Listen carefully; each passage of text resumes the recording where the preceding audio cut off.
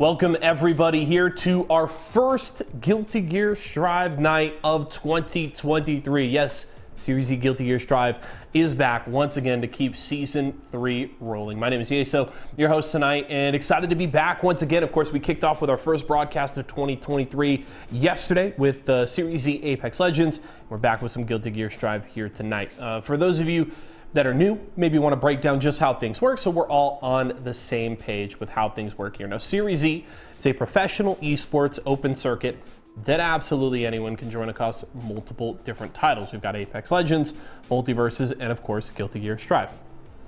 Now, the way that it works is players and teams come out, they play in our open qualifiers, and the best of the best make it into Series E. Now, what does that mean for them? Well, players will get the option to sign a contract, they'll get sponsored by one of our partner brands, they'll earn a monthly salary, and they get to compete weekly for points and prize money. In Guilty Gear Strive, it's every Thursday night right here in an invite-only bracket against some of the best talent in North America. So if you and your friends want to get more information, answer some questions, and see how to get involved, head over to esportsarena.com today. Now, as we turn our attention here to tonight, of course, coming back from a couple of weeks off, hope everybody enjoyed their holidays and had a very happy new year. We're ready to get back into the fun here. Of course, all our partnered pros coming back, trying to compete with some very talented players all across the board. We're still seeing players, figuring things out from the latest patch that we've seen, trying to adjust to the changes. And we'll have to see how that plays out here tonight. We have certainly saw a nice mix of different characters coming out before the break, and looking forward to seeing more of that here. Of course, Bridget continuing to pop out. Of course, we saw some nerfs to some of the high tiers, and we'll have to see if Nagoriyuki is a little less popular, maybe the Ramlethal, though I know people were pretty clear that they felt that the nerfs weren't strong enough on Ram, so we'll see how things pan out on that front. But I'm just very excited to have all our players back and to see more Guilty Gear competition tonight. I've had a little bit of the itch over the break and looking forward to getting back here to Series E and hopefully seeing some very good play at some majors here very, very soon in early 2023, and I hope you are as excited as I am. A couple of my good friends will be on the cast here today, and of course I'll be here to break things down in between and keep you abreast on everything that's going on all across our bracket. But in my opinion, I don't want to waste any further time. I want to get right into the fun. So why don't we do just that and kick off our first night here of Series E Guilty Gear Strive in 2023.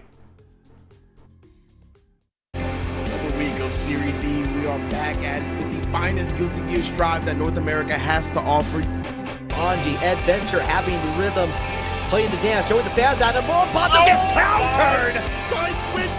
First opening, just slow and the Super Razzo 3-0 whole time. More, but doesn't care Fujin anyway.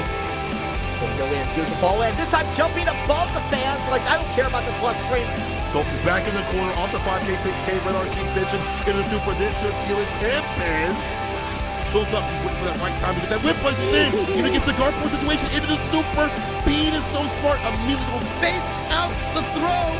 Burst, they both lost this round. Umisho looking to run it in, and he's gonna be able to get the kill off of this. That burst works out for Umisho. Trying to flick any gaps. Oh my god. That number 2K. Umisho. Hey everybody, and welcome back to Series E for Guilty Gear Strive here in 2023. I am Jadelyn. I am joined by my bro, St. Cola. How are you today? Oh, I'm super excited. We passed the clown shoes era. We've had a month with a patch like that. There's no more excuses. It's time to get serious out at Series E. And as you had said, it is the first one that we are going to get for this year. And it's clear it's going to be some nasty, nasty action. How about we run down how it's different with these exhibitions? I'm sorry, executions. Yeah, so let's go over this, shall we? So this is our format and our prizing. If you're unfamiliar with this, this is a great way to get an idea of what's going on. If you are familiar, this is a great time to review. So, double elimination, default settings, all games will be 3 out of 5, including the top 8. The winner must keep their character. This is all pretty standard stuff, but just in case you're unfamiliar, it is a good review. The loser may switch their character, random stage select, and new characters may not be played for 1 week after launch. Right now, that's not really an issue because we don't have any new characters released, and it has been almost a month since the patch was released from the crossplay patch on December 15th.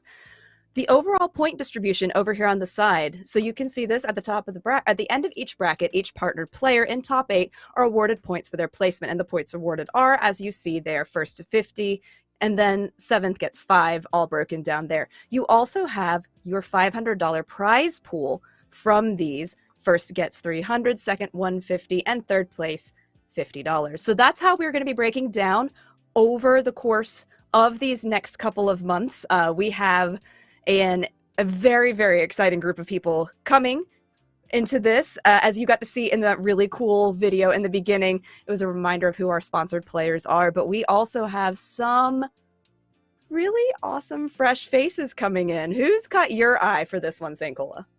I've been wiping the drew off my mouth because this is going to be absolute deadly and delicious. We have Newmanheimer, my boy Yurikov, aerodynamic out here. Aaron Mac, the Mac, I always call him Aaron the Manic. Aerodynamic. You got Red Ditto, Tempest, Super Noon, Bean, Kazam. Yo, Kazam coming through. Oh my God, Umi, Symbolist, Marvello, Razzo, Peppery Splash, Solstice, and Fisher, and mfcr to round out the bouts for tonight. You have some fantastic fights and some great battles all the way through this bracket. And remember, people, these are the best in the U.S. Ain't gonna get any better than right here at Series E. No, and I also want to highlight something that Yeso said in the beginning, is that this is the preparation for everybody getting ready for the beginning of what's going to be the offline gauntlet this year. There's a lot of tournaments coming up, some of them just in a couple of weeks.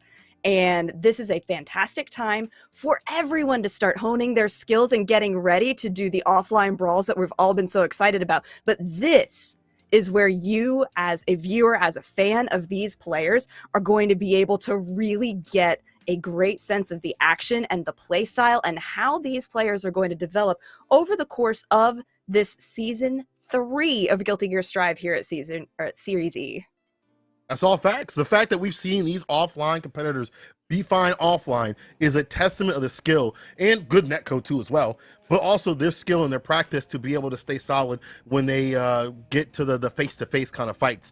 We've seen the likes of Newmanheimer, who had his first major, took it, and qualified for the Arc Revo finals. That was at C Otaku last year, and it was super nasty to see him, put work in that bracket. But he has been super strong. The online scene has been like one of the top Nago players.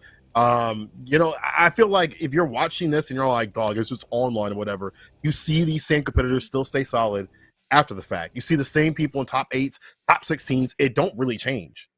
No, it really doesn't. And some of those players, I mean, the ones who have really, really been offline for years, some decade before, we had to go into the online era. We will see a lot of those people today. But right now we are getting into our first match, which is going to be Aaron versus Red Ditto. Aaron, I swear to God, if you mess up with this Happy Chaos, you'll be Aaron the Whack, okay? I see you switch up to the Happy Chaos, do something different. Even though Leo is still very powerful, he's found something with this character. Let me see, though, because this is top tier out here. Red Ditto, top tier competitor. Yeah, I mean, when we had our tournament right before we left, which was not for points, but it was a really cool thing to see because it was right after the patch came out. Red Ditto did spectacularly with that Ram, getting really far in that bracket, right up to almost winners finals. But Aaron doing a really good job with these Happy Chaos setups. Getting that wall break, that means Oki could be jump D or go for the low. Just the dust. Oh my God. Get caught up against the wall to make you fall into another super. Oh my God, again? The 2P for defeat? All right, Aaron, I see you. I believe my friend St. Cola says, so nice, gotta do it twice, something along those lines. You ain't lying, sis. I know, I mean, geez. Okay, did you see that there was a double tap dust in there? That was really interesting, the offense there from Aaron. The Red Ditto, God, when they get these sword pressure strings going, especially into the corner, wall break, that's so much damage. That 2H and that fantastic book might be seen utilized because you get those far slash exchanges a lot better. Sword toss, explosion, keep him caught up in the corner. How's your defense? This is where things really get tested with this character. More popular, that's Murder She Wrote, and Red Ditto coming back from the brink like that. Red Ditto is such a strong and consistent player, and I think it's really important that when you're playing at this level with this many top players, you have to highlight the consistency in somebody's game plan, and Red Ditto definitely has that, and has proven it week after week here at Series E. Oh, 100%. They played the likes of Umi Show and many of the Happy Chaoses, but here we go. Aaron with the reload in the finish. Ooh, my God. Okay, Aaron, I saw him talking about how he was switching over this character for a little bit. I know some of y'all were like, where's the Leo? Where's the King of the Jungle? But when it's time to rumble, he got a different character. He got the Happy Chaos up on the deck, and he's letting the hits connect. He's looking kind of nice with it, but that's only one game. When you start figuring out how the Happy Chaos player is and how they operate on defense, then it becomes a little bit different with it, right? We see the likes of Umi and how they're so solidified and so strong is because their defense is so just on point every single time. They rotate their options correctly. I want to say guess correctly, but they're pretty much, it feels like they're just psychic, right? It feels like she's psychic the entire time. If you're a Happy Chaos player, to be at the top spot, you have to be able to do that same thing.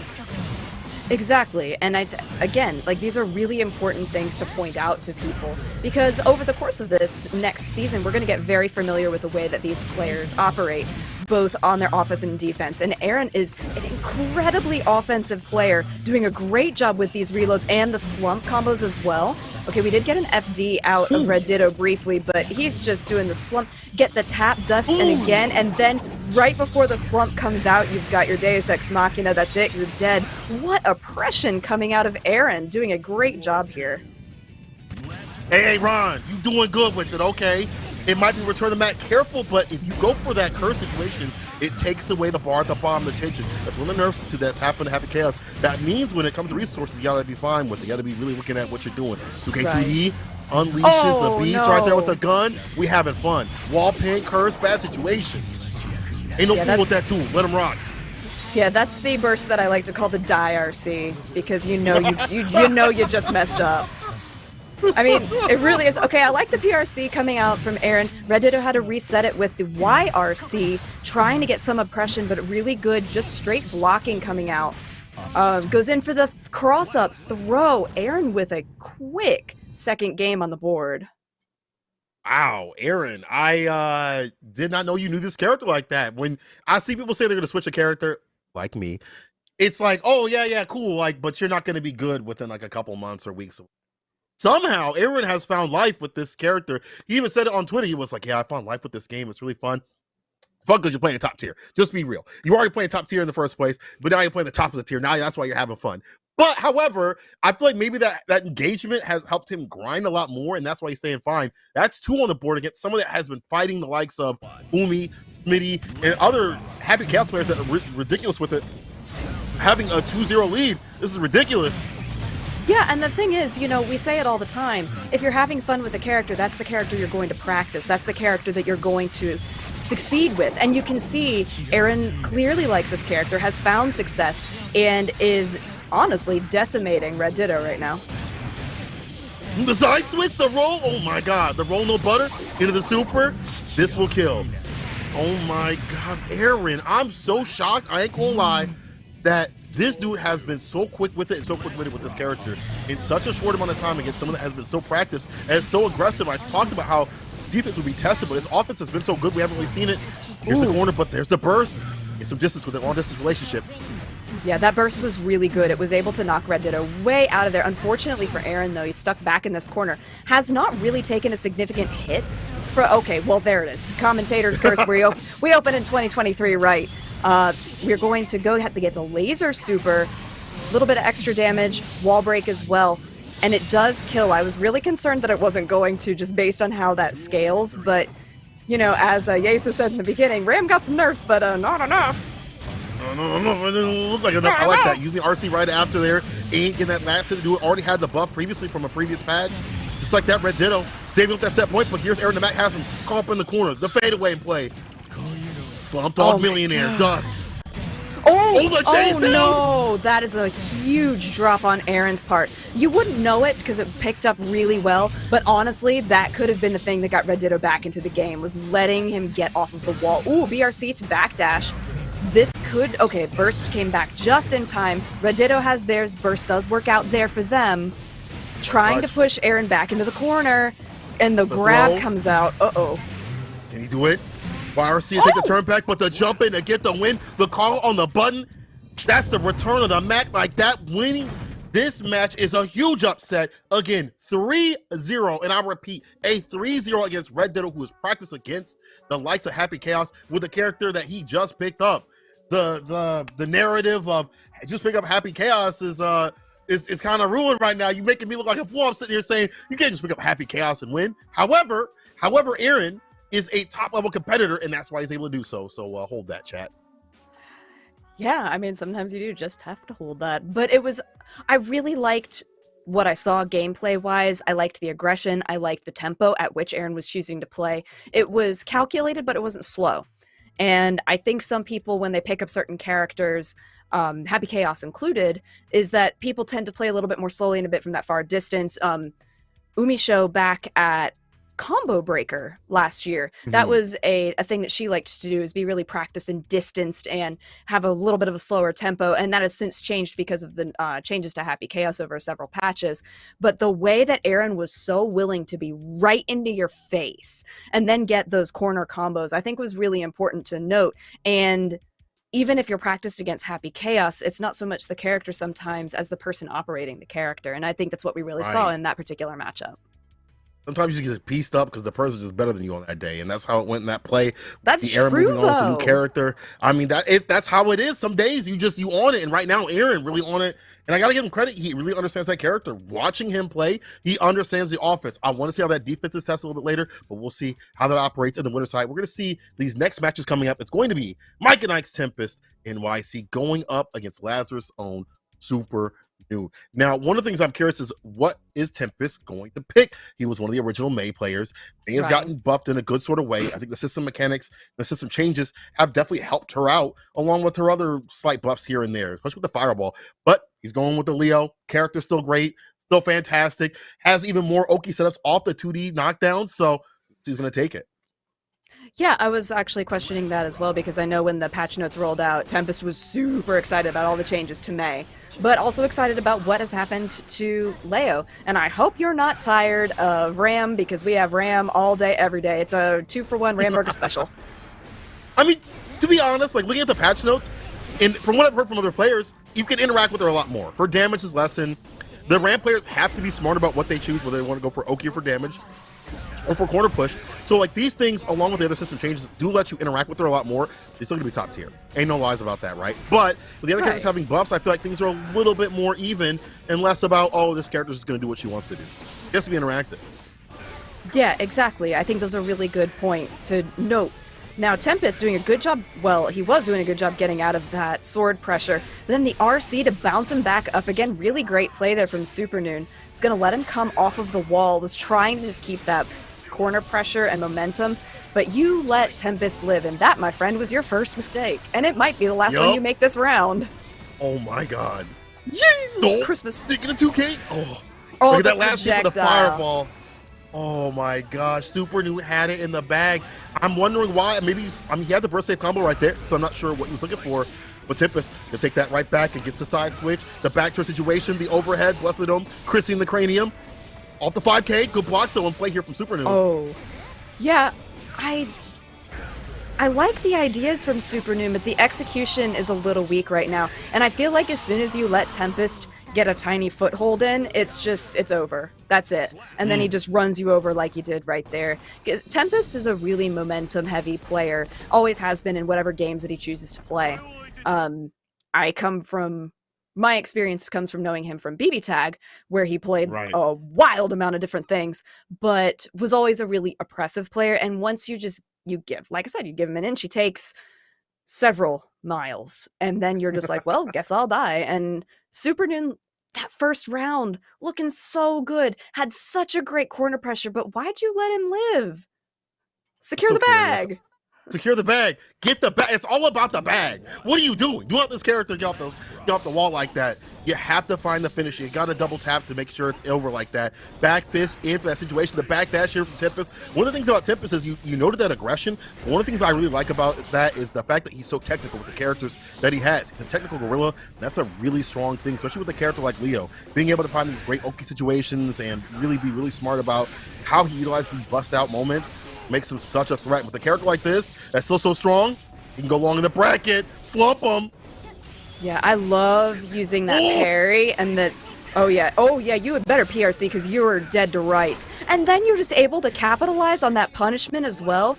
That's something I'm really liking what Tempest is doing. Every time that Super Noon puts out a move that has a large recovery window, Tempest is there with a projectile, with back turn, with a like a low 2K or something. He's in there ready to punish that window. He's been so good about these backtrack situations on the knockdowns of Super Noon. Even the soft ones, he's been able to get something done in terms of the Oki. Trying to get the burst right there. Super Noon not giving it up. But he's going to be giving up the ghost off that confirm. That's a super to seal it. The overdrive into the perfect. God dang. So Super Noon got caught backdashing. That's all that was.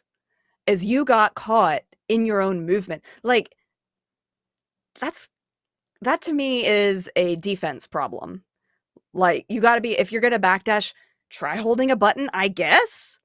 But it felt like there was just a moment where Super Noon did not have a clear idea of how they wanted to approach the matchup, and that's the minute they got caught backdashing. Yeah, it does seem like Tempest is taking a lot from these knockdown situations a lot more. 6P, still running it like it's the previous season. I think it normalized, so it did. 6Ps are easy to deal with. And in fact, Ramp gets a lot more off of dealing with 6Ps. She tries to go for like a 2S and 2H. But we'll see what happens here up in the corner. Not sure what Tempest tried to do, but he might be through the wall. One more hit to make him fall. One good hit on that Oki. Oh I my like God. that safe jump special. But That Tempest was- look at the DP. I know, that was such a risky super, but he did have the tension to make it work out with the RC. Side switch again, get dunked. He's already built up 50%. Mortabato comes out though. High risk, high reward. Super Noon manages to close out a round for the first time in several games here. But Tempest, you don't want to make Tempest mad. He's like the Hulk. I know. They come at you. Here's my secret. I'm always flash kicking. I mean, it's like a flowchart. Are you playing Leo? If yes, flash kick. If no, you're doing it wrong. You're not winning. Trying that 2D. Oh, just runs a Speaking DP. of which- Just runs a flash kick. Just ran it wrong. Full of seasoning though. It's flash kick tartar. Yeah, and then going to be able to close it out with this super here, especially because of the extra damage from the area shift. But these cross-throughs that Tempest is doing on the side switch, it's really throwing Super Noon for a loop. They're not really able to block the way that they want to. They were able to do a really good job on that particular setup, but you've seen it like 15 times now in this set alone. You've got to start blocking. Oh my god. And then the What did overhead I to switch it just up. say? Trying to get the burst rate right there. 6P. Still landing it, gets a far slash. Still a fantastic button, it looks like, in this matchup. Despite being normalized. Now the hard knockdown, side switch again. 5K situation, overhead. One more situation, one more good hit into super will seal it. Doesn't even need super, honestly. You're dead. Off the 6K in play, foot to face to put him in his place. Another 3-0, this time the side of Tempest on Super Noon. Wow. I mean, it's 2023. I guess we're just trying to 3-0 out here. Is that what we're doing? Maybe. Is that? I don't know if if I missed do the things menu. quickly. I mean, I was trying to see some games. I was trying to see some fights. You know what I'm saying? did you blink because you missed it? Welcome to Series E. But that's actually something that I really like about Series E, is that because all of these players are incredibly high level, like you had mentioned in the beginning, this is the best of the best. These are the players that you're going to see in top 8s, not just within their own region and within the North American region, but also all around the world, as we have some incredible international competitions coming up as well. But you get to see people who are having a great day blow somebody up, and then you get to see people who are fighting for their life and getting to create absolute madness here on the screen. So speaking of fighting for your life and creating madness, our next matchup is Newmanheimer versus Yurikov. You and I are familiar with Yurikov because they were a regular competitor in the Bamboo Battles series. We got to see them week after week after week, and they cause chaos. Yes. Multi-game specialists. Been doing really good in the other games where there are kings and fighters. But they've been good also in Guilty Gear, and I like seeing them come back. Like to see how they operate this new Milia, where I feel like the Milia changes have they've given her finally the gifts. Like, she got like an iPhone 10, but I feel like other people are on iPhone like 15. Like, it's good. Hey, you're updated off the flip phone to the iPhone, but you're still maybe a little bit too late. However, I do think that, you know, with the changes and stuff like that, I still think that she's a little bit more stable. Her being a tournament character, we'll have to see how that operates. I'm not on the hopium like other Millia players, but I do want to see what happens with this character. I do have some hopes, or at least maybe not the highest. Newmanheimer, however, what's really funny is I saw some of y'all talking mad mess in the chat last time saying, oh, Nago players were hella carry, and Newmanheimer, if he ain't winning tournaments, then I guess, you know, the Nago was just cradling him in his arms, taking him to top spots. Well, guess what? Buddy ain't gonna stop getting these top W's, these wins, because I've been seeing him win tournament after tournament, TNS, a bunch of other tournaments, and he could do so out here today. So let's see what that play is like. Now Nago has a little bit more risk and reward, but I still think if you're smart with it, still gonna get the W. Yeah, now, I mean, I know Millia players were really excited about the changes, really the system mechanics that benefited her so greatly. But, as you were highlighting prior to this, she's still got to get in and do stuff. She also has to hit you at least 9 to 12 times, no exaggeration, to get any significant combo. Yurikov has got to work hard on this, whereas Newmanheimer, 7-hit combo, and Millia has disintegrated. Right. At least at the higher blood levels, you know, you're going to be taking more damage as Nago, so that does help her out in the match with the air throw just like that. Dying on some dirt, down to the ground you go. Newmanheimer with the call out. Might be time for Yurikov to call it quits, but we'll see what happens, though. I'd like to see how he operates with the changes. The fact that you get a normalized throw is really good to help with the setups and not having to do something different with it. And you get better corner pressure, too, as well, on some of these the drop downs that she has. See what happens. In the corner, close slash. Just defend, doesn't matter. He's in. Yeah, this is a nice place for Yurikov to be. Gonna go ahead and use the dust to break the wall.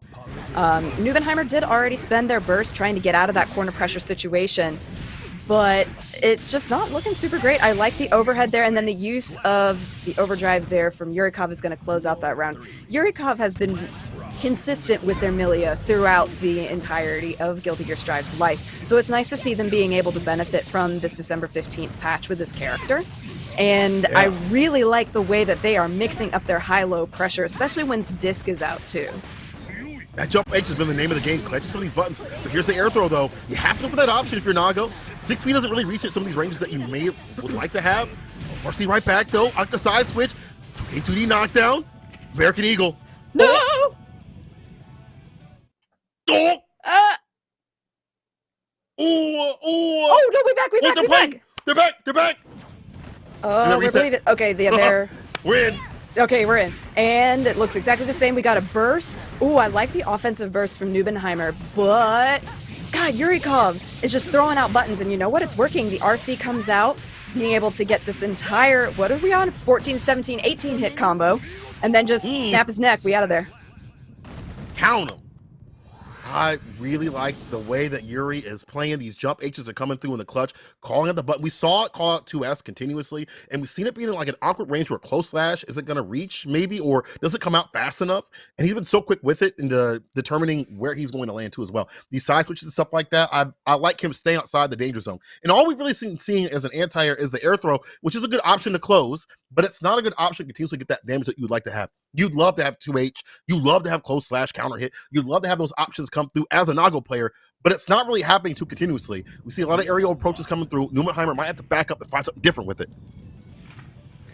Yeah, I'm interested to see how Newmanheimer adjusts to this, because Yurikov is controlling the pace and the damage and pretty much the story of this match right now.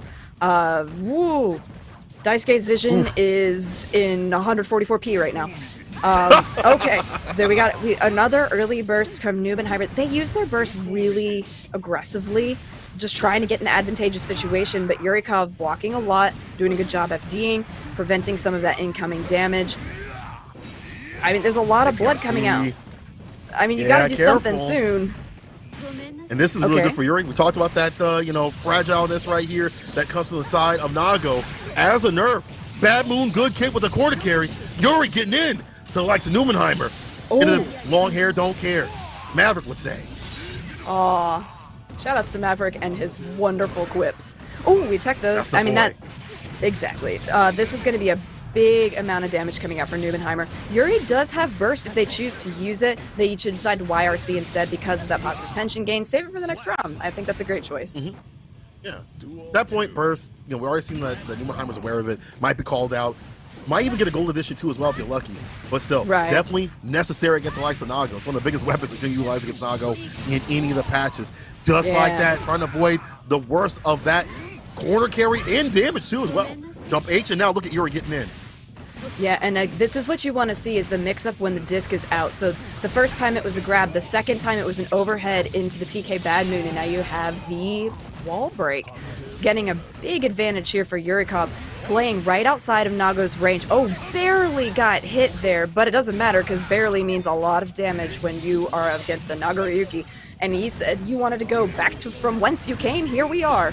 BRC doesn't really get anything, and Newmanheimer has everything in their advantage. Yep, that's gonna do it. That little shimmy, little 1-2 step right there, just to be correct to get in that right range to find that finish. Newmanheimer back in the driver's seat, but I do again like how Yuri's operating overall in this matchup. Just a few small decisions that have to be cleaned up, and I like it going down to the wire too as well. Newmanheimer still showing that Nago is still strong. You have to be careful about how you utilize that blood gauge. When it is boosted up, I keep notifying about that because it's so important. You lose so much health. You are now the fragile type, and you might get packed up softly if you ain't careful as a Nago player. So he has to figure out when he wants to go in, right? If you get that blood gauge up, that's when you gotta get aggressive. But Yuri could read that as an opportunity, like, okay, that's his time to turn up like volume. Early burst once again from Newmanheimer. Yep, and now, okay, coming back in. Yeah, Yurikov really likes to just be close and be aggressive. I think that's great. I mean, you have to be familiar anyway, but they refuse to be bullied by Nago's range, and they're trying their best to go under all of the sword stuff. The RC comes out, ooh, double jump comes out, and then you get a grab. Gonna push Newmanheimer out of the corner. Yurikov's really trying to get them back in, but unfortunately for them, Nago now has the advantage of this corner. But oh my god, sorry, we'll come back to that. What a damage. Oh my god, the 5H, so fantastic button. We've seen it being low profile by a lot of characters. When it hits, it hurts. Yeah, okay, the burst comes out. That's good. You got to be able to reset the neutral. Never mind, 6P comes out. Nothing ever happened. We're going to be able to reset the blood gauge with that command grab. And then uppercut. Oh my god, it's like watching Major League Baseball. You just got a home run with Milia's face. I better stop because the MCA is going to catch me. However, that was fantastic play. Let's think about Nago. That's why he's still strong. There's risk in what he does, right? But he still has the same reward. If he lands a midnight snack from Count Black, it's over like that. That means he gets to run all those specials, do all that damage that he wants to do, and get through. That's the Nago gameplay. That has not left. And someone like Newmanheimer will acclimate and just be a little bit more safe when it comes to blood levels and how he utilizes buttons like 2S and 5H. Yeah, so in case anybody is curious why we keep highlighting the differences with the blood gauge, in the December 15th patch, Nagoriyuki's defense now varies with the current amount of blood gauge. So if it gets higher, there's going to be more damage from the opponent. So he has got to be careful. They're making him a high-risk, high-reward character, and I think that's kind of where they wanted him to be. But speaking of high risk, Yurikov just does not stop, my god! A drop down, make him look like a clown. Get the side switch with the mix again. The material girl right there with the long hair. Once again goes in for the Oki. The air throw, the red RC. What a call from Newmanheimer. Let's get the victory. And from downtown, the tip of the sword. Just a dip and get a little bit of blood. Newmanheimer on set point. This is incredible. Newmanheimer just, oh my god, putting Nago work in. And I think that's really important because in the chat we have the Nagoriyuki voice actor, Evan Lee. Shoutouts to him for being an awesome human in here. Yo, what's good, Evan? Watch your character kind of get dusted right now. From the corner, here's Yuri with the super. It goes for the Oki, the guess. Flip the coin. And with decision putting the rest. The overhead so quick in this this patch and the side switch like that. Yuri might tie this up. But something that we've noticed consistently with Yuri's gameplay is they sometimes do things like that and they can't close out a match. Way to highlight exactly what I was trying to say, Yurikov. Jeez. I didn't want it, but that's sometimes what happened. And this is the power of Newmanheimer. The risk is cranked. The corner is red. Oh, and he's got the blood as well. He 5P'd Milia to death. Bro, he put the mask back on Pooh Shiesty to rob him with the 5P? You're telling me he put the mask back on with the 5P, the Pooh Shiesty, to rob Buddy? Hello? Nah, Nago's still good. And guess who's still good? Newmanheimer. So whoever said that in the chat last time, hold that forever. Hold that forever. Because not only is Nago still a good character, but you see he's acclimated to these big nerfs that have happened to the character. And that is the mark of a really good player, is when they're able to take something that on paper is a nerf, that in writing you look at it and you go, oh god, what happened to my character? Is this truly Daisuke's vision? Because I'm in trouble. And go, you know what? If it is or it isn't, I'm going to make it work for me. And that's what Newmanheimer did, and did a spectacular job. Now, all of these players, this is all winner's side, so all 16 of our players this evening start in the winner's side, in case that was not clear. So any of the players that we have seen so far are not going home yet.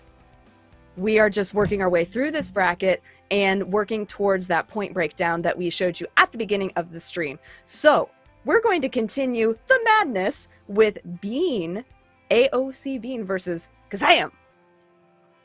God damn, it's Kazam coming through. See what he does with that Milia too. But Bean though, let's see how mean he can get when it comes to that chip no dip. One of the things I really like about what they made with the changes to chip is the fact that the 6H puts you in a crouching state. That means more combos, like the fatter hitbox, and more for you to do as a chip and player. And also the overall system changes too. And definitely I feel like benefit him. The more risk, or there's less risk that that happens right in these matches, less damage overall. If you're a chip player, you kind of feasting. Yeah, but also if you're a Testament player, you ain't doing too bad yourself either. There's a lot of good things that Testament can do now, and they are a character that people need to be looking out for, especially as we continue through this patch and people discover new things. But Bean, nobody plays chip like Bean does, and Bean is mean and out in these streets. Oh my god, your bars. Jump deep, didn't find the finish though. One touch, the trade, more than enough help for that transaction. That is the win right there for Kazam. And I was sitting here talking about how Kazam was going to play a little bit of Milia, but I see them on the Testament game. So Testament is a character that a lot of people were excited for and then just didn't really get the traction. But I feel like with this patch, again, system mechanics and changes to Testament themselves, they are able to do really a lot more on the field. And you're seeing that now. And jeez, my god, that scythe just goes forever. Bean is doing everything they can to get out of this corner pressure situation. The high-low comes out, and then able to carry corner to corner. But the air grab coming out from Bean, incredible. How do you recover in time to stay fine and get a grip, too? One more hit will do it, 6K. Actually, I lied. Gets that last hit in play. Bean getting aggressive and putting Kazam down to the ground. Next round, let's see what happens here. Brown Star already getting the counter hit. Backdash up in the corner, 2K, 2D. Fast fall off the FD. Switch up what he does from the aerial approach, and I like that from Bean. Oh, early burst, and that could have been punished really heavily by Kazam, but it felt like they didn't really know what to do in that particular situation. Bean doing a great job backdashing, resetting and baiting the burst. Oh, RC comes out, and we're going to go see as part of the stage you've never seen before, because Chip can triple jump, and that's a thing that we're doing. And then the high-low comes out, the diagonal alpha blade straight into the overdrive. Spectacular combo control there from Bean. Bro, what in the heck did Bean just do? The reset with the jump H, which way did that go? Hit him with the Houdini, you can't see me. It hit like cross up, but not cross up. Bro, nah, chip players are cracked. Chip players are cracked. Y'all too ridiculous with it. I wouldn't have blocked that. Y'all wouldn't have blocked that, but I feel like that ambiguousness with the aerial approach that we already saw with the fast fall FD, we already saw the dive kick too as well. When you rotate those options, it's hard for even a character that has a fantastic 6P, over so much range, like some Testament, to deal with. Man, yeah, Bean is just constructed, I was going to say carefully, but not carefully, as my boy Maverick Bean was constructed with a different vision in mind. And this is something else. I mean, he's getting Kazam to burst at these really inopportune moments which is great for Bean. You want to be able to take those defensive options away from your opponent when you're Chip, just so you have more opportunity. But Kazam, again, not out of this yet. There's a reason that they're here in Series E, because they are as strong, if not stronger, than other players that are in this 16 that we have here tonight. But unfortunately, you're seeing a lot of showcase of how Testament blocks. Or doesn't block, as the case may be. He got hit with that 6H, counter hit. RC's in to get the win. Did he RC DP? Bean, did you just RC DP? Are you good? Are you actually good right now? Nah, never mind, you're great. Gets the overhead. That's quick with it this season. The second part of the record comes out with the quickness. Even harder to deal with even the previous patch. Yeah, and I really like the way that Bean is doing these, like, clone maneuvers as well, going for 2K2D. Went in for a really spicy grab, but it didn't work out. Fortunately, Kazam was too far to capitalize, and that worked out in Bean's favor. Bean stuck in the corner. Oh, and they had a clash on the 2K from both of them, and Bean said, great, clash, it's my turn now, and was able to get a lot, able to slice, get the RC, push all the way into the corner. Are they going to do the same combo? No, it dropped. But it doesn't matter. You're able to get a wall break. You didn't even need to spend that extra 50% tension. Bean! You know it's coming. You know what's gonna come with the Chip play when they got the bar at the bottom, the 6K in play, the opener and the closer for the likes of many Chip players, Marvello, Bean. Shoot, that's eyes. Who's really left? Who's really left? But I digress. What we're seeing is Kazam being put to rest right now, 2-0 by the side of Bean. Kazam switching up to a different character and just not looking as stable as the likes of Bean. Bean showing pretty much that same dominance that we've seen through him in so many brackets. Remember, top spot at the likes of Evo, top spot at the likes of CEO, top spot of damn near any tournament that he has been in. As far won a bunch. Let's see if he can take the tournament right here. Whiffs the 6P in play. We've seen Bean in that distance to find these whip punishes. Doesn't get the knockdown on that 2K though. Yeah, I'm curious why Kazam is committing to 6P so much, because they haven't been able to get anything advantageous off of it. And they're trying, they really are. The RC does come out. It looks like there was more to that combo and it just did not come out either. Okay, they're able to get some good things going there. No freaking way! That is a punish! And you won? He is on fire! Big Bean machine! I've not seen someone whip punish with the super in this game from that far range, but Bean got a little technical sauce on him. I mean, you have to know exactly how many frames you need to get in that way, because I was like, oh, for sure this isn't going to hit, and he was like, haha, you are incorrect, let me show you. And that is just the confidence that Bean needs to succeed right now. Again, another clash on a 2K incoming there, and Bean able to capitalize once again. I think the wall break reset, he's blocking, he's good, and then he's gonna counter super on the recovery. Yes, sir. My friends and me, it's a party. One more hit, you see it, it's over. Gets a jump in, I lied. Oh, no, he waited for that burst. That was the most delayed, that was from like last week, delayed burst. That burst is expired. That burst was on delay based. It was on delay based netcode, and that didn't even come out with this game. B coming through 3-0, another 3-0 from the likes of the Big Bean machine. This dude's ridiculous. Even simply out the most delayed burst I've ever seen in Guilty Gear. But I have to say that Big Bean's play has been fantastic. Aerial approach nasty, been whip punish at that right range, staying inside that distance, but also he doesn't really stay in that range to whip punish every single time, right? He's dashing in continuously. It's never like I'm waiting for your button. Sometimes he'll just force the offense or get the mix or whatever he needs. And I like how he commits to the clash situations. There could be a burst in that situation, but he commits to the 2K2D clash continuously, knowing that hey, you run that burst, it's not the worst. Just dash and get my win because you're still stuck against the wall. So Bean, Big and Kazam go down to losers. Moving on, 3-0, another 3-0. Jalen, what is going on? I know. We've had, it was 3-0 Aaron and Red Ditto, 3-0 Tempest Supernoon, 3-0 Bean Kazam. I do, before we move on and talk about our next match, I do want to talk a little bit, or whatever we're going to do next. You said something really, really important about how Bean was playing, and that was how they were able, after a clash, to commit.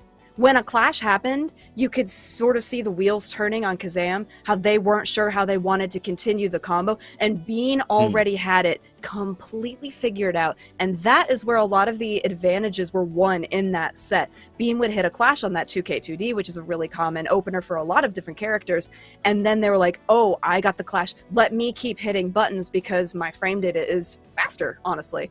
But speaking of fast frame data, we're going to bring it back to Yeso, our good friend on the desk, so he can analyze that even further for you and break it down. Got the fastest frame data in the West, Jadalyn. Thank you very much to those two. And as I rightly mentioned, it's just speed running through that first half of winners round 1. 3 3-0s, the only one going to a game 4 was that set between Newmanheimer and Yurikov, and that one doesn't even get to a game 5. Newmanheimer able to grab game 4, keep that at a 3-1 win, and we are right through halfway this first round on the winner's side. It does set us up for some interesting sets coming in winners semi-final or winners quarterfinals, I should say. Newmanheimer and Aaron Namak. And then Tempest and Bean, and that Tempest and Bean matchup going to be really, really cool to watch. They've played quite a few big sets over the last few recent months, and getting to see them play here in Series E is always awesome. So definitely looking forward to that set. But honestly, pretty straightforward there. Aaron Demac dominant, Red Ditto falling in that set. The Ramlethal not getting a lot done there for Red Ditto in that one. Tempest looking really good against Supernoon. Supernoon still struggling lately, and of course not getting necessarily help from the patch. Again, as we talked about at the top of the show, a lot of folks feel that the Ramlethal didn't get hit as hard, and I think that's certainly a good point to make. But Supernoon not quite figuring it out here so far in Series E Season 3. I think we've seen him 2 or 3 times so far, and has really struggled in these early matches. So gonna have to figure things out on the loser side, because we'll have a set up against Kazam next here. And of course, we just got that really good look there at Kazam, and a great, breakdown from Jalen and Kola, just talking about the aggressiveness and the decisiveness from Bean in that set, creating those openings very quickly, taking advantage every time they popped up, and handily taking down Kazam in that set. So we'll have to see how things pan out on that side. Rest of winners round 1, though, going to be interesting. We got Umisho and Symbolist, Marvello and Taco, Razzo and Solstice. Awesome to see Solstice back here on a Thursday night. Of course, one of our partner players through the first 2 seasons. And then Adventure and mfcr. So that is the rest of winners round 1. And of course, as I already mentioned, Aaron Demac and Newmanheimer in winners quarters. Tempest and Bean there as well. Also important to note, Yurikov actually already done for the day. Red Ditto taking care of business, getting a 3-0 of their own to stay alive, does move into losers side round 2. So that's kind of where we stand in the bracket at this point. Do want to remind you folks, if you're looking to support us here at Esports Arena and everything we got going on here at Series E, we highly encourage you to support our partners and sponsors. You can shop products from all of them over at walmart.com/esports arena. So if you need a new mouse, maybe some snacks, or a little something else from our partners here for Series E, again, it's walmart.com/esports arena. I'm going to hand it back over to Jadalyn and Cole to get us right back into the fun. Welcome back, people, to more Series E at Series E action. Again, Season 3. We're going to see who is the strongest out here after this new patch in this fantastically stacked bracket. My name is Cole. I'm joined with Jalen, my sister. We've seen some pretty big, pretty big ass beat that has been happening. Am I right? It's been pretty, people get kind of washed. It's definitely been a dominant set. No, but really, holy moly. Like, so before we went on to our break, this was back in December, and it was like, day 1 with the patch. It had been out for 12 hours. There was a lot of wild play and some really fun things that were going, but the sets were close. Today, no, where people are getting stomped. So far on the bracket, which you can see by typing !bracket into the chat, 3-1-3-0-3-0-3-0-3-0. That's what we got today. But now, speaking of, oh my god, possible 3-0s, Umisho, the innovator of Happy Chaos, against Symbolist, who is unfortunately not being able to show anything with Happy Chaos right now because they're just dying. I mean, Symbolist we've seen run the Soul and Happy Chaos previously, but I think they might be sticking mostly to Happy Chaos because Soul, unfortunately, is not getting the buffs that Symbolist would like to have. It makes sense. Happy Castle, a strong competitor or a strong character, and the likes of Symbolist can definitely do the damage. But Umi is no stranger to danger when it comes to mirror matches just like that. Puts the feet on him. 2D, you see. Umi in the blue, showing you what to do with this character. Yeah, so Umi on the blue, Symbolist in orange, thanks to our fantastic production team for making it easier for us to follow along. And so Umi's show, I feel like over the past several months, has shown a lot of growth with this character, and has shown some big changes that they are able to adjust as the character continues to change. However, Symbolist finally getting some things going on. Umi getting guard broken there, and now getting stuck into the corner. Yeah, clean it up with Deus Ex Machina. That is definitely going to end this round. So, Symbolist, where they were getting destroyed, that time they were doing the destroying, and I think that's an important way to keep your momentum up in a match against somebody who, you know, is just the Evo champion of this game. Yeah, just the Evo champion. But we've seen that the fact that Umi has not been winning every single match, which is good. That means the entire player base is getting stronger and stronger to be able to fight her, because for a while she was cooking everybody, but now it's looking a little bit less like that. Let's see what happens. So as Umi has him caught in the corner, and this is, again, mirror matches being one of those things where it's playing the person. Slumdog Millionaire right there with the super. Ain't no fool with that tool. Here's Umi being able to get the Oki. We're going to get that jump D with the dash up throw. Deep dish with it. Burst. Euro edition. Ooh. I was really scared for Symbolist committing to that that particular move and getting themselves stuck. Blackbeat combo comes out from Umi's show. Ooh, clips him a little bit, going for the low, cleans it up. That was a little scrambly. I'm actually surprised that we saw that much scramble in two players of that character. It just seemed a little messy. But it is still early. It is their first match. Maybe they clean it up. I don't know. Maybe, you know, I feel like every mirror match when they start, it always is kind of weird. Because you're playing the person, you're like trying to figure out how they want to play, how you want to play. You're not really playing from the basis of like, oh, I know this matchup because this interacts with this and this interacts with this. You both have the same tools. You both have the same optimal ranges and things like that. And even in this matchup, it's a little bit more awkward too, because you both shoot guns from afar. You know, like you both have, you know, a finite amount of ammo, but where those bullets are going to come out could be anyone's guess, right? So it's a little bit weird. So that's maybe why we see more of these close range gameplay. That's how Happy Chaos would like to operate in the first place. You know, we've talked about how you cannot be long distance with this character and get all that damage that you like to have. No. And that was the biggest change, and that came after Combo Breaker, is that you can't just sit there and shoot from full range. It just does not work. Did they both just go for a really awkward grab? That looked hilariously weird. But Umi's show doing a really good job, being dominant, being consistent. That was much cleaner gameplay. Not going... Okay, there we go. I was like, did that... No, Deus Ex Machina didn't finish. Just slap him. The job is done. Oh, counter hit again. So ready with the slap like that. Break the jump in, denying that. But here's Umi just getting real aerial with it, and not really fearing a lot of the aerial approach. Using these back dashes and also the curse that takes away the tension at play, Umi's able to get it back by immediately getting aggressive and understand that they need that bar at the bottom, the tension to the next dimension. Ooh, hold on now, here's Symbolist. Yeah, that was a nice side switch and able to take advantage of it quickly. That's the kind of decision making that I want to see out of these opponents right now. You know, be able to do it quickly. Okay, YRC comes out and challenged immediately by Symbolist with a dust. And has that tension already because we just broke the wall, so you have everything to work with. Umi's show did, in that exchange, get their burst back, so she's going to have that to their advantage in this round, which does help quite a bit and counter on both sides. Oh, same idea. Happy Chaos shares one brain cell, and there's too many of them in this tournament. We got to share. Share the brain cell. But I mean, it's good for Umi. That's one of the things that's beneficial about getting hit with that super, is that you build it up so much because there's so many hits on it. So it's beneficial actually to get hit with the super at the very end. You built that burst situation. Umi with the side switch with it. Roll.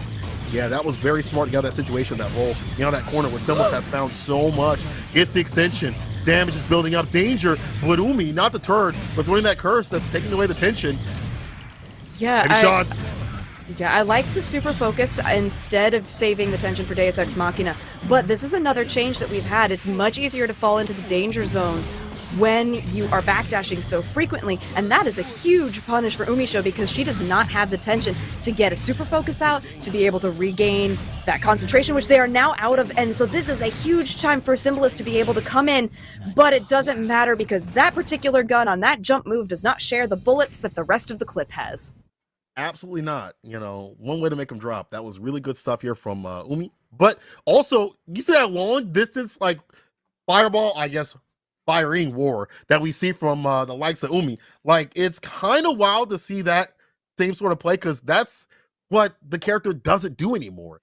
Obviously, the longer that you are, the farther that you are, the less your resources are and the less damage you're going to be doing overall with that character. But Umi just content to do so. As you pointed out, wasn't able to get that super concentration right there because they had no tension. But they're fine with that. They're just rocking the shots from downtown, and that one last hit made them drop. And Umi, again, showing that they're a little bit better off in this mirror match so far. But it's not over yet. We'll see what Symbolist does. Not going to go for the switch at all. Is ride or die with the Happy Chaos. I mean, at this point, I think it would be risky to switch, especially when Symbolist has not been doing poorly. It's just it just hasn't been great. They haven't been able to close anything out. Both of them have spent their burst. They're really feeling the threat now. Umisho first one to land the curse that really was effective. But now Symbolist able to get a lot of damage out in this combo. Umisho stuck on the wall, gonna break it. So Symbolist has not gone for any of those wall slump combos, be it for distance or just wanting the extra damage.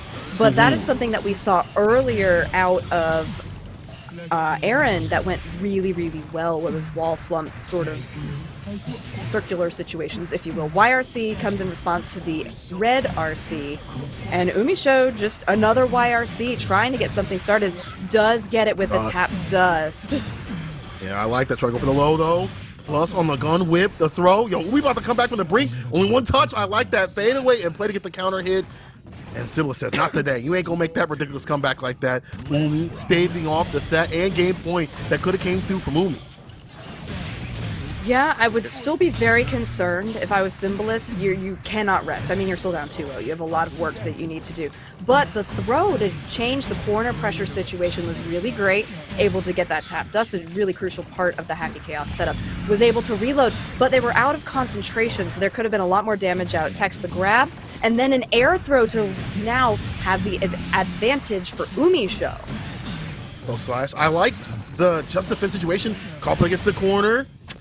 The Luigi on the head, you're dead. The last hit to do it. Umi keeping that corner pressure nice and tight, and that's what we like to see from Symbolist going throughout the match. You notify, or you just already pointed out the fact that Aaron DeMac was doing good about them slump combos, and Symbolist really hasn't been able to keep that same sort of corner pressure to really close things out like Umi has. 2K2D knockdown, reloads the gun for some fun. Get the knockdown again, this time the side switch situation, the roll. Symbolist is ready with the blocks. That was interesting. So Umisho went in to super focus there, and then instead of immediately just planting themselves, used it to regain the concentration quickly, and then went into a combo. That was a really, really smart thing to do. That's a high level of thinking, but now Symbolist does not want to be out of it. Everybody has one bullet and almost the same amount of concentration. There's the slump combo. I guess not to be outdone by anything I was saying. I was concerned that Symbolist was not comfortable with the slump combo at all. But now they have 100% tension. They're going to go into super focus now. BRC catches the toes, and then the die RC were done for. Oh my god, that RC right after the 2P, that was ridiculous. Umi taking it 3-0. Symbolist definitely was getting more correct with their reads and things like that, getting more correct with their pressure, getting better with their corner positioning, and we've seen some cool frame kills and stuff like that, but it wasn't enough against the defense. And we talk about this all the time when it comes to Umi. What makes her so strong is she has the best, and I'm going to say it, the best defense in the business. With a character like Happy Chaos, you do not have a DP. You have Clone, obviously, but you have to rely upon YRC and your innate defensive tactics to really seal the deal. Yeah, you know, Happy Chaos gets probably the most reward on Reversal Mash, but you have to be able to time those buttons right. And the likes of Umi and their defense, and her defense, just it allows her to stay solid in these situations that people will get pieced up on. It's not like Symbolist was playing bad, it's just Umi's defense was too tough to crack continuously. Symbolist did find some cracks. He did find some cracks in that situation. We did see a lot more of the corner care. We did see, some of those options rotated too much for Umi to be able to fight back, but just wasn't enough. And that's the problem, is that if you don't have enough against the likes of Umisho, that's it. You're done. You're not going to be able to find the success that you really need to be able to continue on in this bracket on the winner's side. So unfortunately, Symbolist will be going down into the loser's side of this, but now this is the great train with no brakes, and we're just have great match after great match. We have one of our other chip players, Marvello, of Marvel fame, if you will, against Taco, who is playing the one, the only Gold Lewis Dickinson. Look at that whip, gets a hit. Marvello was looking for that, and look at the reward right here. The super, put him through the wall to make him fall, get that Oki. Jump H, what we got? Dash and throw. There's the jump H, Taco blocking out. Counter hit, off the Rekkas. Alpha Blade, Sigma Male grinds it right here. RC, RC puts him in the corner. Careful now. Like that burst. Ooh. Yeah, okay. Marvello comes in with a whole quickness, able to put Taco back on the wall and able to close it out. But that YRC side switch situation, so Marvello had switched sides with Taco, and the YRC, when it went off, just pushed Marvello into the corner even more. That was a really scary situation. So for Marvello to be able to keep their head and keep their cool and then take the match, spectacularly done. Taco looks a little lost at the moment. It is hard. I mean, the typical chips that you fight are a little bit easier, but you see how well Marvello is standing on that side of that range, waiting for a PT to whiff, to get the hit and go in and get that impression. And that, again, fast overhead, even faster this season. For good reason, we're going to see Marvello take him to the skies, and no surprise, put him down to the ground. Marvello taking that round in that first game with the quickness. Quick with it and quick with it. It's Marvello. Man, it's about the Marvel. This is something, he's about that snappy stuff. And again, I feel like the system mechanics definitely helped this character to stay alive. I'm not going to say that Chip would have died or wouldn't have died previously, but it definitely helps that character to not get smoked in every single interaction, because Gold Lewis, why we see people put him in the top tiers, or at least up there nowadays, especially with the new tier list, is the fact that once he hits you, it feels like you just guessing no matter who you are, right? Like, the BTs are so strong, it feels like matchups just don't matter. Yeah, I think it's really funny that you said exactly what I was thinking, is that Marvello, being a Marvel player, is used to playing at a high speed, and Chip just lends himself really well to that. Okay, unfortunately for Marvello, did get caught by the drone and got exploded a little bit. Drone is a really risky move now, because if you hit it with another projectile, it will go away, or you hit Gold Lewis, just like the other projectiles did. But Marvello does not care. He said, "Do you know where I have come from? Well, you do now. And also, I have an otter." You know what the things I had to go through, the mixes, where they didn't even know what the mix. I asked them what side, they said I don't even know. That's how bad it was in Marvel. You think I'm afraid of Gold Lewis Dickinson? The damage that can be done? Hold on now, he might be actually caught up in the corner. What's the defense like? Get 2D knockdown, side switch with it, gets deep just with that jump ass, and like that trade just to keep him caught up in the corner. The Rekkas into the super. Again for the Oki, and that puts him in the win condition again. You get the super, get the Oki going to flow, the tension built up for the fast RC combos. Oh my gosh, that was such a great low coming in after the jump, but Taco finally getting set. No, nope, you didn't. I lied. We're just going to stop that sentence right where it was. The overhead and the RC comes out. Marvello going to be able to get 50% tension, which can get him another super. Marvello, my friend, are you just trying to keep us on time? Because you're doing a great job. Oh my gosh, we actually might get out of here a little bit early. I'm looking at my watch like, are y'all good? Do y'all have to be somewhere? Did y'all agree upon something? However, it's just like Taco's not really able to find anything going and flowing up in this match. We haven't really seen, the sick stuff that you would typically see when it comes to Gold Lewis getting the knockdown and putting the mix on you. He's a big boy, but he can still mix you like a bartender. However, Marvello is staying solid and sober. You see him getting the whiff punches against the BTs. You see him making the right defensive decisions. You can tell he's very well versed with this matchup too. He is. I mean, Marvello is a really dynamic player, and he also does his research. I mean, you have to when you come from a game that has tons of characters. You need to know what everybody does and how they work. And so, you know, he studies a lot and he's able to really find the weaknesses not only of the characters but of his opponents. And you can really see that now. Like Chip, yeah, if you touch him, he's going to fall apart.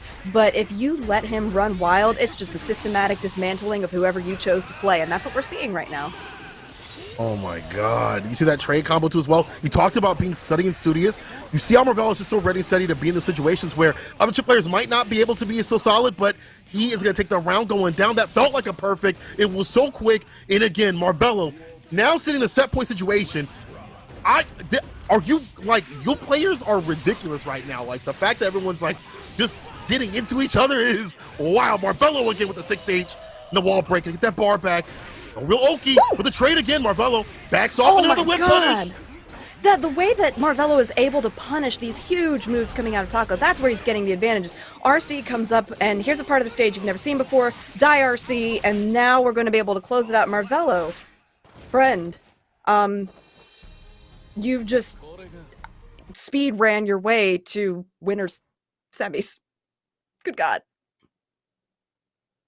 Lock that in about or winners quarters, I'm sorry. 5 seconds, 5-6 seconds or whatever, you know, that you took that victory. And again, like playing at the high speed, but also having the ability to be ready for trades, the ability to be ready for any sort of weird situations and stuff like that. To be solid, have be optimal is why Marvello is so strong as a chip player. You know, you do have that paper thin character, but this is why Chip, one of the reasons why at least Chip is such a technical character, to be ready for those situations and to make the most out of them. And so you're not getting clipped and you're leaving damage on the table or situations on the table is why he is such a strong character, or why strong player, I should say.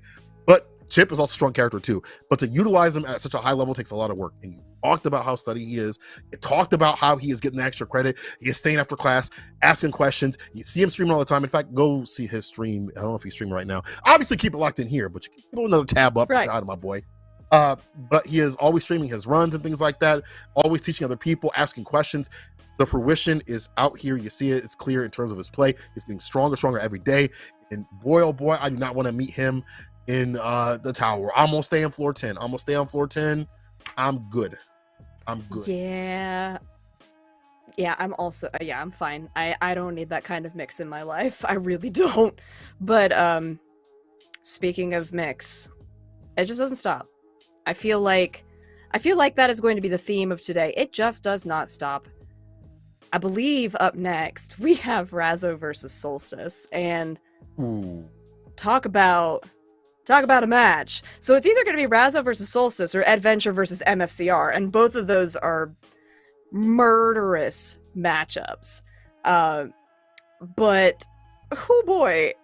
I mean, Razzo, consistent player, top 8 at multitude of different tournaments, both online and offline. Adventure, same thing. MFCR, same thing. I mean, we're just seeing the best of the best. And again, being the newcomer on the casting team to Series E, this is still super cool for me to be like, man, you just get to do this every week and beat up the best players. Cool. I think it's awesome, and I think it's a great way, like we were saying at the beginning of this, to see how people are going to play out this year with a multitude of major offline tournaments coming up. The first notable one, I think, being Frosty Faustings, which is going to be the first weekend of February. And then from there, we just get the ball rolling. You know, again, I don't want to like miss things, but you have Texas Showdown, Evo Japan, Combo Breaker, CEO Taku, Evo, First Roundhouse? Roundhouse First too Attack. as well? I mean, there are so many different tournaments, and they're all such high quality, and they're going to feature all of these players regardless. Right. And I think that's a really cool thing. And now you guys get to sit here and just like check it out and be like, when you're sitting in the crowd, be like, yeah, I saw that on Series E. I know exactly what they're doing. This is their game plan. You get to have that knowledge in advance. You get to be the cool people. Y'all are lucky to be able to be blessed to be impressed with the great play that we have every single week on a Thursday. The best Gear to Gear you ever gonna see. Or I was gonna see on Thursday, but any damn day, because we are serious out here at Seriously. And honestly, the results kind of line up to what we see off the offline tournaments. We talk about how there's a lot of these offline tournaments. These same players are doing work offline, so it's not just these online demons, out here just for a reason. They are better, or I shouldn't say better, but they're just as strong online or offline. Actually, you know what? Sometimes they are better offline too. We see Newmanheimer winning a full Stackdash tournament. So honestly, I mean, I'm not lying. Am I not lying? Am I lying? I'm not. And again, as she has said, you are blessed to see these great competitors come through every single week. I can't wait to see what we're going to see with these new characters and these changes, stuff like that. Go back to the patch and the talk about that. Right. I'm really happy that we didn't get to see a swath of changes, like a big swath of changes.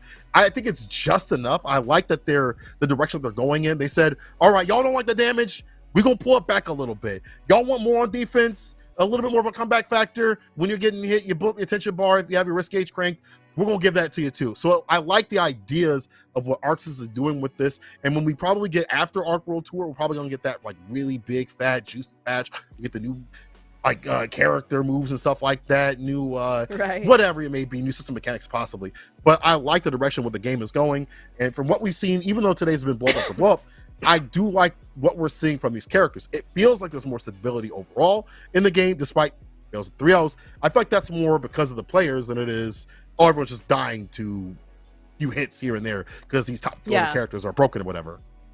No, totally agree. I think the patches, the major ones that we've had, this was definitely the most conservative in terms of what they did overall. I think it was a little bit more aggressive in terms of the general system mechanics, but very reserved in terms of characters, with the exception of Bridget, but that's because Bridget was the newest character and needed to have a little bit more balancing done because everybody else got balanced after Evo and she was new, so her being the addition to the cast had to be put into line with everybody else.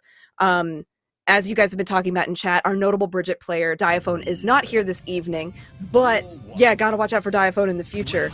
But agree with what you're saying, and I think a lot of people are finding a lot of success with the overall system mechanics in this patch and finding some really neat routes. Speaking of neat routes, well, I was going to say something about Solstice, but Solstice had to use their burst right there, stuck in the corner. So this is going to be Razzo, Intel's Razzo versus Solstice, a regular here at Series E for multiple seasons, and Solstice trying to fight their way to make a name for themselves. So IBE to keep nice and close. We'll see if Solstice can do something against some of these with buttons. I believe there was a recovery on the far slash at 5H, but can't last against an RC follow-up right there. Razzo getting the first win. Things that happened to Ram, there have been nerfs. The fact that Ram players will have to think about the confirms, what they decide to do on the Rekka, since she doesn't really have hard knockdown off of Rekka 3. Now it forces them to be really creative and really think about these extensions. And right now, the damage is extended here from Razzo from downtown, the 2D as a punish, you see. God damn. It's so much damage. Razzo, a player who's been incredible with their defense, and that's something that we have been talking about all night about. It is coming down to defense. It's not offense. Okay, that was a risky grab that could have gone very poorly if Razzo had decided to tech. Backdash, staying out of it, and then ends up winning on a clash.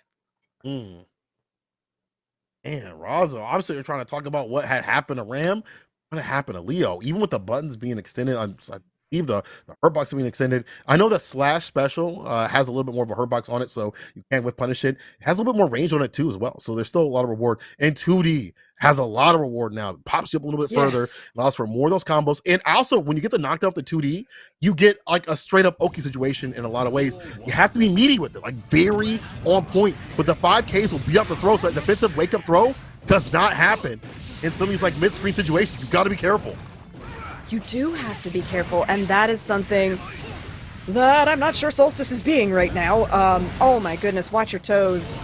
Or, I don't know, watch all of you, because it's all going to get hit. And counter hit like that, I thought Solstice really had the advantage there, but not against Razzo. Razzo constantly thinking one step ahead, threw out a parry briefly, wasn't able to get anything off it, now stuck in the corner. How do they get out? doesn't get hit by the sword explosion, just trying to come out and then headbutts to death turbulence, and then the overhead. I didn't think the foot was going to hit, but the size of the shoes are huge. Ooh, and the RC right after the fireball to make a fall. Razzo getting that mid-screen fireball too as well. You don't really typically see that, but see that as an extension. See if Solstice get anything going and flowing. Ground pound to get the back turn. And again, the ground pound situation. Waits with the burst. This is the worst. Got that bursters. Absolutely quenched. And the super. That means Oki will get run through or a jump in. Dashing for the close slash, actually. Ooh, backdash trying to get out of there. Does get hit. This is Solstice's time to make something happen. All right, that was some interesting air movement that ended up paying off, but it was really risky. I like the PRC with the drift upwards. Keeps Razzo out of trouble, but now this is Solstice's game. Does have 50% tension. I was going to say if they want to close out this combo, but they just didn't. Okay, text the grab. Throw. PRC. Yeah. Or out. RC's in to get the grip, and that'll do it. The back throw puts him in the corner, bro. Razzo with a 2-0. And please don't let me see a 3-0. I'm asking you. Let's keep these games a bit longer. But Razzo's looking stronger than usual. Man, just so aggressive. And honestly, some of it is like the distance at what they stand at. I like, we saw that previously. The 2D as a whiff punish. Utilizing that button as a whip punish is not something I typically see Razzo do. Maybe it might be recency bias, but they're looking really clean. Solstice has to do something to take Leo down to the ground, or it might be the end. The winner's round situation. Not looking good. No, it's not. And I think it's funny that we're saying, excuse me? What you doing? There we go. It doesn't matter.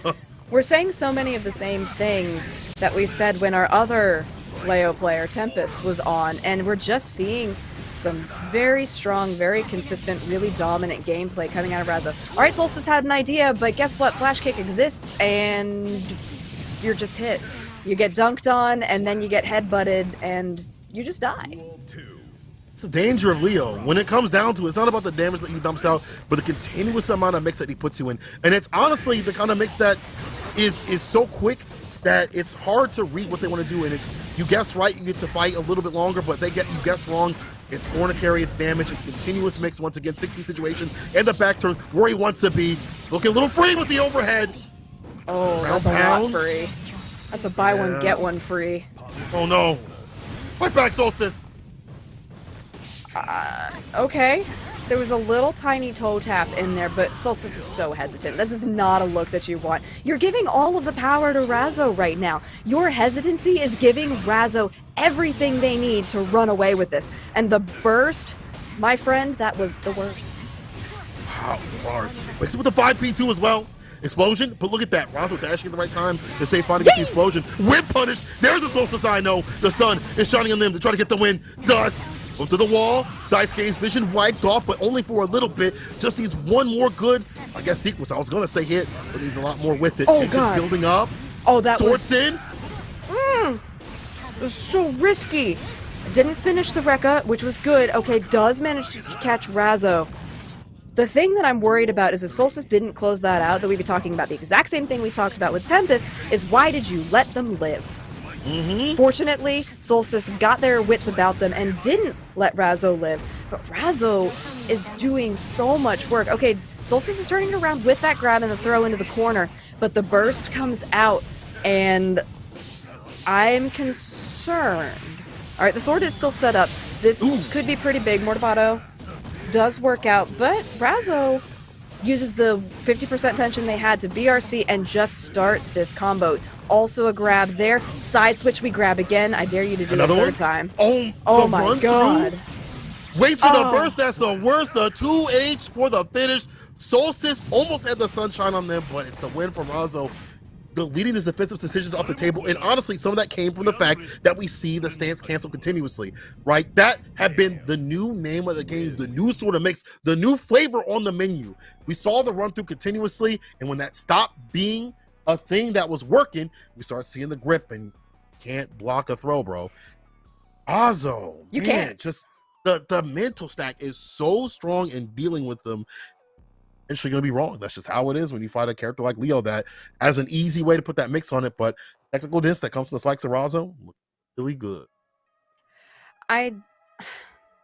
really like that you talk about the mental stack with Leo, because there is so much that you have to keep track of, especially with a character that has an entirely different move set in like when they turn around, and you have to be aware of where they are, how they're standing, what they've put out, what is the shield doing. It's definitely not a matchup you can run into blind. Now, with this character being so popular, especially at this level of gameplay, you're not going to be unfamiliar with it. But when you're in that tournament mindset situation and you're the one playing against that character, you're the one who has to have all of that spreadsheet of moves in your head and know exactly how you're going to react. And I felt like Solstice, while they started to show a little bit of what they had prepared for against that character, they didn't have everything planned out like they needed to be able to be successful and able to find success with Ram's moveset that is able to, you know, have advantage. They didn't use as many of the long range moves that is able to counter a lot of what Leo has, because, you know, yes, he has a projectile and flash kick hits from, I don't know, approximately 5,000 miles away, but Ram also has some really good long range options, both with projectiles and just in the moveset inherently, that is able to provide at least some level of counterplay. And we just really weren't seeing any of that, especially in that, I believe it was the second game, Solstice was just giving Razzo so much power to do whatever they wanted on the screen. And that's just, as somebody watching, it's really uncomfortable to see that sort of thing and just being like, you're giving everything up, you've got to do something. Right, you gotta fight back. Let's see if Adventure can take down another king right here. mfcr got off some wins. We saw him working on a dream hack like that and really proving himself even more so. There was a time when we saw him at CEO last year, at the normal CEO, I should say, just not making the top 8 like he'd like to in the top 16 spot. I feel like he's really getting a lot of confidence. Adventure trying to stop that. Another person who's been getting a lot of victories recently. And talk to me about how Jacko has changed this season. So Jacko has changed a lot over the past couple of patches, and it's really cool to see Adventure finding so much success with her. I think it's such a cool, I mean, I really like Jacko. She's one of my favorite characters in the whole Guilty Gear series.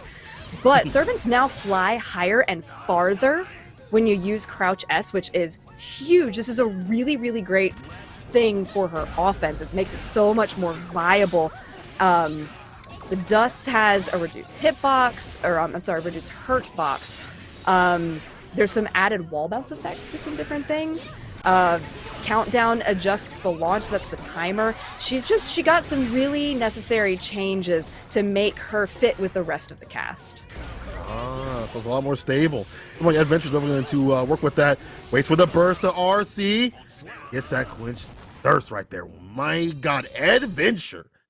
Just showing the strength of that character. Honestly, he's been the likes, I would say, to be so well-rounded with this character play. Like, he understands how to fight up close. He's like the slugger style. He'll put hands on the man like that. Or he's willing to back it up with the zoning too as well. I feel like he's like the full package when it comes to playing Jacko. And you put out these, like, all these buffs and stuff like that. It's funny because Adventure had said himself, he's like, my only thing I want from the patch, before the patch that came out, he said, all I want is for them not to change anything. And he ended up getting buffs. Well, is that the way? Is that how we talk to Arxis? I mean, I guess so. I think it's great, though, for you to be like, my character's in a good place, and then you get blessed with things that you're like, oh, no, but it could have been better. Great. A lot of good setups coming out from Adventure here. mfcr being a little bit more liberal with those back-turn cross-throughs, which was giving them a lot of damage, but Adventure just trying to get started. The thing with Jacko, and this has always been a thing no matter which version of Guilty Gear you're playing, is if you don't have servants out, beat them in houses or the, you know, flying or whatever, you're gutting yourself as a character. And that time Adventure only got like one servant out a couple of times, and you could see the detriment that had happened. I like that round start option right here from mfcr, going for the 2S to interrupt the 2D, because Adventure would like to get the knockdown, you see, like, you know, get those minions out and about, but disallowing that. Here's mfcr again off the 5K situation. Close slash, get for that burst, RC, close slash again. 2K, no 2D. There's the throw. Here's the back though, Adventure. This is where he likes to party. Yeah, this is huge. Jacko has so many moves that provide the wall bounce, which, you know, if you've missed a combo, you can reset it. If you've got a combo, you can just create absolute havoc on screen. And this is I was going to say a start, but it's like Alpha and Omega. It was the start and the end. It looked like it might be the end of MFCR's adventure, because Adventure is doing a lot in terms of taking things back. 6P didn't come through in the clutch, but let's get the knockdown off the slash special. First here from Adventure, get some distance. Sets up shop with the minion, and running away with it. I like that, get some distance. RC to keep things solid with the DP. 2K side switch again. Side switch again with the special overhead. No way. With the super. No way. He was. Adventure was floating. That's why. Yeah, MFCR was floating. Yeah, I was like, if this counters, it's gonna be ridiculous. And MFCR said it does not. Clonk.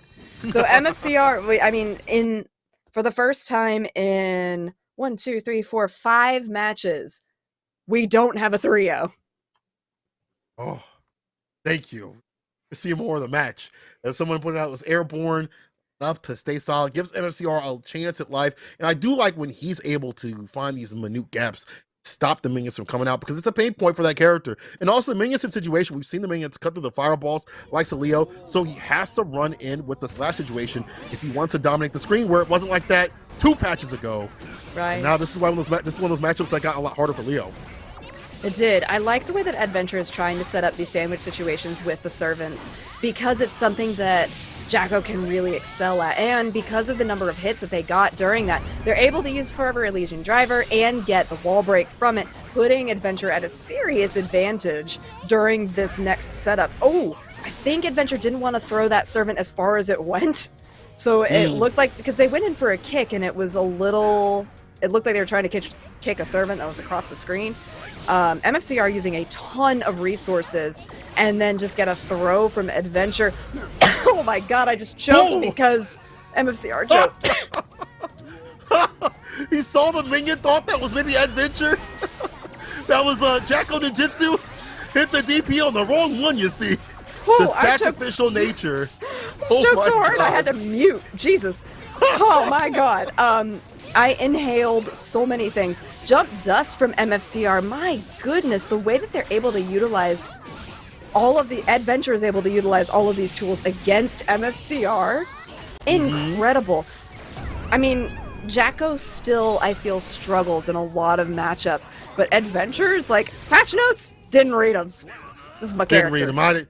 I don't see them at all. And honestly, the way that MFCR is making this man fall, it feels like he's setting up shop before he goes in to get that win. Your neutral is not going to be better than Leo's. That's just how it is when you're playing Jacko. So to have that victory for success, the sauce of success, I should say, is to set up the minions, at least want to get it done, and then alternate your options around that. But you see how Adventure doesn't give up too much ground when he doesn't need to. Like, he'll stay close if he feels like he's comfortable, and then backs away for that right sort of play. And MFCR is like going for flash kicks and things like that, going for 2Ds, but he's too far out the distance and not getting what he wants to get in to get that win. He's looking like he's losing so much health before he gets started, and then Adventure finds a way out. Yeah, that's... Whew. You have to be really, really slippery to get rid of that, but okay. The Dust comes out in an immediate RC to continue the combo. Set up with the servants. How many we get out? Just one. Using Jump Dust to try and stop MFCR from doing anything in the air too many times. Oh, gets caught on the run through from Leo.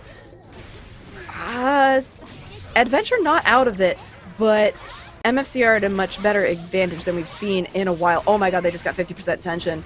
Okay, forces the burst out of MFCR. Doesn't get anything out of the red RC though. Oh, went in for a grab. This is MFCR's to win. There we go. What a backdash situation, getting the 2D, getting the counter hit, and staving off set point. MFCR has been getting more off these super or special slash situations that we've been seeing now, and you know, more off that mix. We talked about how important that is for Leo. You have to have those situations and get the most of that. 5P instead of 6P as a counter situation, and again, that being buffed helps out Leo trying to get the burst on that RC. 6H, open up. Such a good string of blocks from Adventure. They stood up just in time to not get clipped by that overhead, which has been plaguing so many of the people fighting against Leo. All right, now we have the buffed minions. We are going to get the wall break for every Elysian Driver just built up, so you're going to be able to get that as well, and probably going to kill... Oh, you didn't even need the wall break.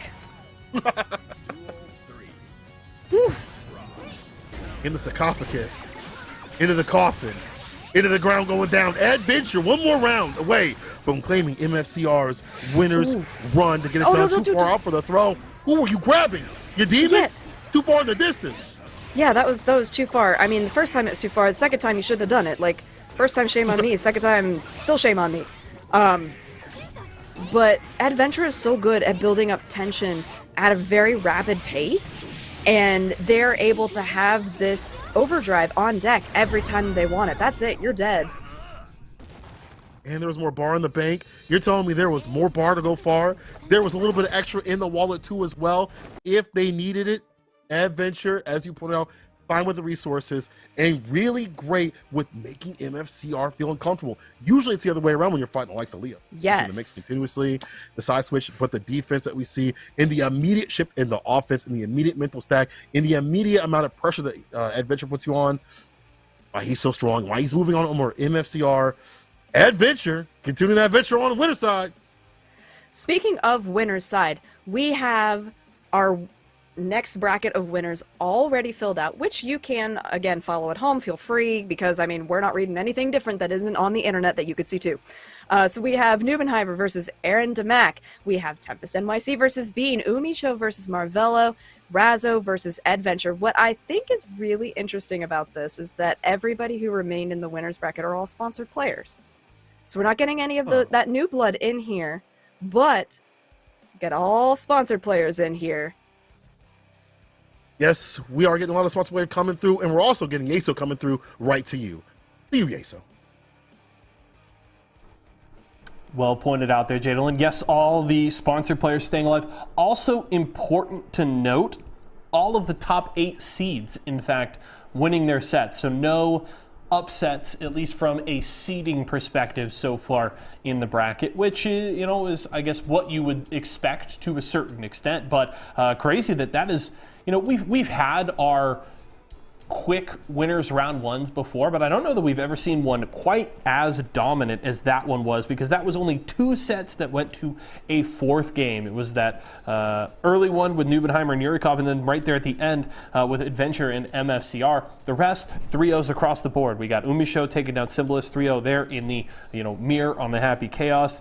Razzo with Solstice throwing down there a couple of players that have played against each other a ton over the last couple of seasons here. Razzo takes that win. And then, of course, Marvello taking down Taco. So pretty dominant round one from those higher seeds. And now things get really interesting, because going into the next one, it's going to get really fun. We've got, as I already mentioned earlier, Newmanheimer and Aaron DeMack, and then Tempest up against Bean. But Umisho and Marvello, I think, is going to be a really good set. We've seen those two match up a couple of times, actually, over the last couple of months. They've been really interesting every time we see it. And then Razzo and Adventure. And personally, I'm a big Adventure fan, have really enjoyed watching them since the early days of Series E. Of course, we almost never get a Jacko in the bracket that isn't Adventure, and it was just awesome to hear from them at the start of the season on draft day, talking about the improvements that they've made, the growth that they've kind of gone through over the last year or so. And I think it's really starting to show here in Series E, and I'm hoping maybe today is one of those days. It's going to be a tough set up against Razzo there for sure,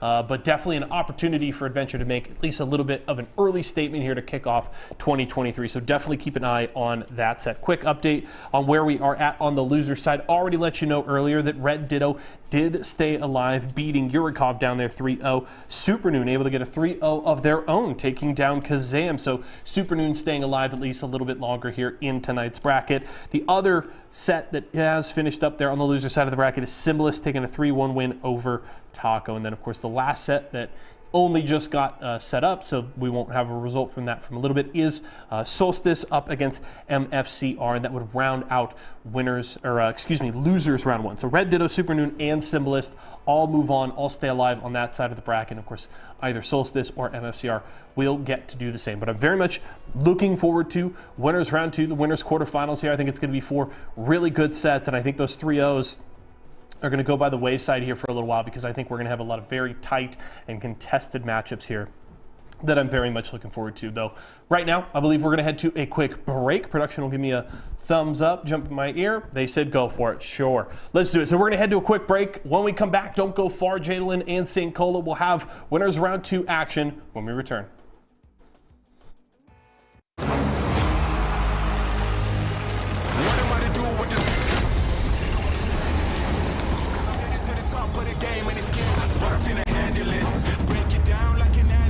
I be loading up, they wanna package this. Pay for peace, pacifist, I'm never old enough to give a fuck with this.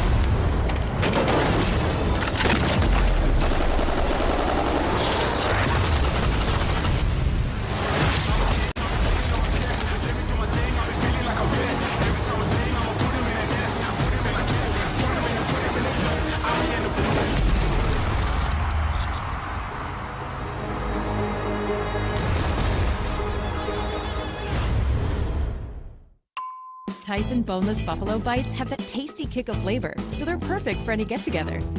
If there are any left when your guests arrive. Tyson Anytizers Chicken.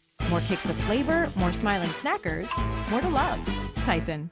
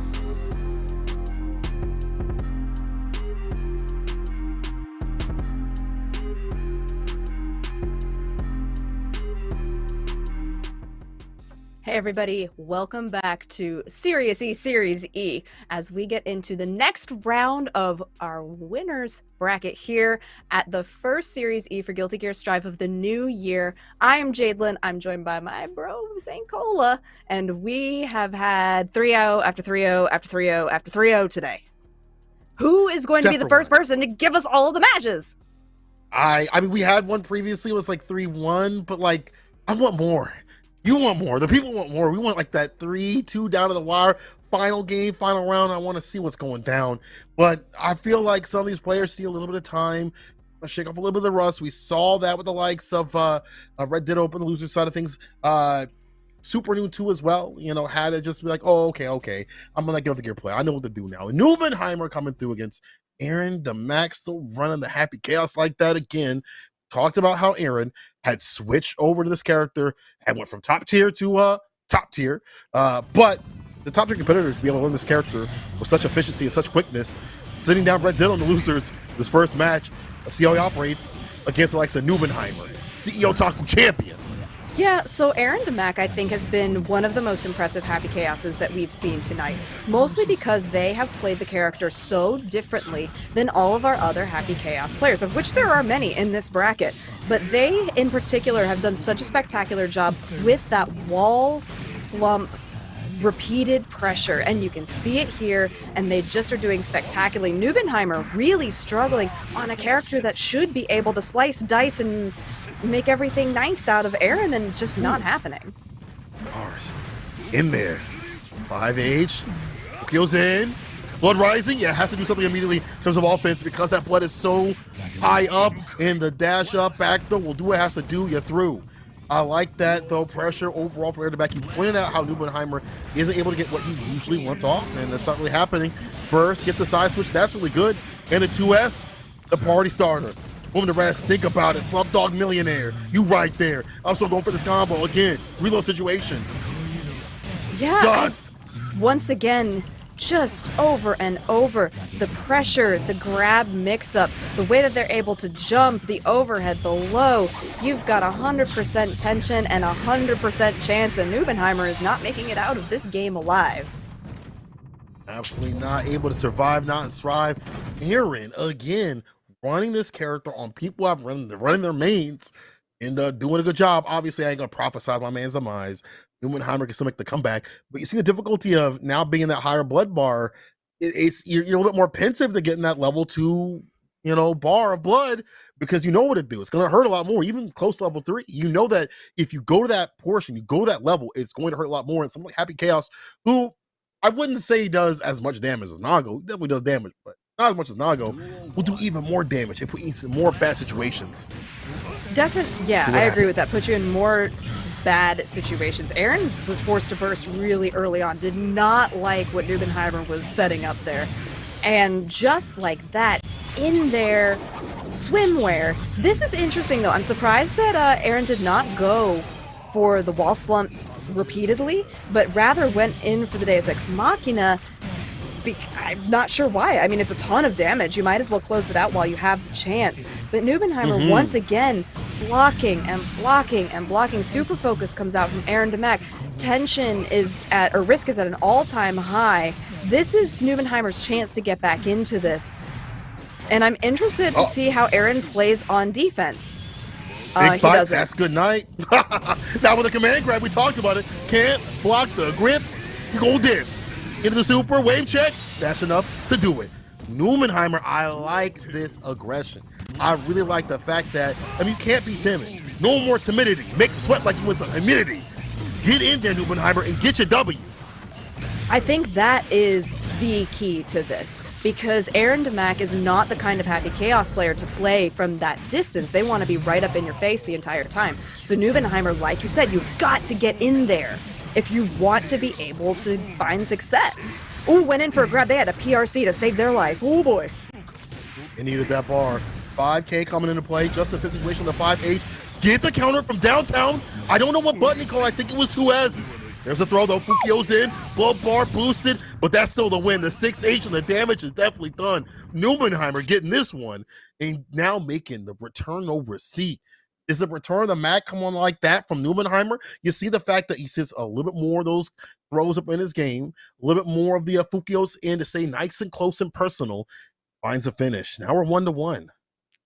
I think you really hit the nail on the head when you said that Newmanheimer has to get in, has to close the distance, has to be able to challenge face to face with what Aaron is putting out there with that Happy Chaos. And you saw as soon as Newmanheimer stopped trying to play this long distance range game and started using the Beyblade and things like that to just close the gap, make sure he was in there, utilize the blood gauge, it went so much better for him. And look at the aggression that Newmanheimer is starting with now. 6P. It's a GP to get the knockdown. This is unfortunate. Almost the end of the round. Gets a midnight stack from Count Black. Again, that's a win. The red RC. No, it's not. I think he thought the 6H was going to be enough to kill. One more hit will. One more touch. Also with the clone for the fireball. Just one more hit to do it. You don't have to overextend to get the win, and he knew it. 2K in play. That's the name of the game. It's in the game. 2K. It's what a great button. That's such an old reference. I know. I was like, wow, you just threw me back all the way to 1999. God dang. Oh my gosh. Half these kids don't even know what that was like because they weren't alive. But anyway, here we are in the year 2023 playing Guilty Gear Strive. And this is an incredibly even set. Like, look at the tension. Look at the health. The only thing that was a little worrisome there was that Aaron to Mac had run out of concentration, and it really should have been Newmanheimer's time to shine, but they did not get the chance to take advantage of that. Got super focused into Deus Ex Machina. That's gonna hurt. Oh, that's gonna be nasty. That's one good fat mix, and that'll do it. You gotta get the positive tension too as well. Stays in a long distance relationship. Phone calls only. Don't get close to me. Careful of the auto zone with the clone, that fireball from the likes of Nago. Definitely get in, or just the far slash situation. Okay, jumps. Oh, I love the jump challenge and the grab from Newmanheimer to keep Aaron from getting that overhead coming out. BRC and then the slash. That was such great outplay from Newmanheimer.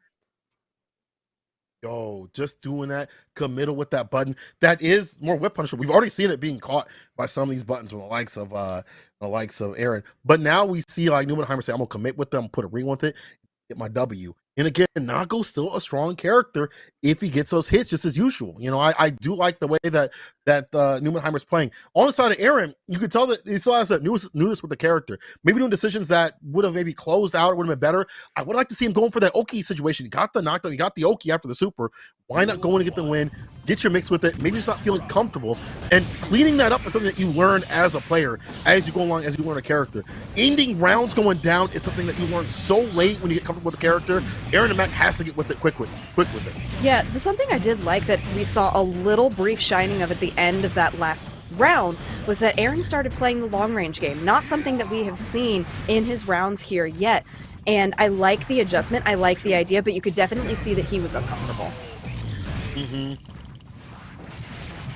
Hard shots, nice jumping from downtown, the extended blood range.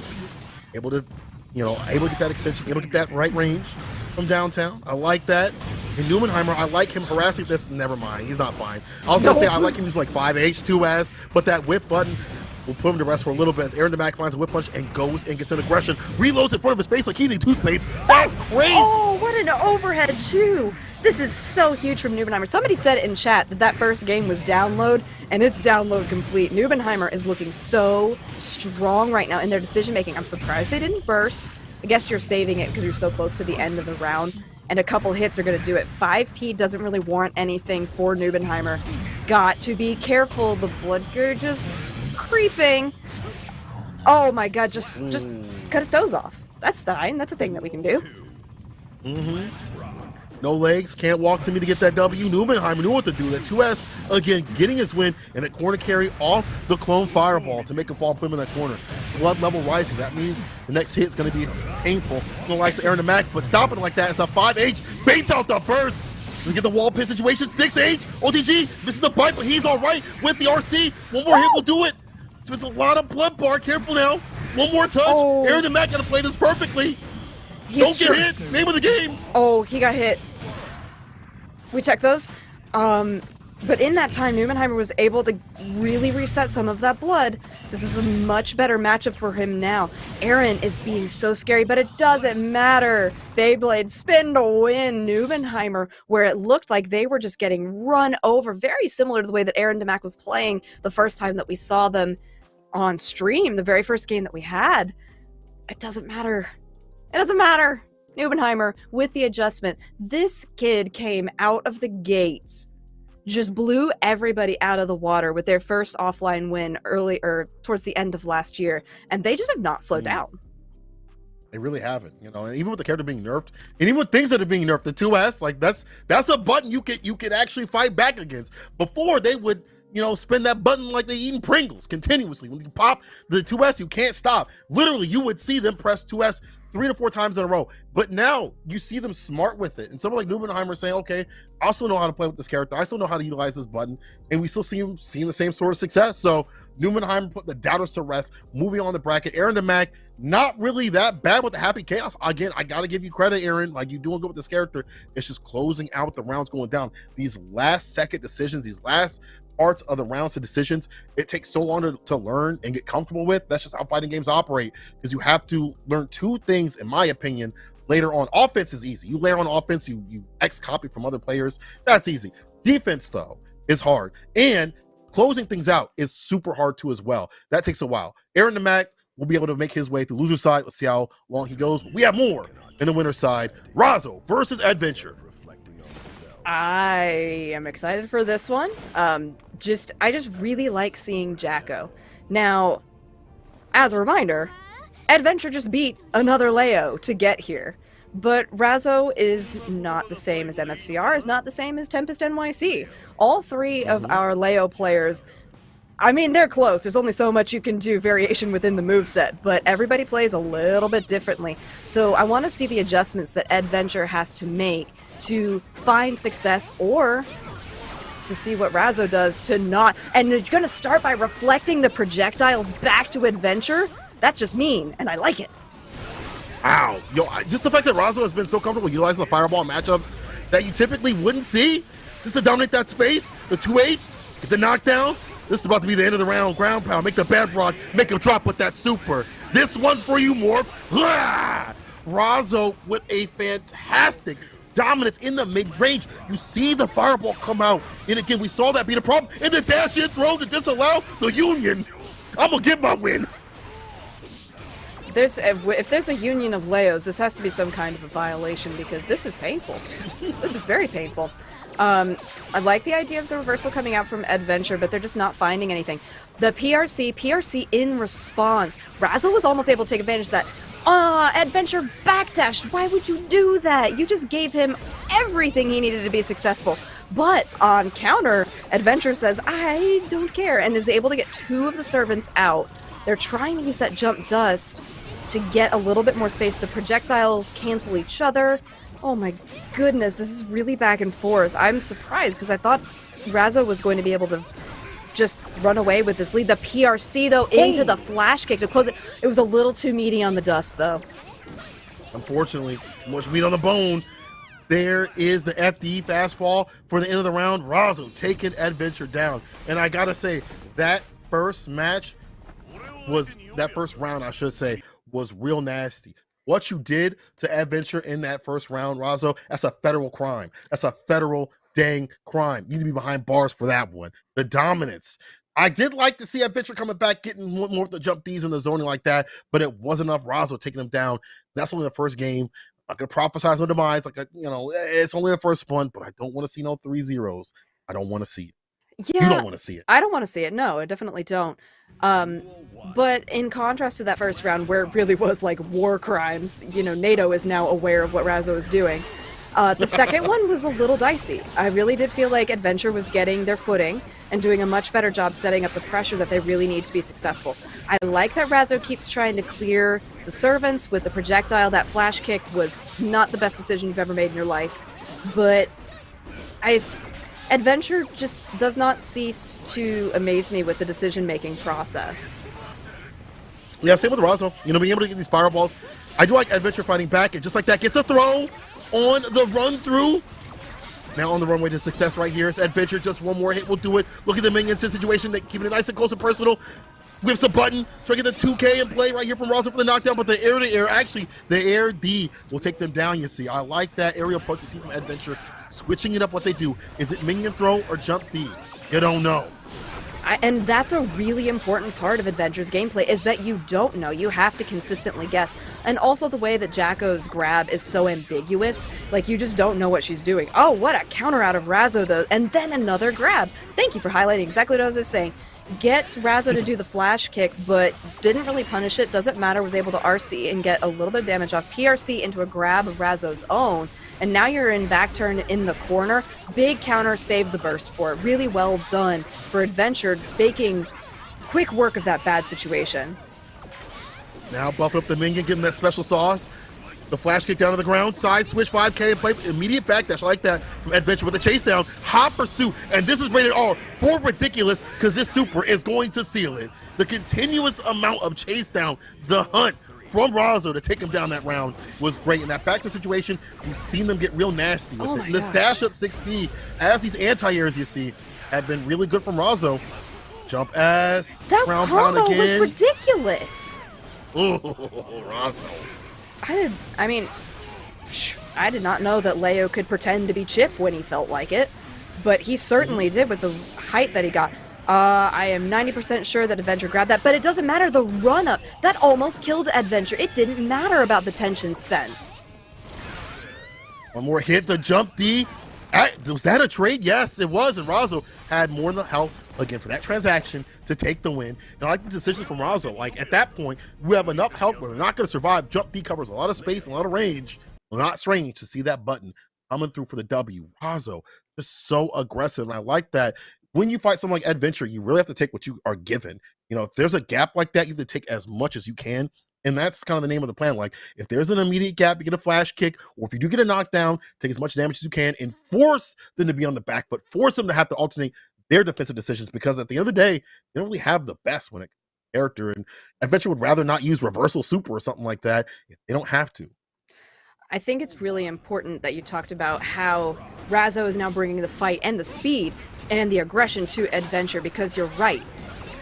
I mean, if Adventure, and we saw it before in the ratch that they were in, if they're allowed to get all those servants out, to get those sandwich situations, whatever, Adventure's just going to run with it. It's going to be tension after tension, then you get your overdrives, whatever. But Razzo, if he can stop it, it's going to be great. And Razzo is doing a spectacular job with that right now. Adventure's blocking, though, does not cease to amaze me. The way that they're able to find where those overheads are going to be, it's so good. YRC completely negates the pressure there. But now we had another little 50%. We've got Forever Elysian Driver. Shouldn't kill because we're not even into guts yet. No, not quite. Even with the wall break, we're still safe for Razzo. But Razzo's got to make some strong decisions here if they want to stay in this round. That was a strong decision. Flash kick, the knockdown, but the immediate mash right there did not let him dash through. Adventure, I like the layers that we're seeing. Levels, beyond just, stairs. There's flights ahead. 6P, though, good read on the anti right there, getting the counter hit, immediate burst, though, from Adventure. Maybe wouldn't like to use that burst, that situation, but we'll use this moment to get the side switch, and this is where this character can really shine and stay fine. Putting the minions right in front, keeping the mix on, forcing Razzo to try to find a way out of that corner. And this is maybe not what Adventure would like to have, going back to mid-screen to be able to fight. Not what you like to have, but still could get the side switch situation, or just a super off this combo. It's gonna hurt. Yeah, it's definitely gonna do a lot, but wasn't close enough to the wall to get any additional damage. That was a really good cancel on that whiffed flash kick, because it absolutely would have gotten Razzo in a ton of trouble. But instead, no, wait, yep, oh, never mind. Oh! I think we both just, got stunned by how much that hit for. Smell that? You smell that? Ooh, that's the smell of the game. Huh! Disgusting. I gotta say that about Jacko of all characters when Leo's on the screen. However, Adventure's just too mean with this character. I like how they're routing things back and making things a lot tighter and forcing decisions from Razzo where they're not as comfortable. We saw Razzo how things began.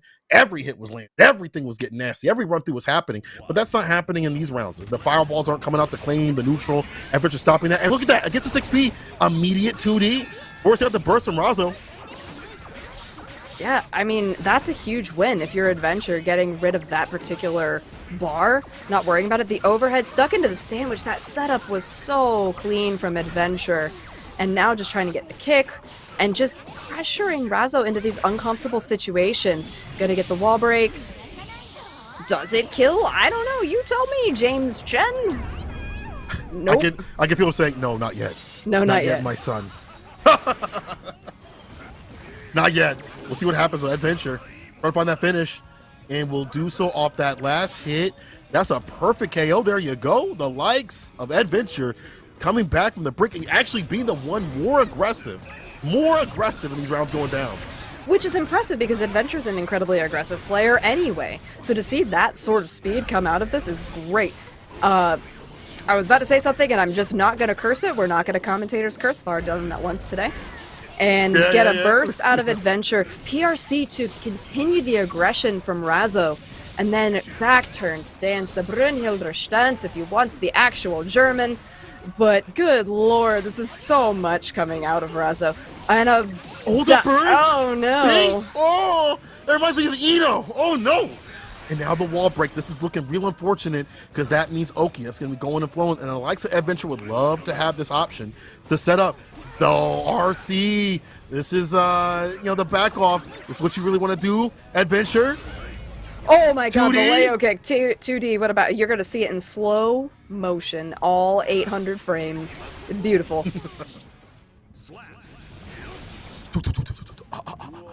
It's like, almost like a horror film. 2D landing. Ugh. Yeah, it We're speed things up. Yep. What version of Guilty Gear is this, y'all? This is Guilty Gear Turbo coming to you live. And now it's Guilty Gear Turbo Slowdown Edition. But, just trying to see what is happening in this because it's a very tense situation. Adventure could take this up 2-2, but it is a little ridiculous. This is spectator. RC? This is spectator, not player. So the players are fine. They are not experiencing any of this. Just so you guys know, they're totally fine. Let's get to see all the good graphics. I know. I'm actually really impressed. Right, with a super hit. Oh, no! That's too far. Oh no! Yo, and then we just flash all the way into a flash kick. But that's it. Adventure with the low. That's what we're gonna even things out though. Yeah, so we're gonna go ahead and reset all of this situation so that we can have a good viewer experience because it's fine for them and that's great. So we're, it's a fair competitive match, but it's a little hard to keep up with when it's like fast slow. It's like being stuck in traffic and then the one guy speeds by and you're like, what's wrong with you? It just happens. How did he get through? Yeah. How did you do that? As long as the players are having a good time, that's I at least being able to play, I should say. That's obviously the most important thing. But back to that match, from what I can ascertain, it looks like Adventure is just able to keep up that same sort of confidence they have in the neutral, being able to fight with a character that maybe the neutral isn't as strong as Leo's, but making it seem like that. And again, forcing Razzo to not be able to play their game, forcing them to not be able to get those run-throughs, those mixes and things like that. We really don't see the back turns happening too often. We really just see Razzo looking for a 5P, 6P continuously, and sometimes a 6P getting dumped, and some of that might be because all of the 6Ps across the board have been normalized. Y'all have asked for it. Y'all have complained about it. Y'all have said 6P the game. I've said it a lot. I'm sure you've heard it a lot from the players. They have made it so 6Ps are more about the anti-airs. Using it as a neutral tool doesn't always work well. So things that low profile like 2D will actually smoke those buttons sometimes. So see Adventure clipping them. And on the ground, Adventure just seems to be the king. Thanks to Adventure in chat, they're right, there is no lag. This is not a cover-up. We appreciate that. I mean, we want this to be the best experience for you guys as it can be. And at some point, I want to go back to the 6P discussion, but this is not the time nor the place because this is our first 2-2 in, I don't know, what is this, 10 matches? This is our 10th match, and it's the first one that hasn't gone 3-0 or 3-1. Uh-oh, doesn't get done. The back throw. Adventure with the reversal of fortune. And the reversal of fate might be the end. RC situation. Oh, the BRC! Jesus! Yo, that was sick! It gets a side switch. Oh, and a voice that does! Oh, didn't get the first mate. Oh my goodness. Jump D deleted. Almost defeated. Health depleted. Razzo gonna make the perfect decision right here. We have flash kick. They have the RC bar to stay solid. Use the RC bar from the likes of Red Venture. I said Red Venture because they have the red RC. Yeah, oh my goodness. There's Is this the the flash reversal? Oh, and the one time Adventure didn't stand up. They've been so good about standing for that incoming overhead, and they didn't that time, and they died. Yo, Jet, you Zoomers be talking with the wrong words. Hard knockdown again. This is how Leo gets his win. We talked about this. We talked about these side switches coming through. We talked about this continuously. This is what the character wants. 6P, using it as an anti right there. There's the dust, red RC. About to find the victory. Razzo. Oh my god. This is good gameplay at its finest. Because the thing is that Adventure's still not dead, and until Adventure is dead, they are going to throw servants, they are going to throw everything at you, probably the kitchen sink if they had it in one of their pockets, but they're not yet. And that was a dash dust into a flash kick, and that's going to close it out for Razzo, but that was hard fought. That was not an easy game. Not by a long shot.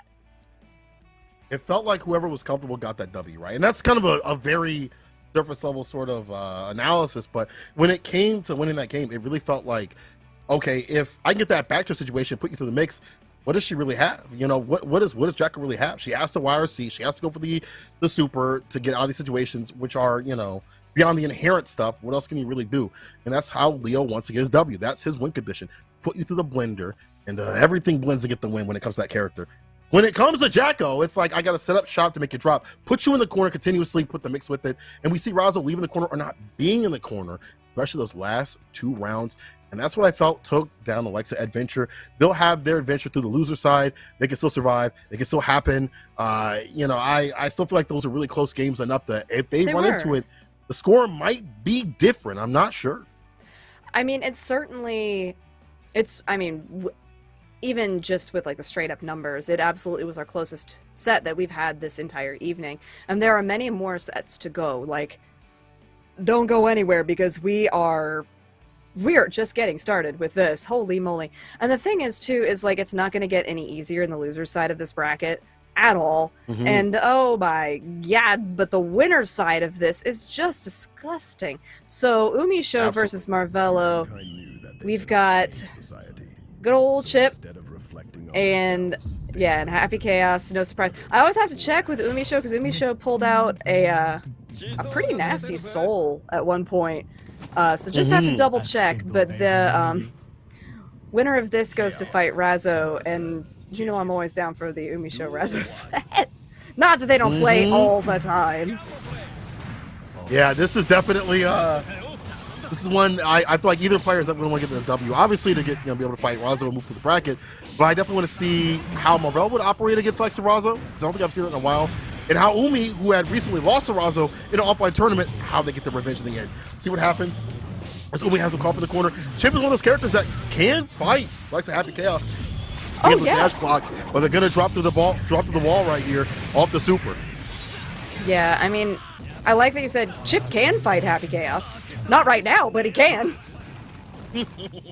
It's not in this moment. Yo, Umi! Yo, did you just see Umi in the chat after getting that first win? Said sleep well. Dag. I feel like wow, that's like Greta Thunberg level tweet right there. You said sleep wet. You foul. You know what? Well done. I mean, at that point, you just got to make sure that your name doesn't show up in chat anymore. You log out. That's it.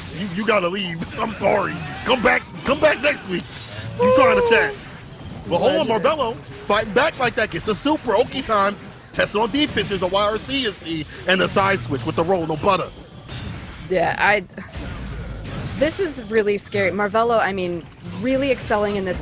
Oh my god, the way that they use the clone to bait the DP out of Marvello, put you back into the corner. Oh, the side switch, I don't think that's what you wanted. Yeah, you gotta burst out of that. These two are playing for all of the fruit snacks. And the BRC caught with the toes. You let Umisho live. How could you? Not only did Umi have time to smack talk, she got the W. That is actually wild to me. You are running different. 2023 got y'all running mad different, especially you, Umi. There was a time where Umi was like the nicest person you'd ever meet, and it's like, cool, you play Happy Chaos. Is this the villain arc of Umi? Umi shoot him up? Is that what's happening here? I'm ready for it, but let's see if Marvello is ready to take down Umi. If they have something in the pocket, because Umi was real dominant when that comeback like that. Even though she had lost so much health, it really didn't matter. She still played the same. No problem. I'm still like, I am rolling over. Good night. Like, that's all you had to say. Dang. Ooh, tech those? Okay. Again, a lot of pressure coming out from Marvello, but we're not seeing the same success that we did in that last round. There's a little bit of hesitancy. YRC just reset. YRC reset you back. Umi Show just having to block a whole lot. She's not getting everything she wants. But the techs, really the anticipation from the two of these players is so high. I mean, they've played each other so many times, and you're seeing that here, the practice. That's the palms. 2S, reversal of fortune right there. That 2S is such a fantastic button to get these side switches as a reverse, and this is the worst. She ain't no fool with that tool. Let him loose. Good. It's gonna hurt like that, not gonna kill. Next situation will for either player. I like the run-up. Oh, that was really smart. You see, what I really liked about the decision to use Deus Ex Machina there at the end from Umi Show is that when she came into this next area, full tension, or full concentration, full bullets, so that she was able to really make use of that, like, gaining tension. That grab was so far away, you were trying to grab something in another state, Marvello. What are you doing, buddy? In the distance, far in the distance right there. Marvello trying to get in 2K2D situation, get the knockdown that they like, but here's the dust. Burst immediately to stay away from the worst. 6H in play, counter situation. My friends and me, it's a party. And again, this gets that win condition when it comes for Chip. That means no dip. That means all pressure. Fast RC cancels, a lot of pressure, and all that inherent defense is going to be tested right here. The overhead is clear. That's a W. Marvello back in the driver's seat. I like that. I like the momentum shift for Marvello, because you really need that to keep your head in this game. I mean, this is a long, long night for a lot of these players, and I'm not saying that it isn't awesome for everybody who gets to sit here and see it, but it's a long time to keep yourself focused like that. So for Marvello to experience that win is great for the mental stack. Unfortunately, during this entire time that I've been talking, they have just been dying. Side switch with it, even though it's FD block, this is still good for Marvello to keep that pressure and put him in the corner with the RC push. Plus the throw, though. What a timing on that throw, and there you go. Umi, right in the needle, we talked about that inherent defense and why she is so strong. Why it's the character is strong, yes, but it's these decision-making moments that keep her so solid, that keep her winning tournaments, that keep her in top 8 spots on the dot, that keep her against these top-level competitors. I ain't gonna lie, other Happy Chaoses, looking for that? Probably not. Will they be as consistent? Probably not. She's 2-0 up on one of the best chips, if not one of the best, like top 2 chips up in the world. I knew that they definitely. Society. But her ability to adjust and to learn and to adapt, not just over a long period of time, but like immediately, is so advantageous for her. And it's one of the things that make her a top level player. Somebody said this is EVO 2022 champion Umi Show. And you know what? Don't forget about that. It's New Year. Don't forget Marvello. Yeah, but don't forget Marvello. Just trying, doing all the things. I like the movement that they're doing here in the corner with Chip, but caught backdashing. That's a shame. This is a big chance for Umi Show to get what she wants out of this. Burst to keep that momentum. Oh my goodness. So you had Super Focus come out, but nothing was really able to take advantage because Marvello was still in the air and able to get that hit off of the descent. 6K in play. With that follow-up and the 6H to steal it. Marvello, David with that set point, doing a really good job of putting that person you like to see from Chip on. You can have rounds where you go down as Chip. That's just how the character is. Or health, things like that are going to happen. The counter hit. Oh, he's doing something different with these normal stagger stepping, the stutter step, the connect. Alpha play, doing something different also on the way to decisions from Umi and putting them to sleep. Tuck them in to get the win. Oh, wait, they're not a win. Yet. It's not a win. Chip's overdrives are still so lackluster compared to a lot of the rest of the cast. I mean, they look cool. I'm gonna give him that. Yeah. His the one with all of his friends and Dona Mazeki with it's like, "Wah!" And he comes out and he's all like pouty and it's so cute. The animation is spectacular. The damage, But at least it's such good things in terms of like your win condition as Chip. You want to get those fast RC combos and push after you push them in the corner and get real nasty with the mix. That's what Chip is really hunting for. So the damage, is not so good. So death is going to happen. But you saw the follow-up overhead that is faster this season. For good reason, you see Marvello utilizing it a lot in these matches and now getting a game point on that board or a game on the board. Umi on game point, however. Yeah, again, Marvello really needs these to continue to keep their mental stack at an appropriate place. Umisho, however, is like, hey, remember that time I was up 2-0? I would like that to be 3-1 now. I did not like being slightly disadvantaged, inconvenienced. Put away your own shopping cart. Put away your own shop. That's pretty brutal right there. What's also brutal is the damage that's done. Check the red, you're dead. Umi on set point in a quicker fashion. We've seen even Marvello take that round. Let's see if he can make the return over. I'm trying to see more games. There's a throw in the corner. That corner pressure has gotten a lot stronger. Marvello staggers up with some of these normals. Backdash away, puts the palms in play for the wreck of the overhead. The red RC. Oh, no. That was the most delayed burst, but an even more delayed bait on the side of Marvello. It was. I mean, there was just a lot of delay. It's like, it's brain delay. It's just them trying to change the tempo, and they ended up changing it the same way at the same time. Umisho trying to get in, still in an advantageous situation in terms of rounds, but Marvello really playing a strong game now. And if they're able to keep up this momentum, it's going to be 2-2 before you know it. Umisho, though, able to get this curse off fairly early, which is going to make it much easier for her to get in. He's backing up. Again, that tension, or I'm sorry, the curse takes away the tension. So you got to be really careful about that. Bloomy continues with it before she can let a bullet off. The knife is faster. YRC roll again to get out of that situation. Yeah. Now puts the clone on. Oh, we haven't even seen the clone be utilized. Yeah. Clone again. Umi rotating defensive options. Yeah, Umisho's trying to bait things out with the clone because it was so good. I believe it was in game 1, getting Marvello to DP, and they were able to close out the game that way. YRC is going to reset the pressure, go in for the grab, run up, and just pushing Umisho into the corner here. Oh, Sushi Teriyaki does not finish coming out. Yeah, gotta burst, because otherwise it would have been dead. Just the mix, yep, go in for the grab. Dash it overhead. He's gonna go for the record sequence with the overhead. No, let's go for the low, the red RC. Alpha Blade, that's victory. Marvello, it might be on his way. And I don't want to say this is an upset because Marvello is definitely top tier out here, but might be on his way to take down Umi to losers. Now, we saw that previously. We saw that in the previous tournament, right? That wasn't for nothing. It wasn't for no points. The patch just came out. Everyone was just messing around with different characters and stuff like that. But this is the real deal out here.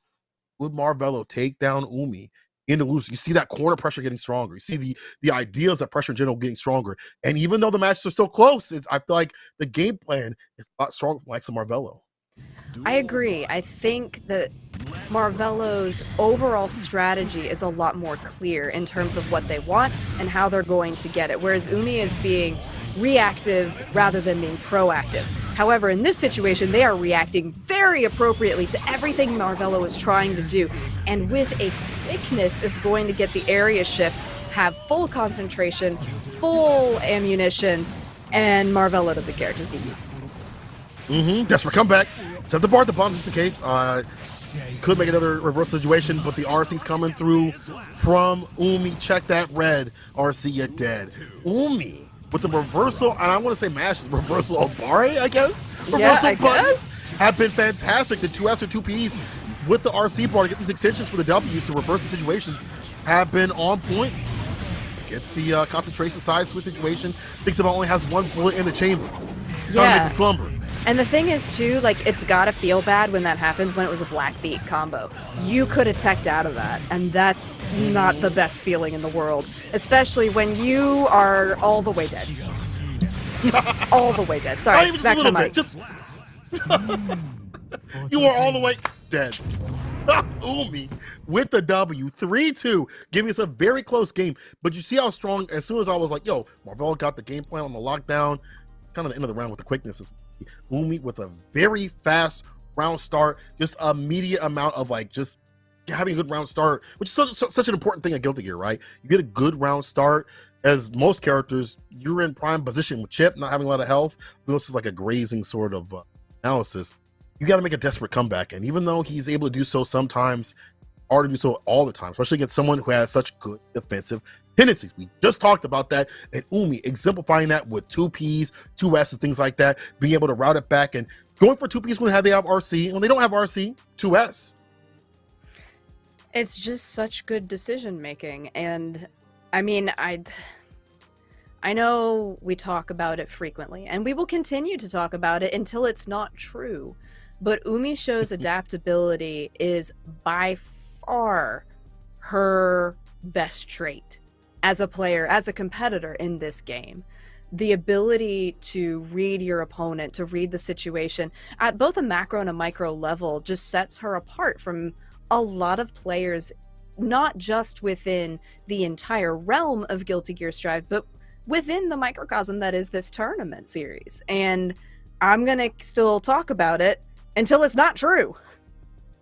You're right. Marvello, you can't say that. You don't. Chat gonna get wild. Where's that one buddy that was like, I hate Happy Chaos? He gonna be like, see, the Chip player said it too. Well, Marvello, had you won, I would have called you busted. I would have said you're cheated or cheating because you definitely were adding on a lot of pressure. You can make your lose side run. We'll see what gets done. I think if they run into each other, it might be a different story. Let's see what the story is between the likes of Tempest and Bean. Who's mean in this winner's quarters match? Man, this is going to be nasty right here. Tempest has so many characters that he can run if he needs. You know, he's got the Leo. May has got buff. But Bean sticking with this fantastic chip. Yeah, I mean, Bean is a great chip. There's no denying that. But Tempest is also a great Leo. But if you wanted to see more chip gameplay, we have more chip gameplay. And it's going to be very, very exciting to get to see how this works out. This is the final match in our winners' quarters before we get to the winners' semis and our official top 8 for this. So we're still trucking. Like, we're not even to the meat and potatoes of this. We're still on the appetizer. The anytizer, if you will. Ooh, hey, yo, they should give you a sponsor. How did that 6B hit, though? They said this is only for overheads, or I mean, only for anti-airs, but it'll definitely work out. Uh-oh, one more hit will do it. Didn't have the bar for the finish. We'll get the run through again for the win. The same situation. Tempest, again, loves his run-throughs. We gotta be watching out for that. Rematch from NLBC. Yo, Golden Frames, who took it last time? Yeah, you can't just be like, hey, it's a rematch, and then not tell us the outcome. Mm-hmm. I need to know this information. 6K. Oh, Tempest took it. Okay, cool. Good to know. Okay. Well, Tempest is Where is he? Sorry, I was trying to find where Chip went. He was just vanished. It was like trying to play against Doom in MVC3. You just don't know where he is. It's like, hello, do you hear? Foot dive! It's Alpha Blade. Alpha Blade! One more able to do it. Just a fin situation. Gets the throw. There you go. Tempest getting up close and personal with the grip to do it. And just, again, being real strong in these cross-2 situations where he has to be very careful. And Chip not having the most health to play with. No. But, of course, as someone had pointed out, they are training partners. That's kind of the cool things. When you watch training partners fight, you'll see things that are like, well, why didn't he just simply block the run through and just defend block and then throw there? I really did that. It's the fact that they probably don't do that often in their matches continuously when they practice and they throw it out when it comes to tournament time. I'm gonna need you to do that voice more often because that was spectacular. That was great. Bring out the Zato? Who? Don't tell me Bean got a Zato, bro. Don't tell me he's beaten. Nah, he want to win. Stay with the chip. Yeah, I mean, I would. Okay, nice tech. That is I do really like that this with training partners you're able to see so much more dynamic gameplay because you're seeing the nuance of two people who play so frequently. And right now we are just seeing some really cool just person knowledge. I feel like in this matchup we're learning more about who Tempest and Bean are as people rather than who their characters are and what they can do because we're seeing some crazy stuff right now.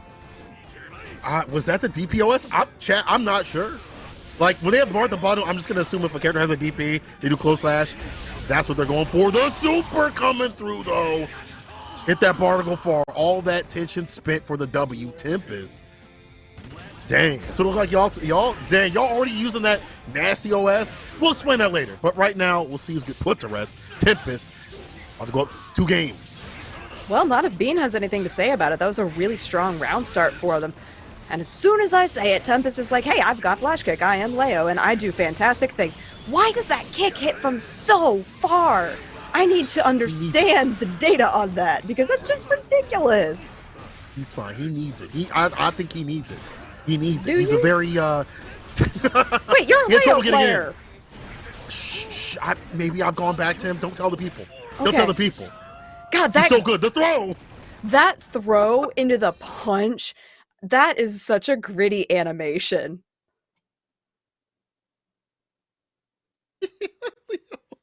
He's still a good character.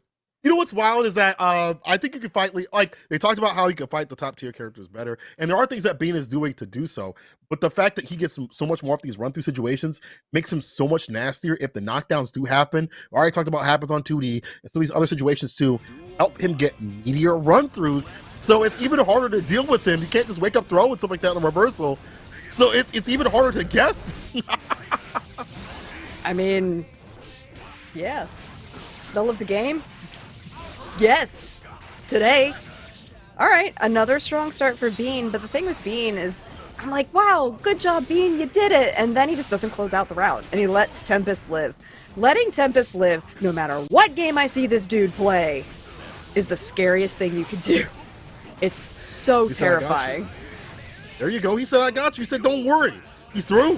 He said, don't Yeah, worry but you about didn't it. have You see him. the previous 4 rounds.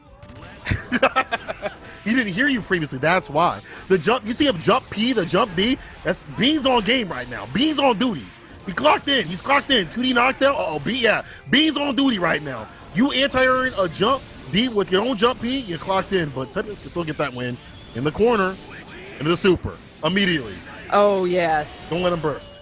No, make it burst safe. You don't want him to get out of that. Good lord, the counter hit on that came from downtown. You could hear that a mile away. Grab comes out, keeping Tempest into the corner. Backdashing again. Bean, I like your movement, but you have to be more careful. You have died. It's just Dark Souls text, you died.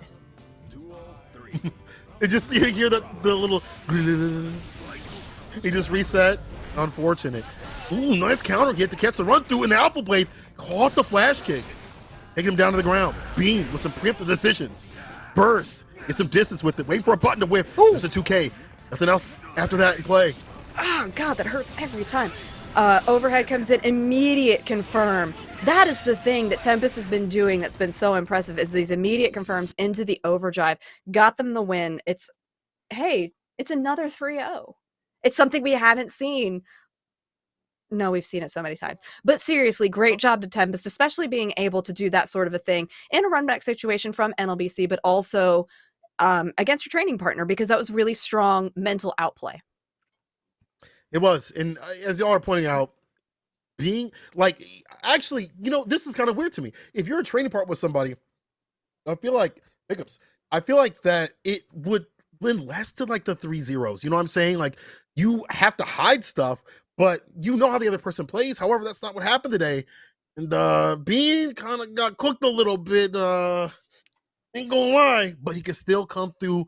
Got his losers run to get it done, and still can find some run matches or the run backs. We might be finding some more matches like that because we have seen some people get cooked, put down the losers. We could see more of that storyline happen out here at Series E, happen in this very bracket. That's what I like about Series E. That you get to see after someone getting cooked, possibly get the run back and possibly get the win. Doesn't always happen, but those storylines do be happening out here, and it's great that Series E offers us such high action and such good storylines too as well. So I gotta say, as Gary, you're pointing right. The talent these weeklies is insane. It's not an exhibition; it's an execution for a lot of these players. I'm telling you, you have the best and the best in the U.S. battling it out. We're gonna get better out. We're gonna get better on Thursday. Hold that. Actually, we're gonna get better any day of the week than Series E when it comes to Guilty Gear Strive. Nowhere. Oh yeah, I mean. No, it's not possible. And as we have been progressing, there have been a lot of updates that have been happening in the loser side of this bracket. And to help break us down with what just happened in these winners' quarters and what has been happening in the decimation that is the loser side of this bracket, we're going to throw it over to Yeso.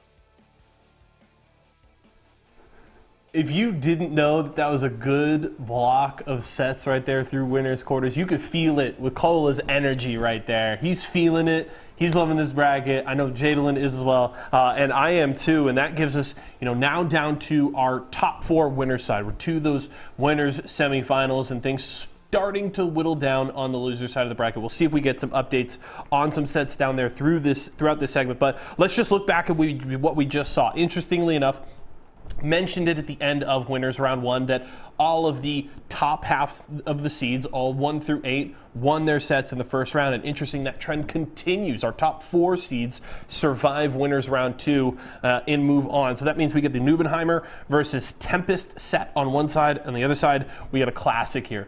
Umisho and Razzo duking it out in a winner semifinal. That should be a very fun one, and that guarantees us what should be a fantastic finish to the winner side of the bracket. These are all going to be really damn good sets, and honestly, any of these 4 could easily come out with a strong performance and get into grands right now with that extra life. So we'll have to see who comes out of that, but very much looking forward to those 2. If I had to pick, winners for those sets off the top of my head, I'm taking Tempest, Umisho. Newmanheimer looking good today, but those Nago nerfs definitely going to open Newmanheimer up, and I think that Tempest takes the set. And I'm just feeling the happy chaos train. I think Umisho will get it done, and then we might get that classic matchup, kind of the new El Clasico here in Guilty Gear Strive in Winners Finals, and that would certainly be wonderful to see. Checking in, though, just really quickly to see where we stand on the loser side of the bracket. None of these losers round 2 sets done as of yet. They do currently stand Adventure versus Red Ditto, Marvello versus Supernoon, Bean and Symbolist, and then Aaron Damac versus Solstice. That's the last set that we didn't know about in winners round 1, was that Solstice set up against mfcr. Solstice did take it 3-1, so still alive in the bracket, but is going to have a tough set up against Aaron Damac down there, so we'll keep an eye on how things pan out on that side of the bracket. But looking forward to these next few sets here. Again, Newmanheimer and Tempest, Umisho and Razzo. I'm taking Tempest and Umisho. Let me know in chat what you guys are thinking, what your picks are going to be, and who you're most looking forward to seeing playing here at the end of this winner's side of the bracket. I imagine our sets are probably pretty close to being ready to go, I think. So I'm ready to hand it back to the casters, and production says, why not? Let's do it. So Cola, Jadalyn, we got a heaping helping of incredible Guilty Gear Strive ahead of us. Why don't y'all take it away? All I want to say is, people, thank you so much for watching and enjoying this great Guilty Gear content. You could be sitting and watching some whack-ass Netflix show, latest cooking show or whatever, but no, you're sitting here and enjoying the best Guilty Gear Strive you're going to see all week. My name is Saint Cola. I'm joined with Jadalyn.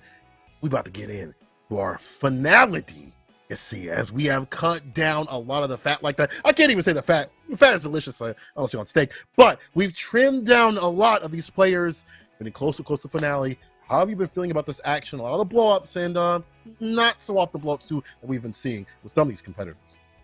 Yeah, I feel like as we get into really what you said, the finale of this, we are finally into the first this is winner semis, finally. So we haven't even had winner semis. Like, we were just in round 1, quarters, just making our way through. And this is where I feel like we're going to really start seeing more of our 3-2 situation. At least I hope so. And if there are not 2 people who are more practiced with fighting each other, it is Umisho and Razzo.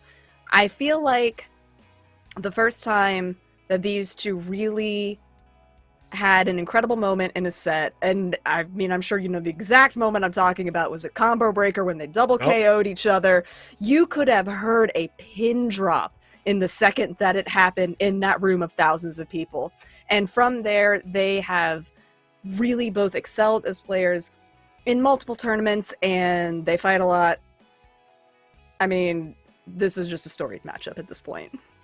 100%. And again, like we said before, what's great is the fact that a lot of these matchups are so storied. We've had a great time with Guilty Gear Strive, over a year of this game, having players play each other at different tournaments and stuff like that. We're seeing runbacks happen out here. We're seeing results happen in Series E as they happen in the tournament. We're seeing all these players and competitors trying to stay solid, as you had pointed out, for other tournaments and stuff like that.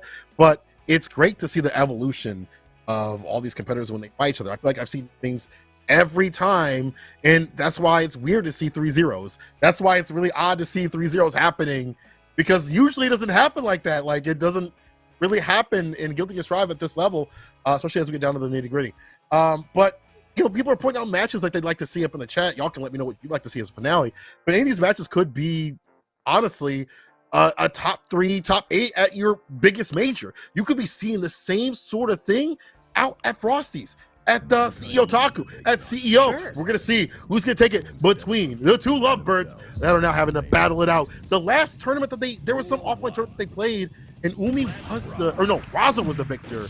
I really thought that Razzo started kind of swinging back in terms of when they play each other. This is gonna be sick to see. Oh, definitely. I mean, it's always fun to get to see these two play because they're such dynamic and adaptable players.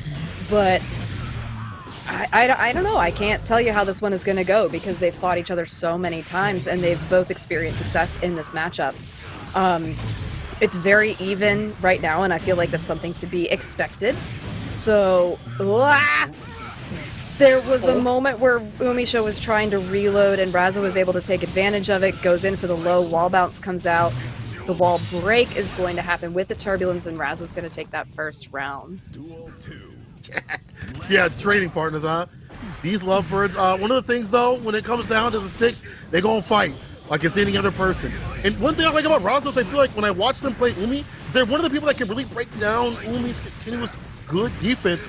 Maybe that's part of how they train, but also how Razzo is able to break down any player. That offensive style is so good about breaking down the most innate defense, but you see the just defense situation, 5K starter play, the corner carry, this is getting scary. Yeah, All 2D punish. Oh boy. Okay. Yeah, gonna close it out with, or at least close out this particular set of combo with Deus Ex Machina.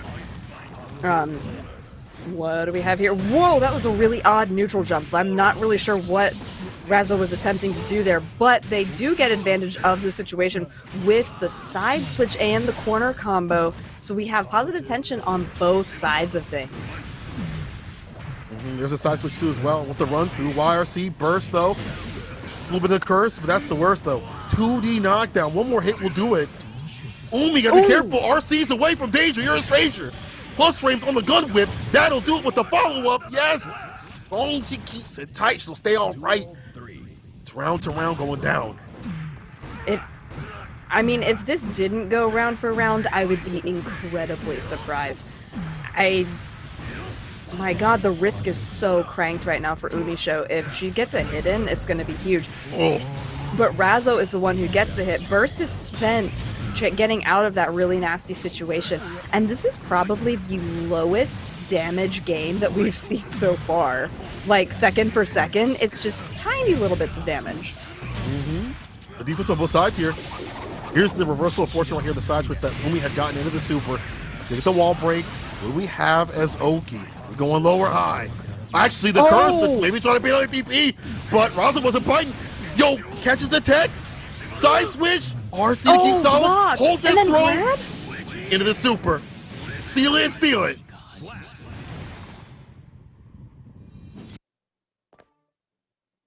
Oh, didn't fix my face in time. I was just like, That whole moment. I mean, you know the gameplay is good when both of your commentators are like, well done. Okay. Even when you lose, it's like, they weren't playing bad. The other person wasn't playing bad. The other person played a little better. That's what you like to see, right? It is what I like to see. It's just so surprising sometimes. I did not expect that particular round to go the way that it did, and Razzo turned it around really elegantly.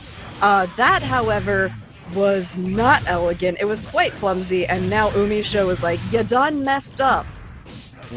IB to make sure that punish is nice and all right. Wall pin situation.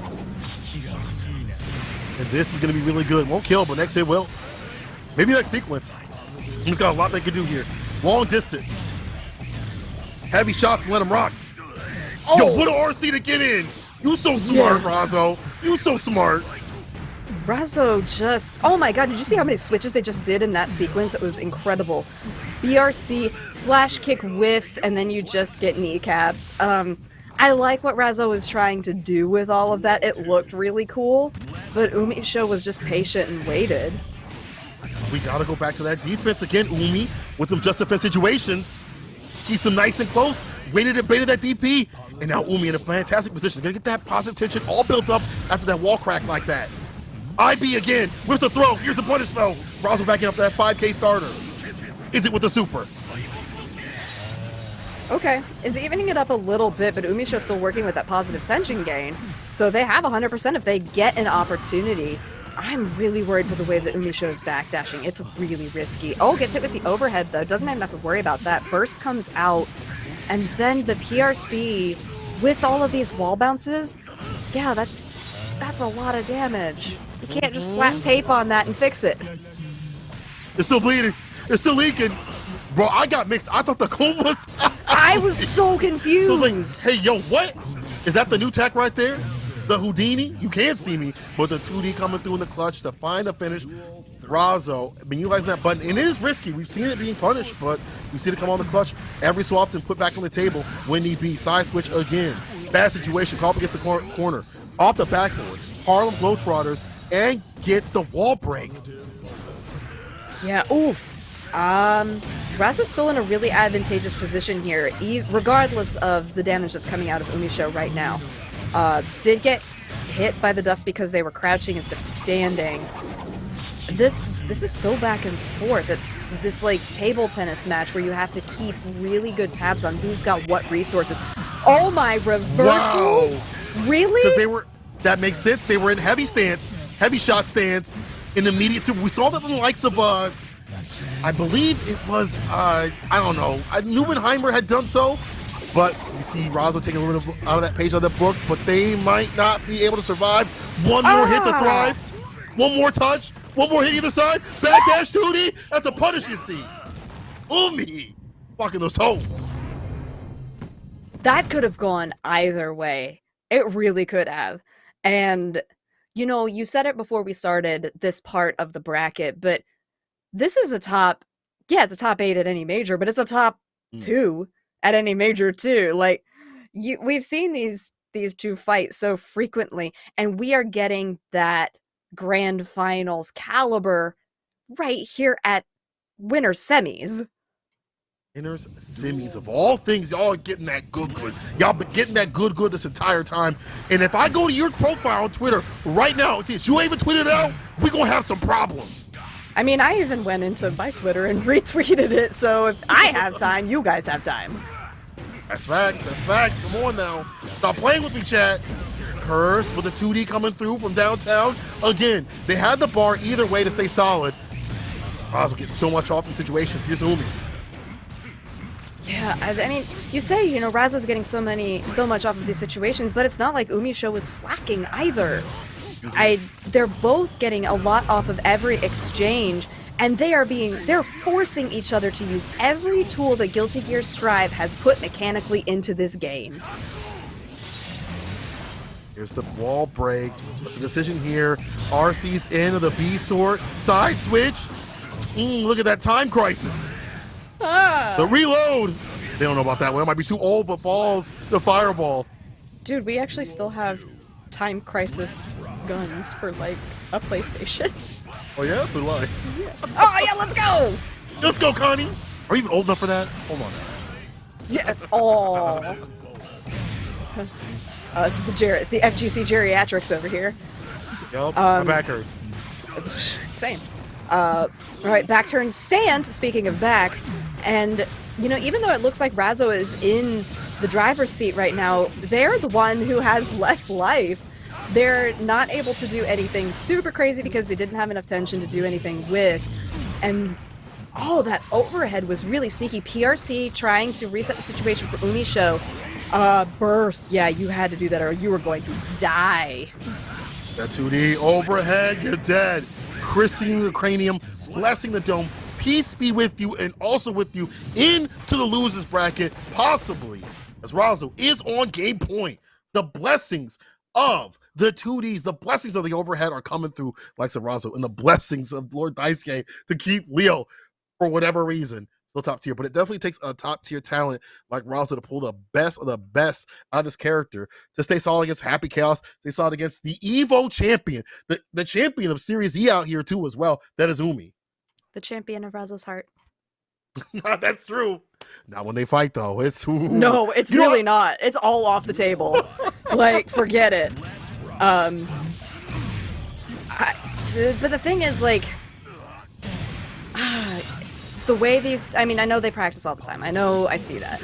But the way they are really able to put everything aside and put it all out into the game when they fight each other, I think makes them impressive competitors, because it's hard to be able to set that aside as anybody, and they're both fairly young kids. I can say that.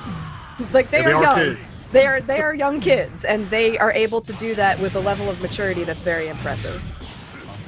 Yeah, this gameplay is definitely the type that pays their taxes in terms of how mature they are, because you see other people being heirs with the flash kicks, but not Razzo. They're not with it. Close slash, empty fast fall, YRC take the turn back, but there's the grip to do it. Razzo on set point about to send Umi into losers. Did you see the win that empty fastball that Razzo did that with FD to prevent anything that Umi put out? So it would like increase the spacing. That was next level. Absolutely. 2S coming through and avoiding the guard break with the throw. Immediate reactions from Umi. Here's the PRC and another grip. Again, trying to get that backdoor situation. Obbies have been real good here from Umi, and now the reverse of the situation. Heavy shot, corner carry, that wall pin, there it is. Slump into the super. Not even a slump, actually, just right into the super. Yeah, oof. I mean, Umisho's not trying to let this go lightly, but once again, Razzo's still alive, so that means that Razzo is still a threat. Super Focus comes out, the chip damage is real, you've got to FD8. Razzo's going to have no tension because of what they have to do. Super Focus just ran out, but it doesn't matter. Clock with a Glock, and now we're going to go into what could be the last round of this game if Razzo is able to keep this. Wow, just do 2 moves the same way in a row. Do it till it works.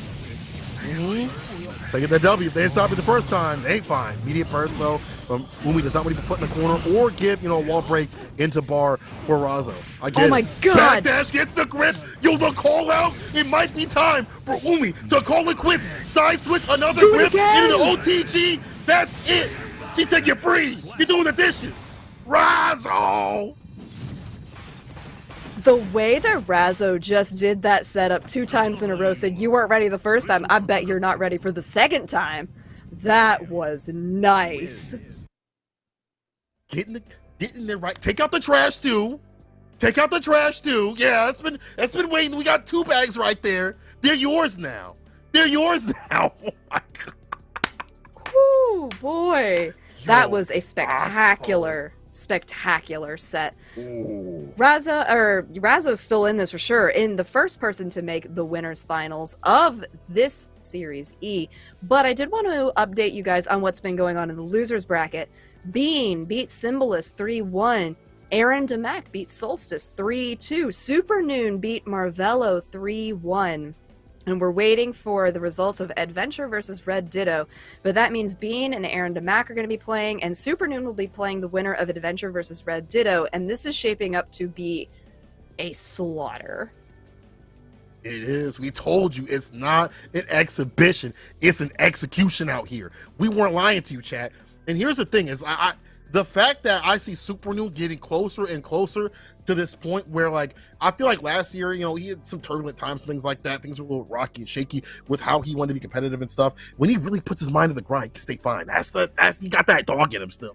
And we're seeing it out here as he gets further in these brackets. And to be honest, getting far in these brackets, even if you lose 0-2, it's not like you go 0-2 like a normal tournament. It definitely matters because you're out here with the best of the best. But him getting further in these brackets is a really good sign. Who's fine here between Tempest and Newmanheimer? As Tempest has him caught up in the corner. That is the eternal question, because they're both such strong players, and Newmanheimer's ability to adjust, he kind of has that like almost Japanese way of like doing really, I mean, I'll put it bluntly, he does really poorly in the first game and then just goes straight 3 games is incredible.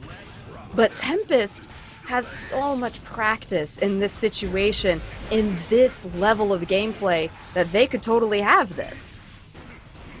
Speaking about the technicality that Tempest has, we see the 2K in play against the 5K of Newmanheimer. That was actually kind of a cool thing. Let's see if we can kind of put that together. I like that exchange of like, oh, if you do this button, I'll do this button. Gets the knockdown side switch. 5K finds the opener. Trying to find a closer. Get that wall pin. No. It's in front. Yeah, this is okay. I do. So, I mean, I'll take back what I said. If Newmanheimer takes this, this is definitely not a throwaway. Yeah, go ahead. You had to PRC or else you would have died. Well, you died anyway. But Newmanheimer did look a little rough in that first round, and I feel like the adjustment came out much more quickly than it has in previous games that we've seen them. But now Tempest was like, I didn't like how any of that went, and I would like to get back to where I was winning. This is, again, very back and forth. We're seeing such strong back and forth gameplay as we get into this top 8. And I think that's great, because that means that these people were meant to be here this week. Exactly. The defeat right here is Newmanheimer only can't, I mean, he can't really take a lot. Remember, no health when you got that blood bar boosted up and the slash through, you're through. The special coming through Tempest with the 599.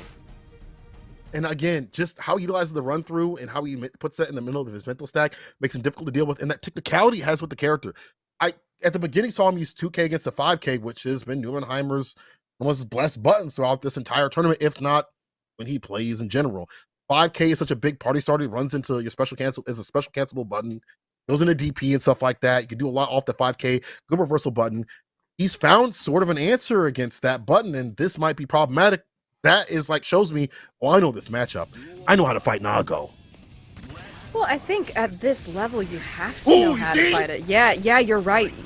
That, I mean, don't you love it when the players are like, let me show you exactly what you just talked about?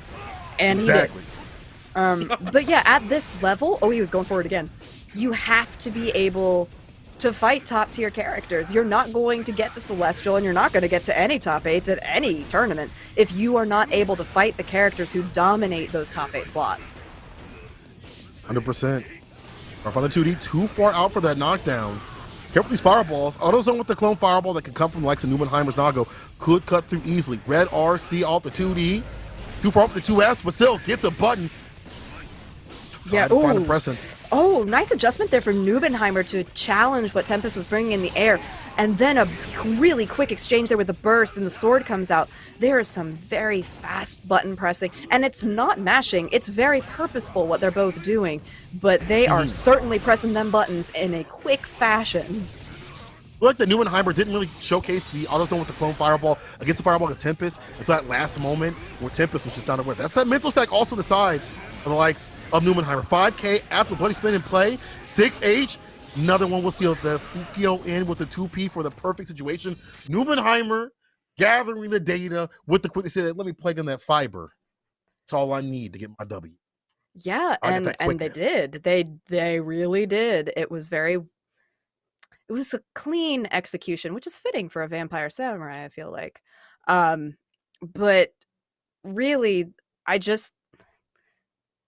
I want to see more adjustments, but the way that these two adjust so quickly is terrifying to me. The way they learn so fast, and the way Newmanheimer has just found so much success after success after success is incredible. Oh my god, but then Leo 2D, why is that so huge? Absolutely amazing side switch right here. A switch right here up from Tempest. Now we get Oki. Run through or jump in. Bow slash, actually. And that's such a good button to call out. Burst. Red RC. And gets the counter with burst, though. Offensive burst. Actually puts him in the corner. Immediate against the Fukio, you know. He knows that if he sees the Fukio in, he doesn't want to let Newmanheimer get that win. Oh my god, One more alive. touch. Gut saving him. But it's all gory. The trade. Tempest clipping Newmanheimer. Again, using a lot of Leo's low moves to challenge the sword slashes from Newmanheimer, because it's putting them in a very vulnerable position. Oh my gosh, Newmanheimer's movement is so fast on this character. Backdash right out of range, and then all of a sudden he's in there. You know, it's actually I feel like a notification of like how strong somebody is with their character when they have that ease of movement. That's how you know that they're real strong with that character. Newmanheimer with the backbone wake up, making Tempest down a little dirt, and from the tip of the sword gets the far slash Rekka and a knockdown. The jump in. One more hit, what close a challenge! slash. And he kept that right range with the 6H. You can't get ahead of me. That's decapitation. Yeah, it was. It absolutely was. What a round start, too, from Newmanheimer. And then what an answer coming out of Tempest. Oh my gosh, these two are just on the same wavelength. Where all of the Leos were sharing the brain cell earlier, and now they gave it wholeheartedly to Tempest to get this to work. But Newmanheimer refuses to let Tempest get a foothold in any of these matchups. Oh, went in for the grab, and that gave Tempest the opportunity to start getting back into this. I did not even see him switch sides. That was crazy. Very smart for him to go for jump H2 with all that reach. Okay, red RC does. Finds a follow-up. A lot of scaling. In the guts. Saving Newmanheimer. One more situation, but you can't leave Nago alive. Don't let him survive. Gets the grip. And Tempest gonna get it with that 2-1.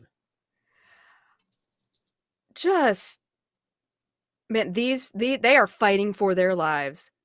I mean, but really, because of the way that Series E is set up, the further you get in the bracket, the more points you have. Go ahead, get those points early. Establish dominance as quickly as you can so that by the time you get to the end of Season 3, you don't have to worry if you have a bad day or whatever. Go ahead and get those points now. I mean, you definitely want to show up as much as possible in any of the brackets, because heck, even if you don't get enough points, it's possible that another sponsor might be seeing that you're doing like great out here in like the strongest exhibition that you would have in the US. So definitely want to put others to rest. Tempest on game point. But Newmanheimer, we can't count them out. It's not fair to them as a player to count them out at this point, unless you get hit like that, because then you kind of can. But Tempest really just showing off these extended Leo combos. The way that they flash kick and then make sure that they have RC to keep themselves safe, I love that. Don't do risky things, because Tempest has died a lot to wild flash kicks, but not that one.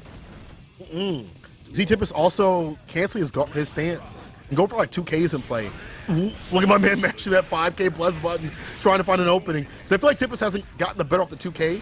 Like, maybe it's a little bit slower. I'm not sure if the frame did in full, but maybe it's a little bit slower than 5K from the likes of Nago. Fukyo in, caught the backdash, all up in the ass. 6H, finish it. No, a little bit more. No.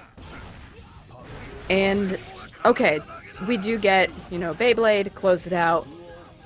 Still anybody's game, but still Tempest to take, if they can do it. The overhead, though, Newmanheimer's not been doing a good job blocking that, and they've got to change that if they're going to continue to fight Tempest throughout the series, which hopefully they will. We do get a throw, a little change in the situation. The flash kick comes out and is able to get Tempest out of that corner situation, and Newmanheimer just spent so much tension FDing that entire series so that he wasn't able to block any of this. Oh no, it's not looking good. It's looking dark for Buddy. 5K, nothing off that in play. Trying to get that ozone with the clone, but just too far out. Fukyo's in, 6H. Trying to get the pipe, but the throw, mine stronger, and the overhead. You are definitely dead with the fall, the ground pound. That's the end of the round. Tempest taking him down, 3-1. Wow. Yeah. I mean, what else can you say?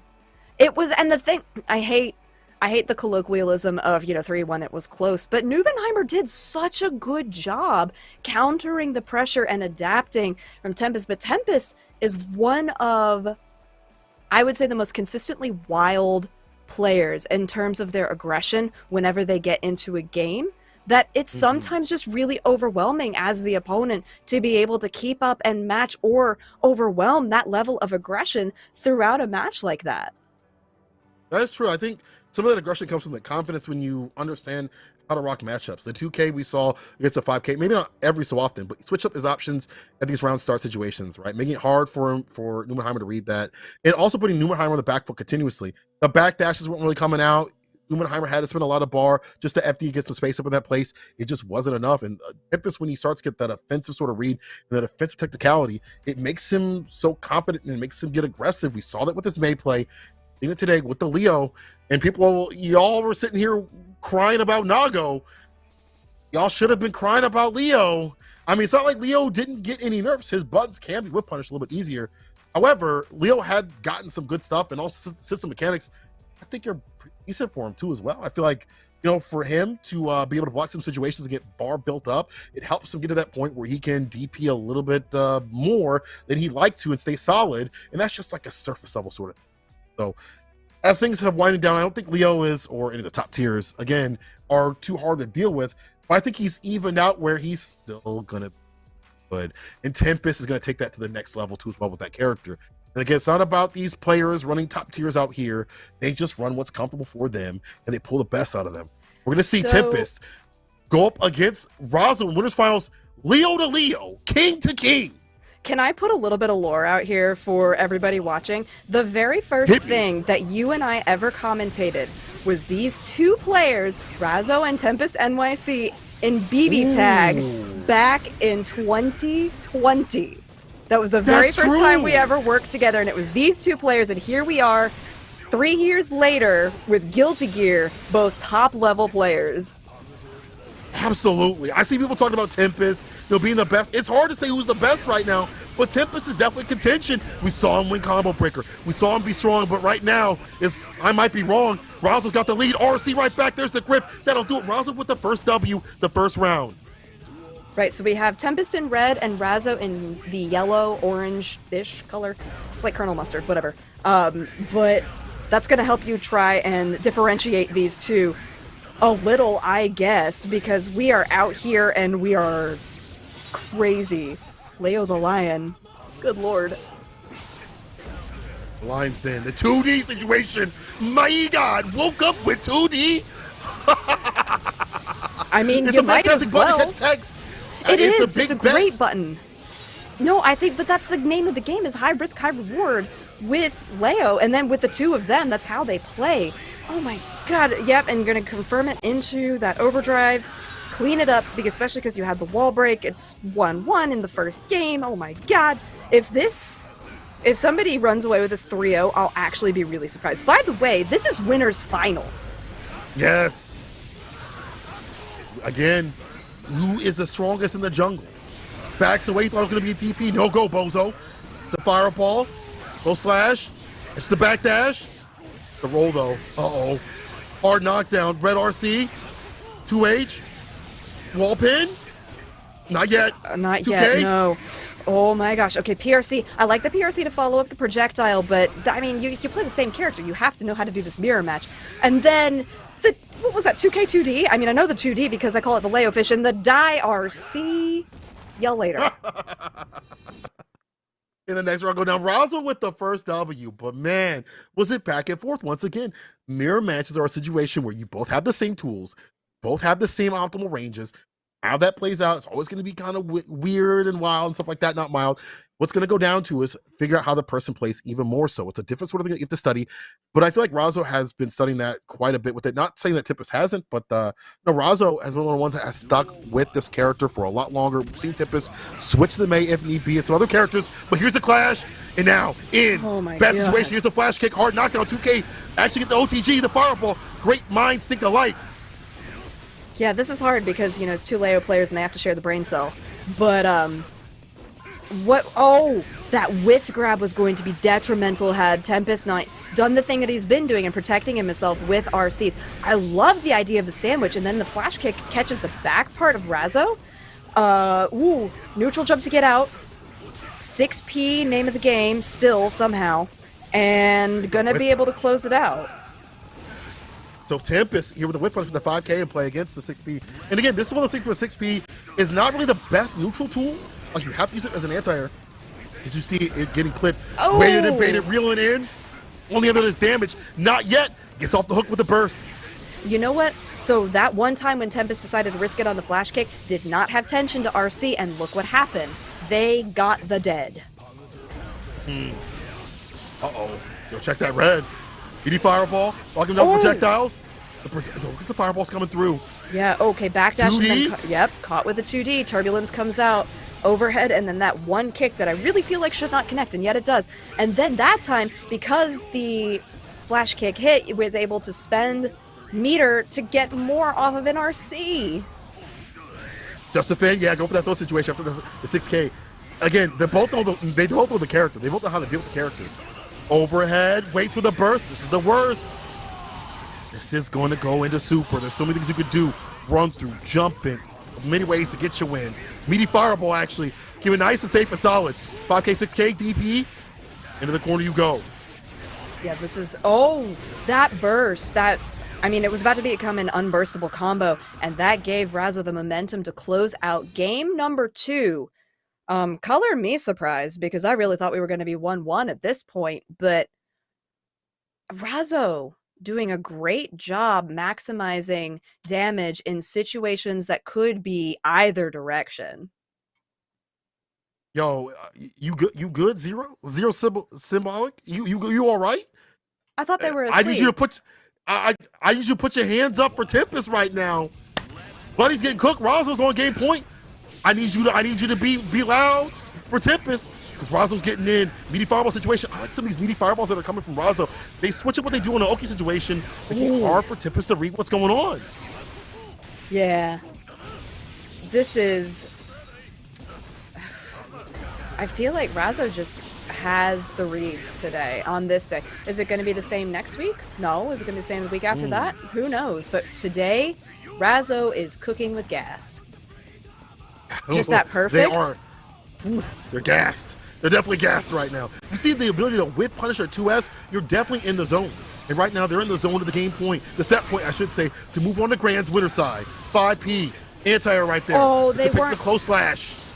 So Tempest was not close enough to capitalize on that wall bounce. Doesn't matter. They were able to clean it up, finish it out there. I mean, they could continue this pressure, but, you know, when you reset back to neutral and everybody's got the same amount of resources, it's a scary situation. And look, the hesitancy that Tempest was coming in with, that's something we have not seen, but they're doing round start backdash. Every time they get to neutral, they're backdashing, and Razzo's going to start cutting them off at the knees if they keep doing it. Speaking of cutting off the knees, the 2D coming through, and that was something that Razzo had done. They was taking a page out of their book. Ground pound for the side switch. I like that. For the back door, I should say. 5K? Yes, sir. Clip for those toes. Slumdog Millionaire. Oh, with a 5P reversal? What? Yo, Razzo. Razzo said the delay of the 2K? No. Oh my gosh. And then the RC comes out. Is Razzo going to burst? Yeah, you've got to. That's going to save this is game. Dust. Yeah, do it again. Finish it. Do it now. Do it now, Gohan. I don't think they can. No, they couldn't do it. They didn't have what they needed. And a gold burst comes out from Tempest. They can do whatever they want with this. They're going to confirm into a... I think... Nope. Okay. I don't think. You're right. You're right. You're right. You knew. You already knew. To believe. Just have to believe. Just like Tempest believes they can stay in the game, and they are being able to get the W. But you see how close it is for him to claw back from the brink like that.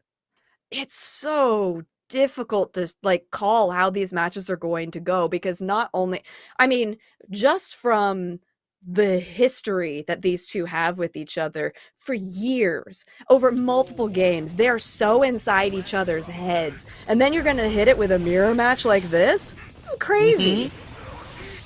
Inside each other's heads like the back of the eyelids. That's what's going on right now.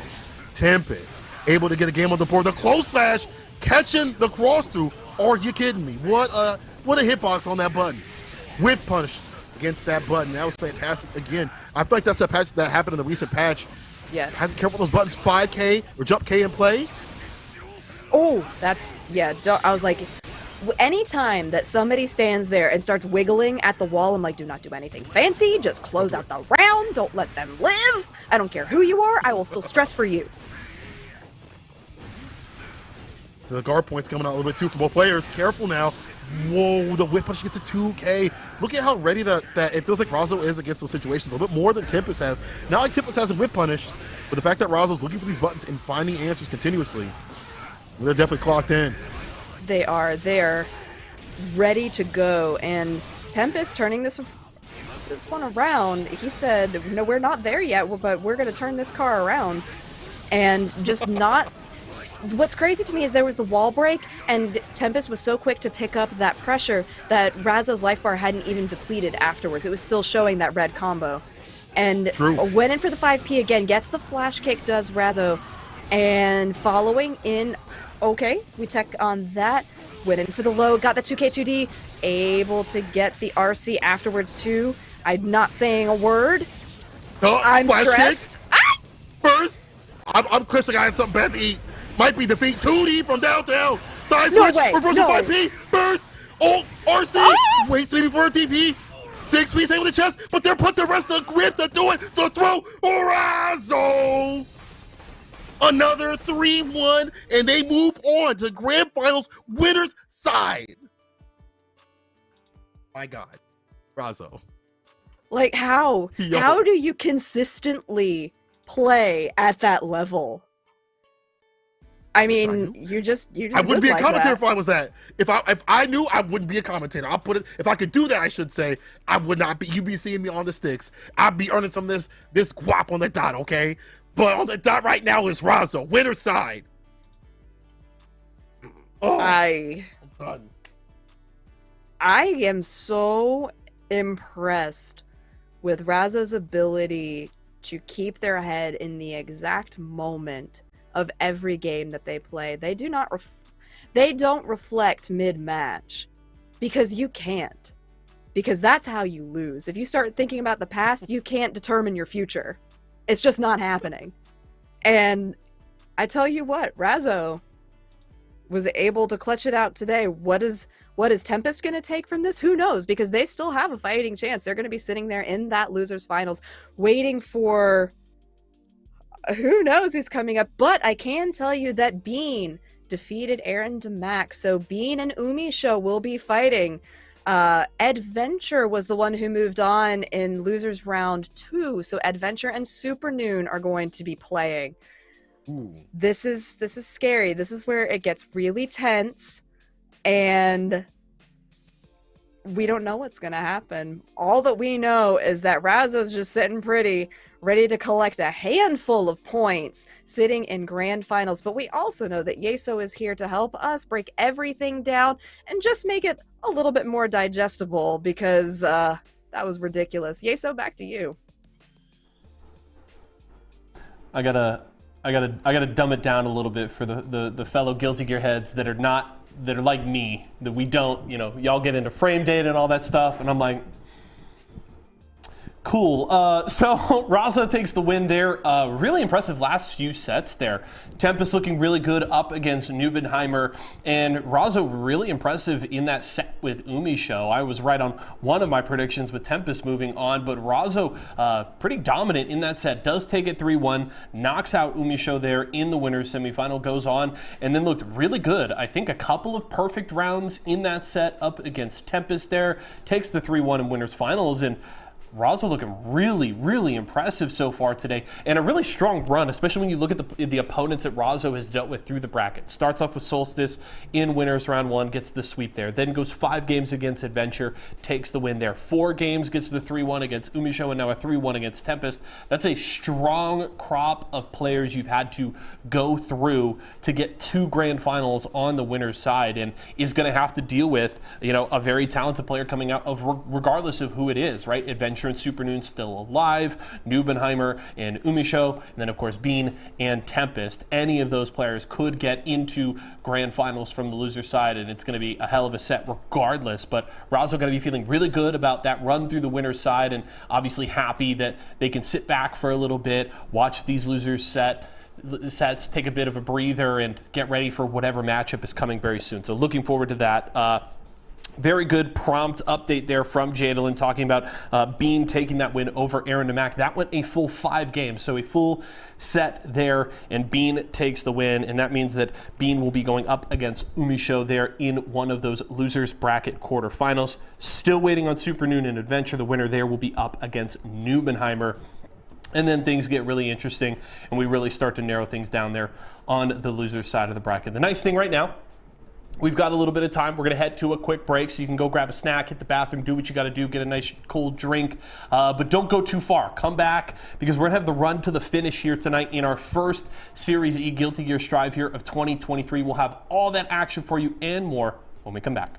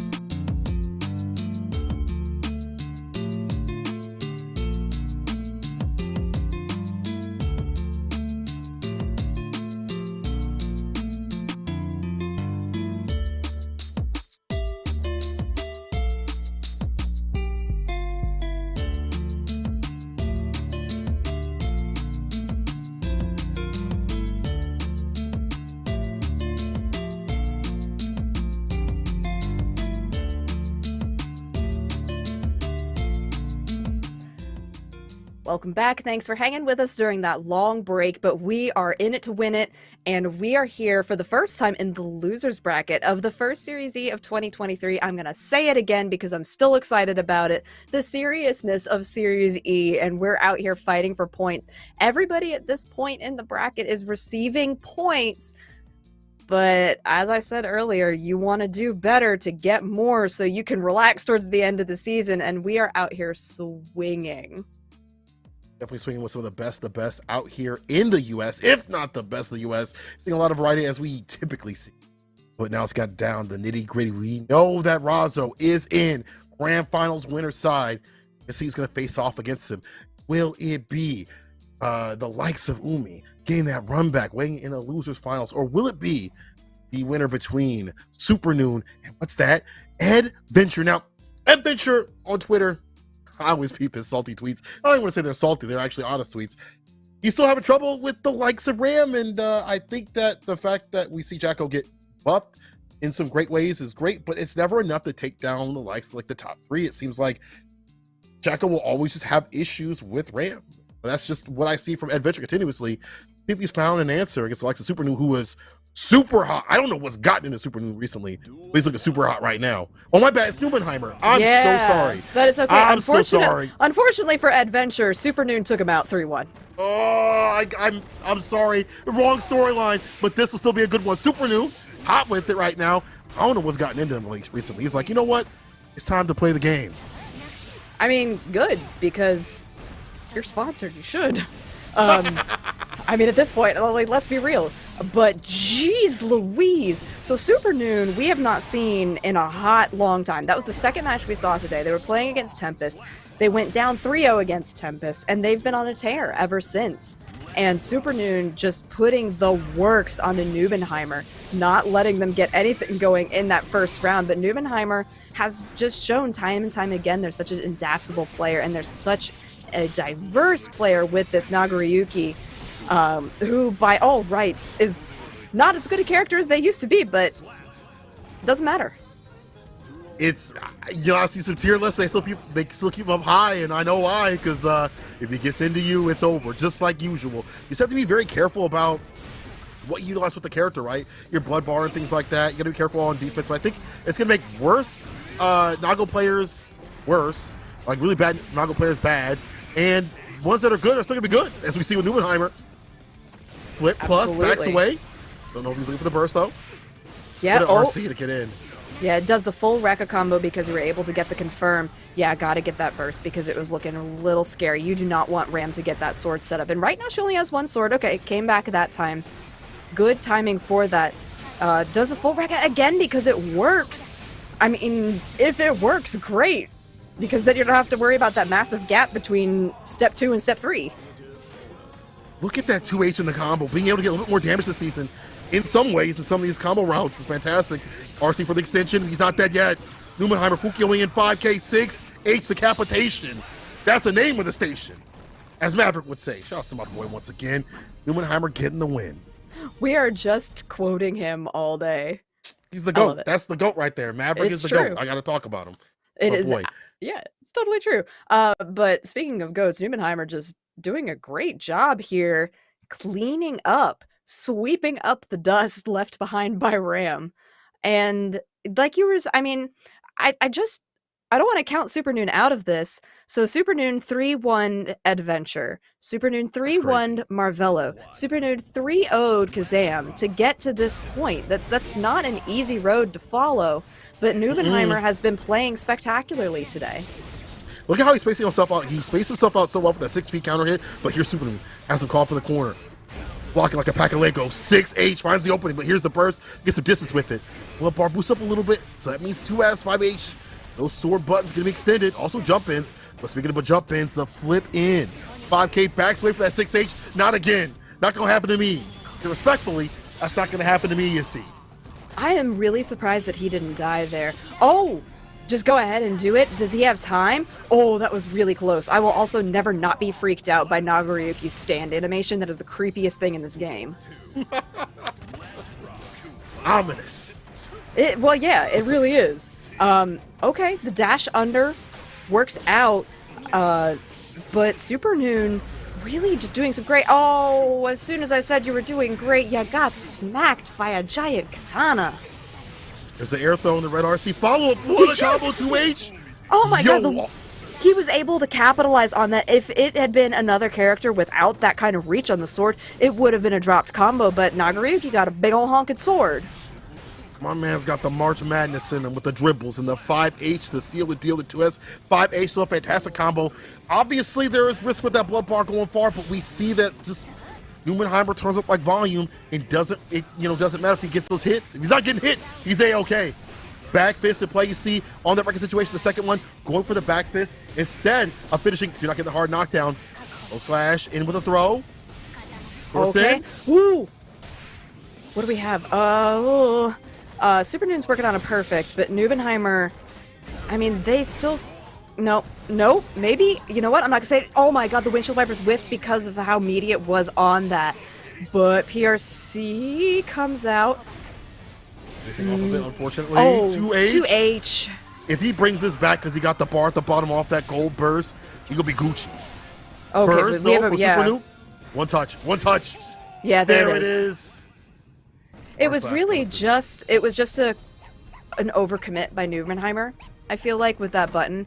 It just was the right spacing for Super Noon to capitalize on that, the angle at which the sword was going. It was really vulnerable, but Newmanheimer had some good things going at the end, and you were like, if he brings this back, I'm like, he could.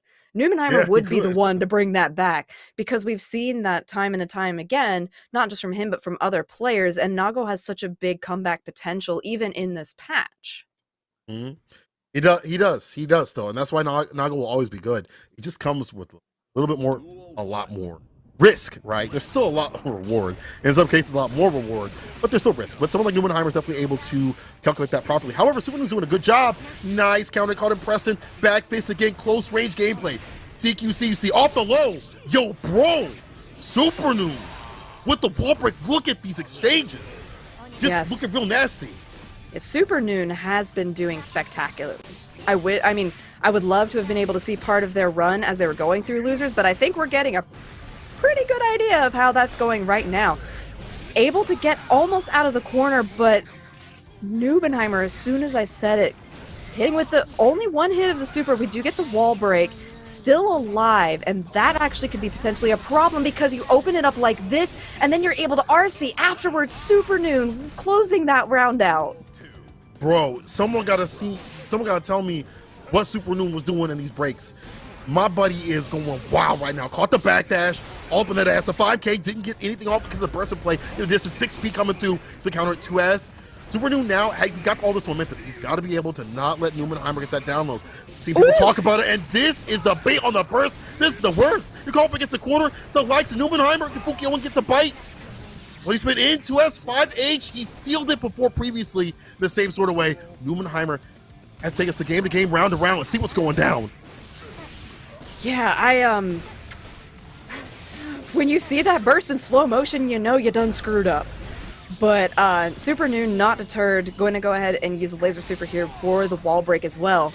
And once again, they're sitting in a really good position, but the last time this happened, Newmanheimer was making a comeback, but not this time. This time, we have a lot of tension, and we are getting the perfect for real. Super Noon up 2-1. He's just like me. For real. Super Noon. Who are you doing this for? Is Makima right beside you? Is that what's going on? Is yourself not good enough answer? Is doing this for yourself not good enough? He said, woo, for Makima. He said, for Makima. Yo, Super Noon definitely running different with it. And you see him with that avoidance. And Applante keeps the Nago away, avoiding these long-range buttons and waiting for Newmanheimer to boost up that blood bar and do a ton of damage. Well, really, so at this point, what Super Noon has been doing is letting Newmanheimer hang themselves and then taking advantage of it. And that's great, because nobody else so far really has been doing that. Unfortunately for Super Noon in this situation, it's not looking too hot. You're stuck in the corner. And that is not the place where you want to be against, well, really any character, but against Nago, not so much.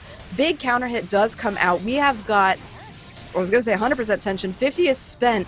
I was a little concerned about that drop in the combo, but it doesn't matter. We got a really quick BRC. The swords come out. YRC was too far away for the slowdown to hit. Another PRC backdash overhead. What a mix. And just kick him in the tummy.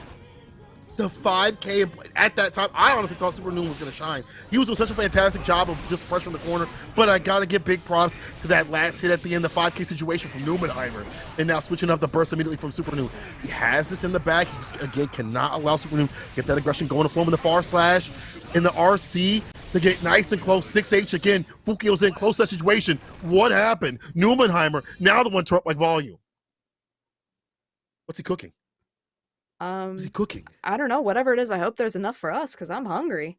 But that was ridiculous. I mean, Newmanheimer, so that first game was really close. That second game, not at all. It was destruction.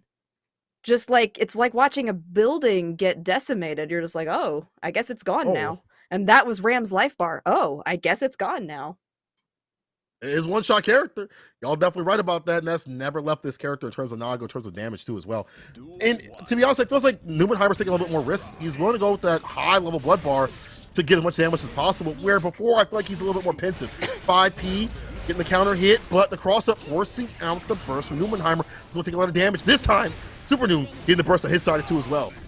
Yeah, good challenge there with the jump in from Super Noon. But they're both getting like little counter hits on both sides, and eventually that's going to add up. Was able to jump out of the sword explosion from Newmanheimer, and now, like you said, so willing to play at that higher blood level. The YRC does manage to reset, and then Newmanheimer able to get the blood level down, which is just going to make this really hard for Super Noon to get significant damage in. Good pressure, catches again. Newmanheimer one away from moving on to face Razor's Umi Show. This is what you see in terms of like the defense that's lacking in Sayaka and the types of Ram. Like, she doesn't really have a DP to her name, looking for more Abato, but the bar isn't built up enough. Even with the amount of bar built up because of the risk gauge, it's not enough for her to get that super situation that you have to worry about. Super Noon has to fight back to get some bar at the bottom. Midnight Staff can count black. It might be over like that after this next sequence. If Newmanheimer gets in, you see that blood bar boosted down because of the bite, the flip. And we're going to sequence to seal it. Oh my goodness. Okay, Newmanheimer's playing this very intelligently. They know they don't have to do anything risky. They did choose to be a little bit risky there, but the RC was there to save them. Able to block, standing for the incoming windshield wipers, but just like that, Super Noon now getting that corner pressure, and then the challenge comes out from Newmanheimer. Had just gotten enough to get the RC, is going to take it in such a surprise turnaround. Oh. Ah, man. I guess he made it in the manga. Because, man, it's just the biggest turnaround it felt like is just like Newmanheimer getting really comfortable with finding that risk. We already talked about how risky it is to be in that boosted up blood bar. If there's a hit, it's going to hurt, but there were no hits coming from Super Noon. Wasn't able to build up bar in terms of defense for the Morobato Super, have some sort of rebuttal. Even YRC, there wasn't even much FD because Newmanheimer would Fukio in and either do close slash or threaten the Midnight Stack from Count Black command grab, and then that would just lead into infinite pressure for about 4 or 5 seconds, which is enough for Nago to do. And that means Newmanheimer moves on to fight Umi. That's going to be a nasty one right there. It is going to be nasty. So I was looking back through the bracket to see these two have not faced each other. They were on opposite ends of the bracket. So this is the first time that they will be playing each other today. But I'm sure they have played each other before. We are getting down into the thick of it, though. This is loser semis, so Newmanheimer Umi Show, winner of this goes to face Tempest, winner of that goes to face Razzo. We are getting down to it, and thank you guys who have been here for the 3.5 hours that we have been broadcasting this, because honestly, it doesn't even feel like it's been that long, because the games have been spectacular in either the blow-up kind of sense or in that edge-of-your-seat tension. But we're happy to have you here with us for Series E, and thank you, because without your support, these players wouldn't be able to have as much success as they do. Exactly. And make sure you guys are supporting the players that are playing. If they have a stream, open up the tab. Obviously, you keep it locked on our beautiful faces and voices, but you can definitely open up the tab and say hello, good luck. Don't be weird. Don't say GG's in the chat like that. Don't anything weird, but support the players that are playing if they are streaming. And I wish more players would stream while they play. I love hearing what they have to say beyond Assault. I love hearing what they have to say about matchups. Look at it better or worse. That's why I watch Marvello a lot. You don't know this, but I am a big lurker of it, where I learn a lot of chip. And then beyond that, if there's players that y'all want to see too as well, make sure you hype them up on Twitter. Make sure you're like retweeting what they're doing, letting us know who you'd like to see that are actually good. Don't get no scrubs like me up on this stuff. Don't do, oh, my friend's really nice. I want to see people like, for example, the May player Corey. I'd like to see him come through. I'd like to see more of these players that we get the shiny stars I don't really get seen in other tournaments that make it, make their way out here, and they think. So if there are players that you want to see, let us know, players. But we definitely want to see more variety, and Series E is going to make that happen. So again, thank you so much for supporting us, the players, the viewers. If you haven't, tweet, let people know what's going on. Have this damn near every single week. The best Guilty Gear action that you'll ever see all week. Not even Thursday, not even all day, but the whole week. I'm saying, out here at Series E as we work our way through another season, 3 seasons. Give it up to the people out here at the esports arena, giving these Guilty Gear players a place to battle, to fight that is just as important as a lot of these online, offline tournaments. I mean, I feel like it was summed up really well by Esports Arena at one of their year-end tweets when they showed how many of their players were sponsored, how much they've invested into the esports ecosystem. And it's because of Series E, again, across all sorts of games, not just Guilty Gear Strive, but also, you have the Multiverses and you have Apex as well. So you have a lot of opportunities, which we will get to see after this. When the players have their opportunities, we're going to go to a short break. And when we come back, we will have Newmanheimer versus Umi show. We will see you shortly.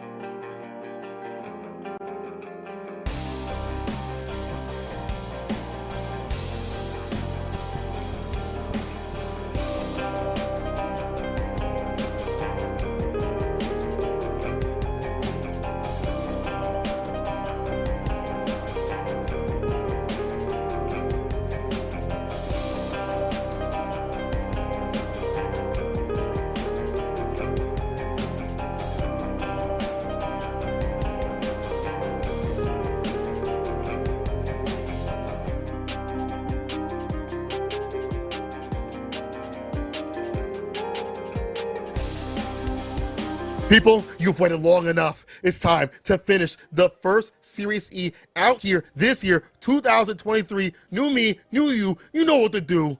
Get ready for some good Guilty Gear Strive out here. My name is St. Cola. Jalen, we're trying to see who's going to get it in. Razzo sitting in the winner's side of Grand Finals. And we're going to see who's going to join them for that last dance. Right now, it's Umi versus Newmanheimer in the finale. The other loser's side, who is going to take it? It's going to be a run back. It's going to be a rematch from the CLG tournament, or it's going to be Newmanheimer getting their revenge too as well. Yeah, so just so you know, the players did start.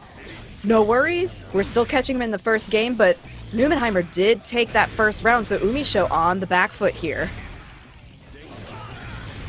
Well, careful now, not going to still make the return over seat. We know how it goes. There's a 2K2D. The follow-up easily done by Umi with that dash cancel run combo. All right. I mean, this is definitely going to be a heck of a slugfest. And once again, this is just losers semis. This is not finals. But Newmanheimer the entire night has been showing their adaptability is really great, and they do not crumble under pressure. So Umisho is going to have to pull out all the stops to be able to get this to work. Once again, these two have not fought each other in this bracket this evening, but that does not mean they haven't fought each other before. So the curse comes out, the air grab comes in, but again, Newmanheimer not deterred. Uses that RC to continue the combo, just out of range to finish it. BRC backdash clone trying to get something out. They do get a burst. Is this going to be able to close it out? I think it will. That last hit did what it had to do. Umi, I like the avoidance of the air throws. We've seen Newmanheimer go to the skies, but no surprise, Umi got something for him. Got something different for him.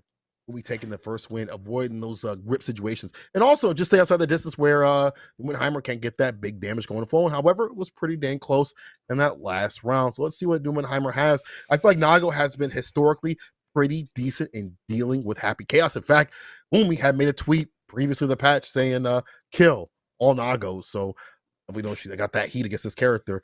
And I think part of this comes from the fact that one good thing about Nago is overall, and that's still in this game, that's still in this patch, still strong in this patch, is his projectile. The auto zone with the clone that Shikafukyo in at that situation, even on block, gets you up close and personal, where maybe you not want to be against the likes of the character. And this is what I'm talking about. The midnight side from Cal Blank, and another bite. He's still hungry. Oh, here's a throw though. Yeah, that throw coming back out. And then gonna use the slump situation, something that we don't see as frequently from Umi, but we know that she's well versed in it. We want that corner pressure, but Newmanheimer takes the second to get out, and as soon as they do, it's getting real scary. Trying to come back in, YRC, goes in for the same kneecap 3 times. It didn't work, but I like the idea, I guess. The low comes out, Umisho gets the reload, and now the pressure is on. Curse comes out, gonna make it way easier to land those shots, but it doesn't matter. Newmanheimer found the one gap, and that's all that they needed. One of the small things I've seen from Newmanheimer is the fact that he's checking his toes continuously. We see him, down back for the down back like that every so often, but he is stand blocking too as well. You see that, just that juke special right there to not get opened up because those lows, because Umi actually, I should say, has been getting those toes continuously. Plus frames on the gun whip, throwing out the curse, and again, getting continuous with the pressure, not letting that bar go down too much because Umi is for the BRC. The defense here from Newmanheimer. Oh. There's a throw though. Yeah, but it looked like Newmanheimer was going for the throw, and somehow Umisho's came out first. I'm not really sure how that interaction worked, or if what I was seeing was truthful. Gonna go ahead and get steady aim, or super focus, I'm sorry, out, and that's gonna be a perfect. Goodness, this is really back and forth. I feel like there's a lot of momentum on Umisho's side, but you can never count out the likes of Newmanheimer. Gonna go for the area shift rather than the wall slump situation. Not getting hit. Got hit. Nope. Not bad. Did Salt the Roach and immediately went to the DP right after. Close to fly RC. Uh-oh, burst. Stay up in the corner. This is where you live. Start paying rent. Dino some dirt too as well if you want some dinner. Close slash again, gets the counter at this time. You're not fine. 6H, one more hit to seal it. In so many ways to play. Also with the clone. Ooh. BRC to get the side switch. Here's Umi. No way. But Umi's out of bullets. Umi has not reloaded. They're going in straight for damage. Oh no. Are you hit? No, you. What? Oh. The dust right after? Ooh, yo. Newmanheimer, you are next level. To do the dust right after, you are godlike for that. That was insane. What was really, really smart about that? So Umisho, crouch FD. What is the one thing that's going to be able to break that? Dust. That was so smart. That was such quick thinking on the side of Newmanheimer. I am floored by the way they were able to get that decision making done in, I don't know, half of a second. Very smart. It's like the layers, the next step. And this is why the likes of Newmanheimer, doesn't matter what happens to his character, he's always going to be strong. That decision making is what keeps him solid, not really the character. I mean, it helps, but I'm going to tell you, it's mostly Newmanheimer. It's great play today. Oh, yeah, for sure. I mean, the way that Newmanheimer has been playing today has really showcased, like you said, that it's not just the character, it's the player. And that can be said of a lot of different things, but right now it can definitely be said of Newmanheimer's Namaguyuki, no matter how this set turns out. But right now, Umisho doing what she does best, which is pressure and not allowing you to play the video game that you paid good money for. Slump in the super. Oh, I should say dust in the super. That was super strong. And honestly, Umi's been getting some really good round starts. We saw how things had worked previously, and look, just honestly, willing to fight that 5K, knowing that what could come out in that play. No one could be a DP right after or whatever he wants because of the special cancelable nature of that button. Umi has him caught up in the corner. 2P counter hit. Pin him against the wall, make a fall. Think about it for a second to hit him with that. I ain't no fool with that tool. Super. It's such a good idea for, to use that in certain situations. I understand where you want to have it, but right now Umisho is feeling the threat of Newmanheimer coming in on this. Newmanheimer not sitting on a ton of blood, and Umisho just trying to find the openings that she needs to break through this pressure, but Newmanheimer does not want to have this. Okay, YRC into BRC to get the grab to flip into the corner, so now we're going to start seeing a lot of that pressure coming out. Oh, I thought they were going to do some really crazy stuff, but Newmanheimer only needs like 2 hits. Granted, Umisho needs 1. RC's to keep solid, misses the bite, still all right, but again, has to get in. And we talked about that fireball from downtown being able to Fukio in, but there is another throw to do what it has to do. Umi on duty and now on game point against Newmanheimer, not getting robbed.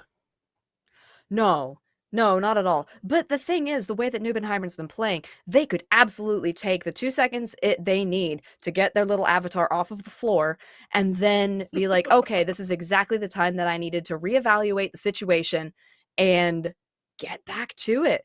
And here they are going in for what could be the end of Newmanheimer's tournament life of today's tournament. But I don't know. They've got some magic. They really do. I don't think Newmanheimer's really out of this. Better round start this time. So I'm going for 5K, went for the 2S play. Now has a call up in the corner. I feel like Umi's gotten better off in most of these round starts, and Newmanheimer claiming that factor. But now, Umi striking back. It's a gun rip from downtown. 5K, one of Newmanheimer's favorite buttons. Yeah, definitely one of the favorite buttons. Ooh, that kick was so risky and could have been a lot more punished than it was by Newmanheimer.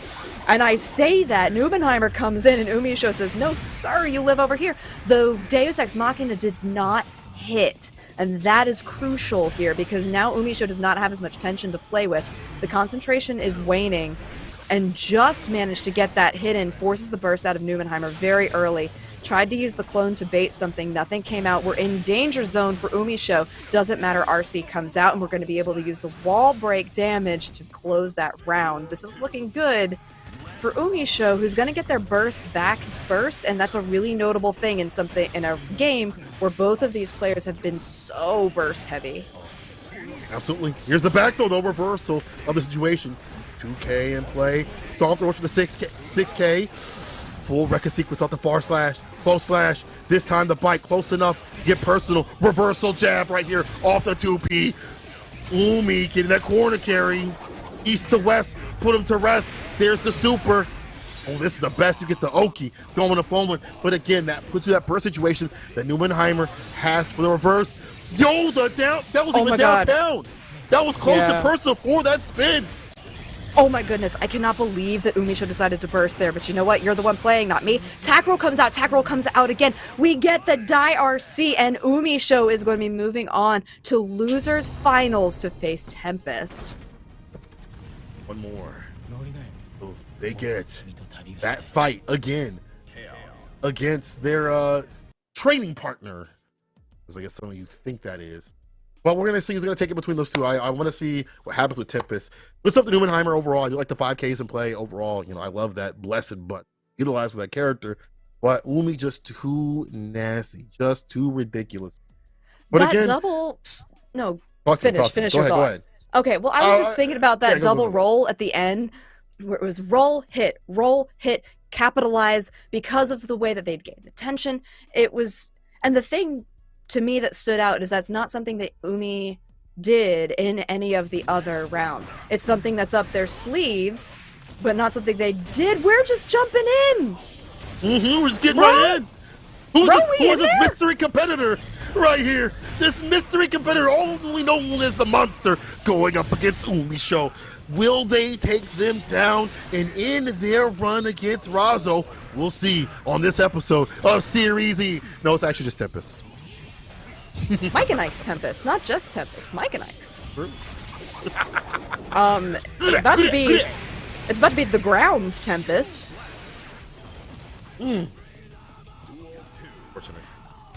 I mean, I'm not gonna lie though, I do appreciate that you guys are ready to fight, because I am ready to watch the carnage. They're here to play, they're here to slug it out. When we has a call up in the corner, kept for 2K, there it is, burst, keep it in the corner.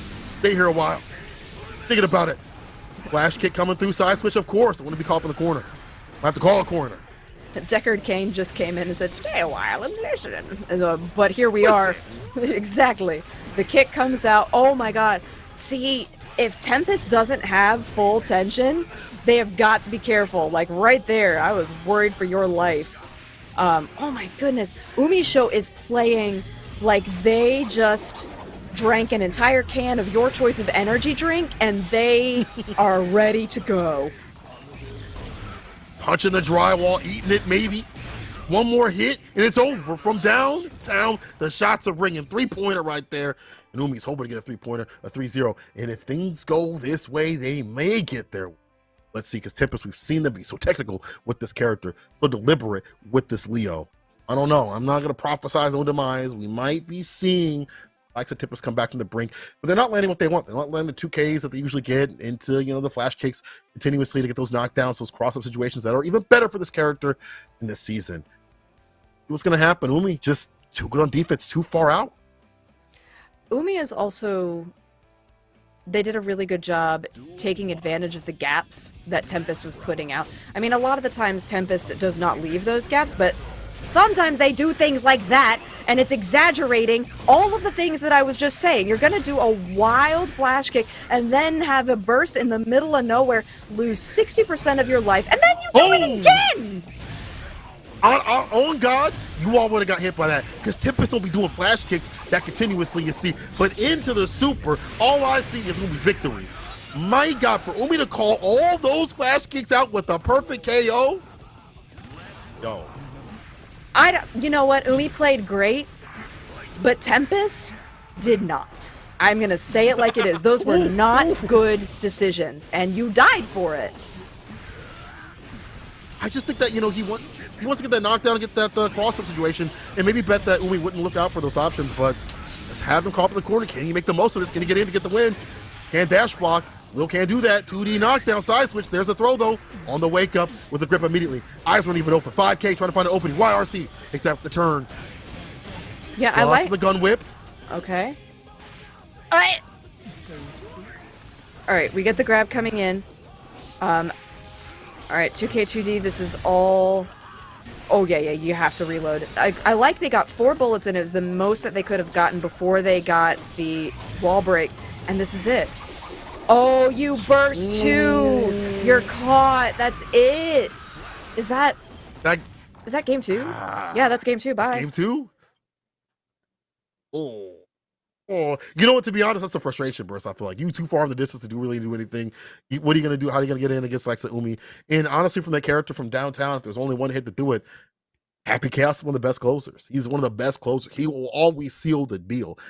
Someone like Umi, who has been playing this character forever, is going to be godlike at doing so. She's going to be always walking away with the bag. Right now, Tempest got to do something different. Sticking with the Leo. Yeah, I mean, I like somebody in chat was like, we need more Dolphin. I don't know if that would be a great choice, but it could be something that would put Umisho on the back foot, and that at least is something. You know, the element of surprise. These bursts have been garbage from Tempest. I'm sorry. They're just not good. I understand the intention, but the execution has been very poor.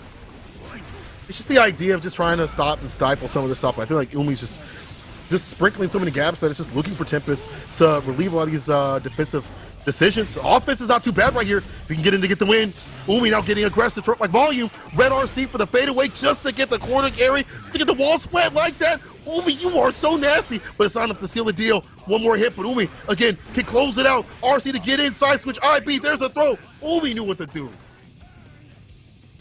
This is, I don't know, this is really scrambly from Tempest, and I feel like the decision making is something that's lacking right now. This is a great round start. I really like this from Tempest. It's very strong, incredibly decisive, and not something that we have seen in the previous 2 games. It's looking like they still have signs of life in them, but Umisho is still a threat. No, they're not. Just kidding. I like this offense from Tempest, but overall, I think the defensive tactics this time were a little bit less structured. I mean, they didn't really have to go for DP, but I think if Tempest needs to get the victory, he's got to structure the defense a little bit different. We've been reading that expeditiously, and now it's getting grisly. The shot with the Glock to make it through the wall and make him drop. Umi with a lot of bar built up with that positive tension. There's the throw, though. I like that wake-up decision. Do something different with a backdash. And then the burst again! I am upset. And so now Tempest backdashing, putting himself into the corner. The 2D does hit, and that burst from Umi is going to reset the situation. RC, goodbye, friend. Umisho will be having the run back against Razzo. I feel like that was actually the finals of CLG's tournament when we see it out here. That's cool. We get to see the run back immediately, not only in Series E, but from a different tournament too as well. But good work from Tempest throughout this entire bracket. I feel like the defensive tactics were just read too continuously. And in me personally, I understand why some of those bursts and those DPs come out. For Tempest, it's wild to see so many DPs come out because you expect that from the likes of someone more heartfelt, heart-ish type of player like Razzo, because Tempest will layer that in, in other elements. I feel like he's not the type to always throw out DPs unless he feels comfortable. And so, like, seeing those DPs come out, I'm like, who's gonna expect that? Umi's like, I do. Yeah, get through. but all I those think out continuously, and the burst too.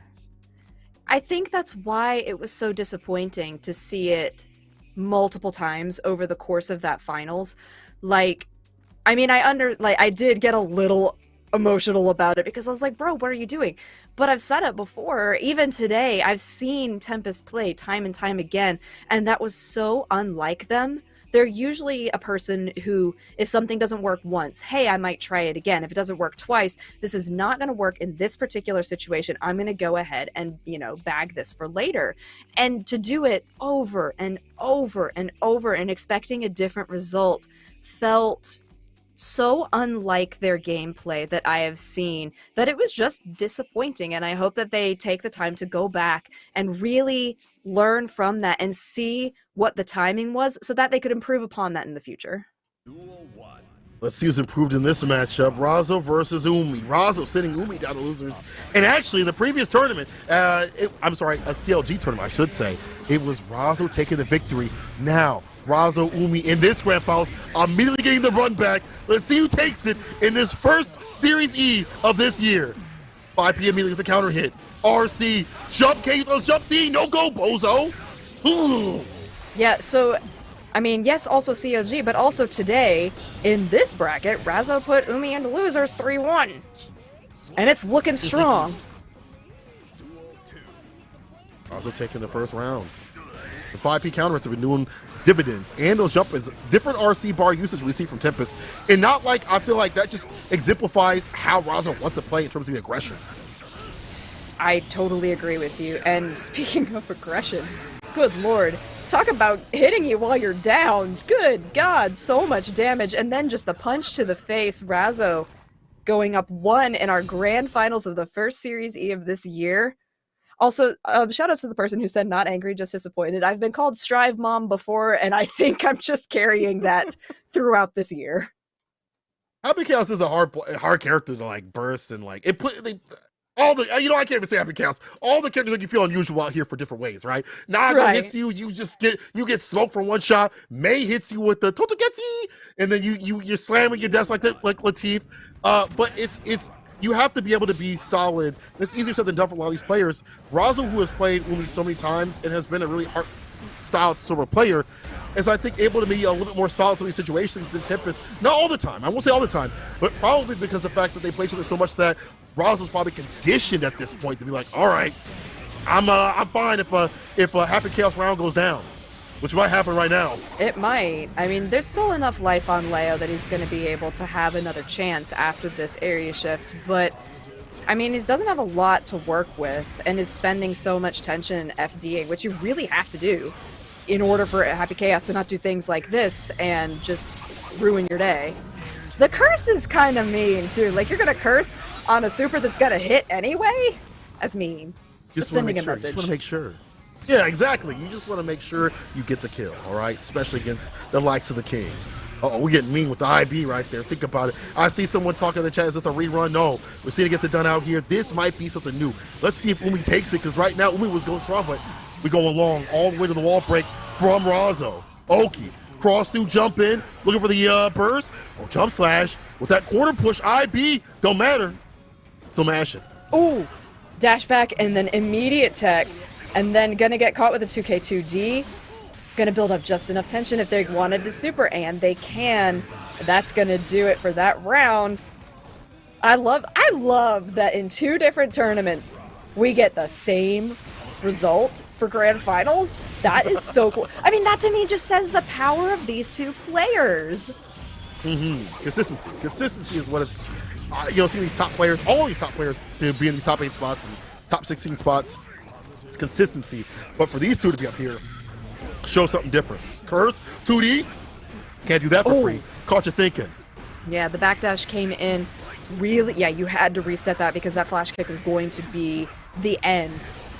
Umeisho with these blocks, ridiculous until it wasn't, but that whole series was incredible. Doing it again, almost got caught backdashing themselves into the corner, and that time they did. The RC comes out, the burst was just a little too early, I feel like, and still Razzo able to pull it through up to grand finals. Razzo? Two times in a day, not but 20 minutes away, you're going to get another win, another victory on Ubi? Is this what's going to happen? Let's see. Again, don't want to prophesize the demise of any player, but Razzo's looking fantastic. And again, blowing up those offensive options that Umi has the best of business. It's just the reads have been expeditiously grisly, and they've been mauling the likes of Umi. Game tournament point for Razzo. Yeah, flash kick comes out, overhead is good. The burst, just not the thing that Umeisho needed right then. Gonna be able to get the super, get the wall break. Umeisho has come back from worse, but Razzo has dominated from better positions. Can definitely happen. Not done yet. Shot the Glock, get the pick up. Looking nasty for the corner carry, spinning all them bullets and the super to get that wall break and get him right back as a return. Look at how calculated that is from Umi to get that right distance, go for the super, get all those bullets back, wait just like that. But the RC bar, we talked about how important it is for RC, for Razzo, to get their aggression going and flowing, but the stop sign says you ain't fine, the likes of Umi, and another super. Yeah, not gonna kill though. I mean, and that's the scary thing, is there's still an opportunity. The clone does not bait anything out of Razzo. We got super focus coming out of Umeisho. The flash kick was just not the right distance, so Umeisho does take that round. But that was incredibly back and forth, definitely the most back and forth we've seen with them so far. Flash on 2K2D, Umeisho does take the advantage, forces the burst out of Razzo. The throw comes out, and this is usually how Razzo gets started, is with these really scary throws. Umeisho not trying to let this happen. And again, throws the curse before Deus Ex Machina. Is it... I want to see, is Razzo still cursed on the break? Yeah, that's why he does it. Yeah. Or that's why Umisho does that, because the curse is still applied after the area shift. The grab comes out, 100% tension for Razzo. You can do something risky if you want, or you can do something Red cold, RC. calculated, and murderous. Like the super, that's enough to kill? Yo, Razzo! On set point, yo! Razzo looking real nasty right now. 2D knockdown, side switch, overhead. We get the 2H follow-up. Okay, 2D in play. Corner carry, was getting scared. It's not where you want to be. No, curse comes out. That 2D was a very risky move. Going to get wall break. I didn't know what Umisho was deciding to do there. She took her sweet time on that. Similar situation to the first game in this particular set, but this is Umisho using all of the tools, going to be able to take this game, not going to go down without a fight. So, wait, real quick, I know Razzo won CLG. What was the score? Somebody tell me. They reset the bracket, but what happened after they reset the bracket, chat? Let me know what's up. Drink that water. Y'all should be drinking water in the first place. But what's happening right now is Umi come back from the brink a little bit, disallowing the things that Leo would love to do, the 2Ds and things like that would lead into so much in the cross-up situation. And we haven't really seen Razzo get the next element of, well, most good Leo players, or all good Leo players do, it's when they go to the back turn side switch into the throws and things like that, the nasty close-range fireballs. Razzo still on game tournament point, though. Yeah, so apparently it was 3-1 and then 3-0. Thanks, Duster. I appreciate that. What up, homie? I know, right? Duster always comes in clutch. Starting studious. Get piece up in this corner, trying to find a way out. Oh boy. Oh my gosh. From down to dead reach. Brother, at the tip of the toes. Yeah, oh my gosh. And then there's the grab to close it out. There were so many moves in that last 5 seconds that I thought were not reaching, and Razzo was so confident that they had hit, and they worked. Back turn. What in the tick throw was that? Not sure. Trying to get the 5P though. Offensive burst. Stay here a while. Trying to find that last hit. Ooh, Quantum, leave it. I'm not done talking to you. Umi does have burst, but can they stay away from the worst? IB, you see the stance cancel to get the IB. Meaty fireball to make it fall. Close slash, looking for the burst again. Bad situation, Umi. That 2K 2D in play gets a knockdown finally. Oh, backdash does get caught that time by Umisho. Has plenty of tension to play with if they want to close this out. I was a little concerned that was too late. I thought that Razzo was falling off the wall at that point. Like, don't do this to me right now! Oh my gosh, that flash kick hit the very... Flash kick? When did you switch sides? I'm hit! The RC, y'all got hit. Y'all get mixed. The 2D gets a 2S.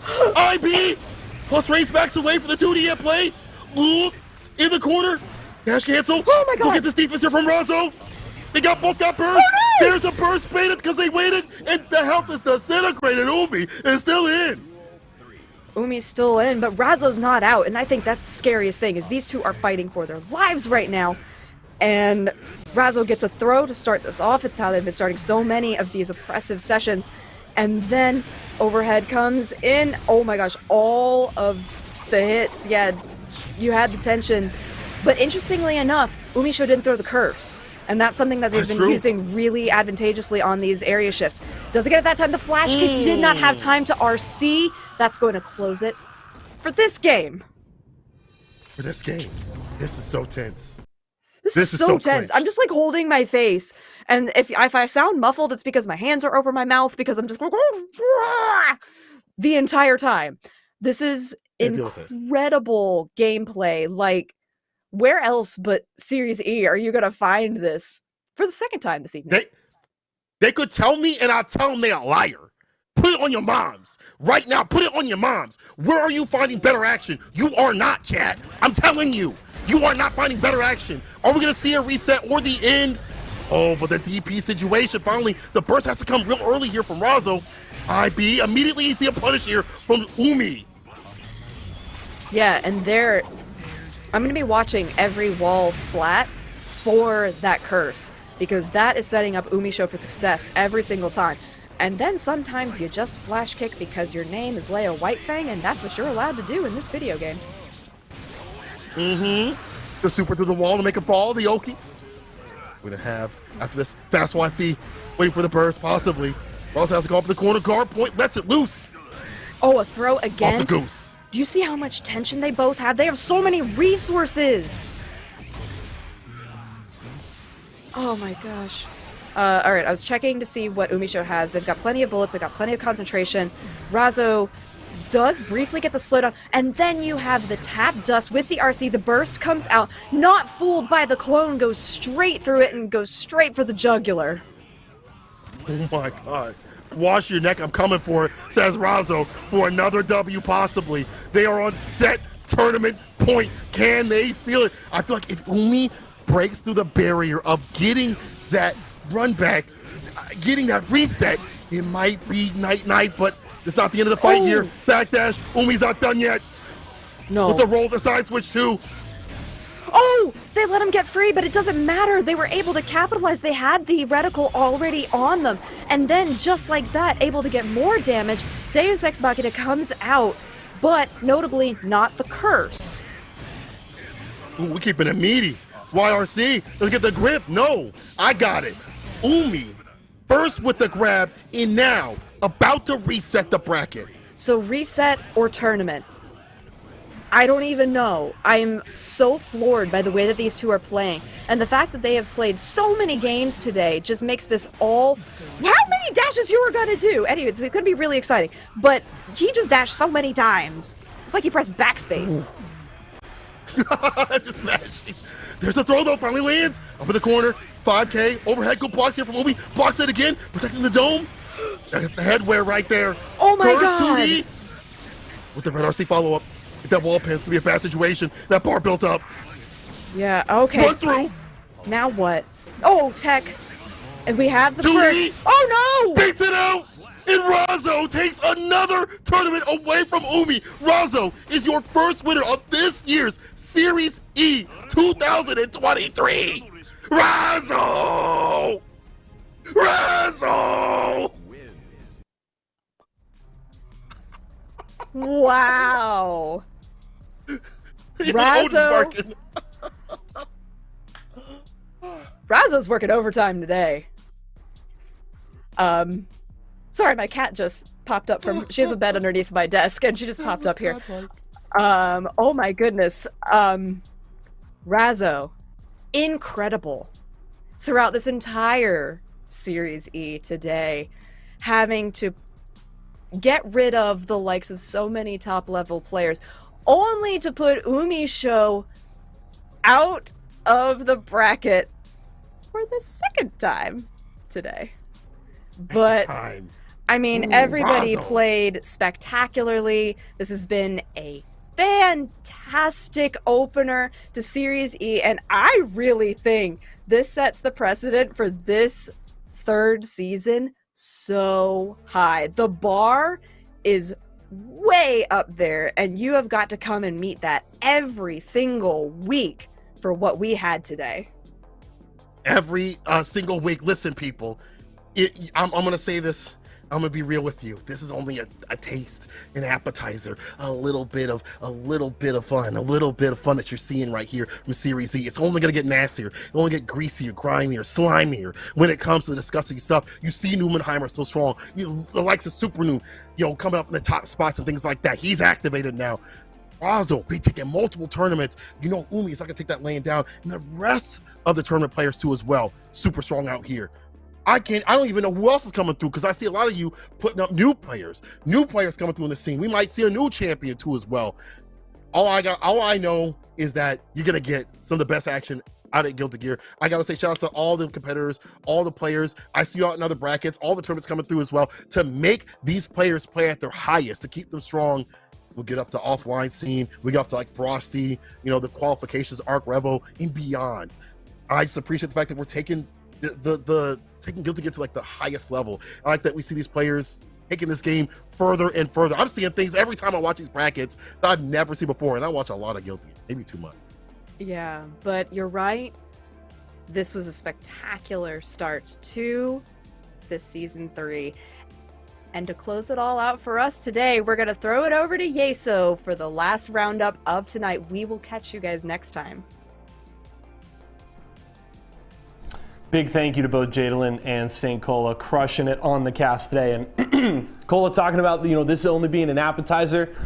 Sounds to me like Cola's saying to let them cook, and I'm all about it. That was an incredible bracket, wonderful grand final, going the distance, and Razzo looking really good. And Umisho with a nice little loser's run there at the end to earn the rematch, to try and get revenge there on Razzo in grands. Was close to forcing the reset, but not quite enough. And Razzo gets their first Series E victory here of Season 3 and is our first winner of 2023. And no better way to kick off the year. That was an awesome bracket.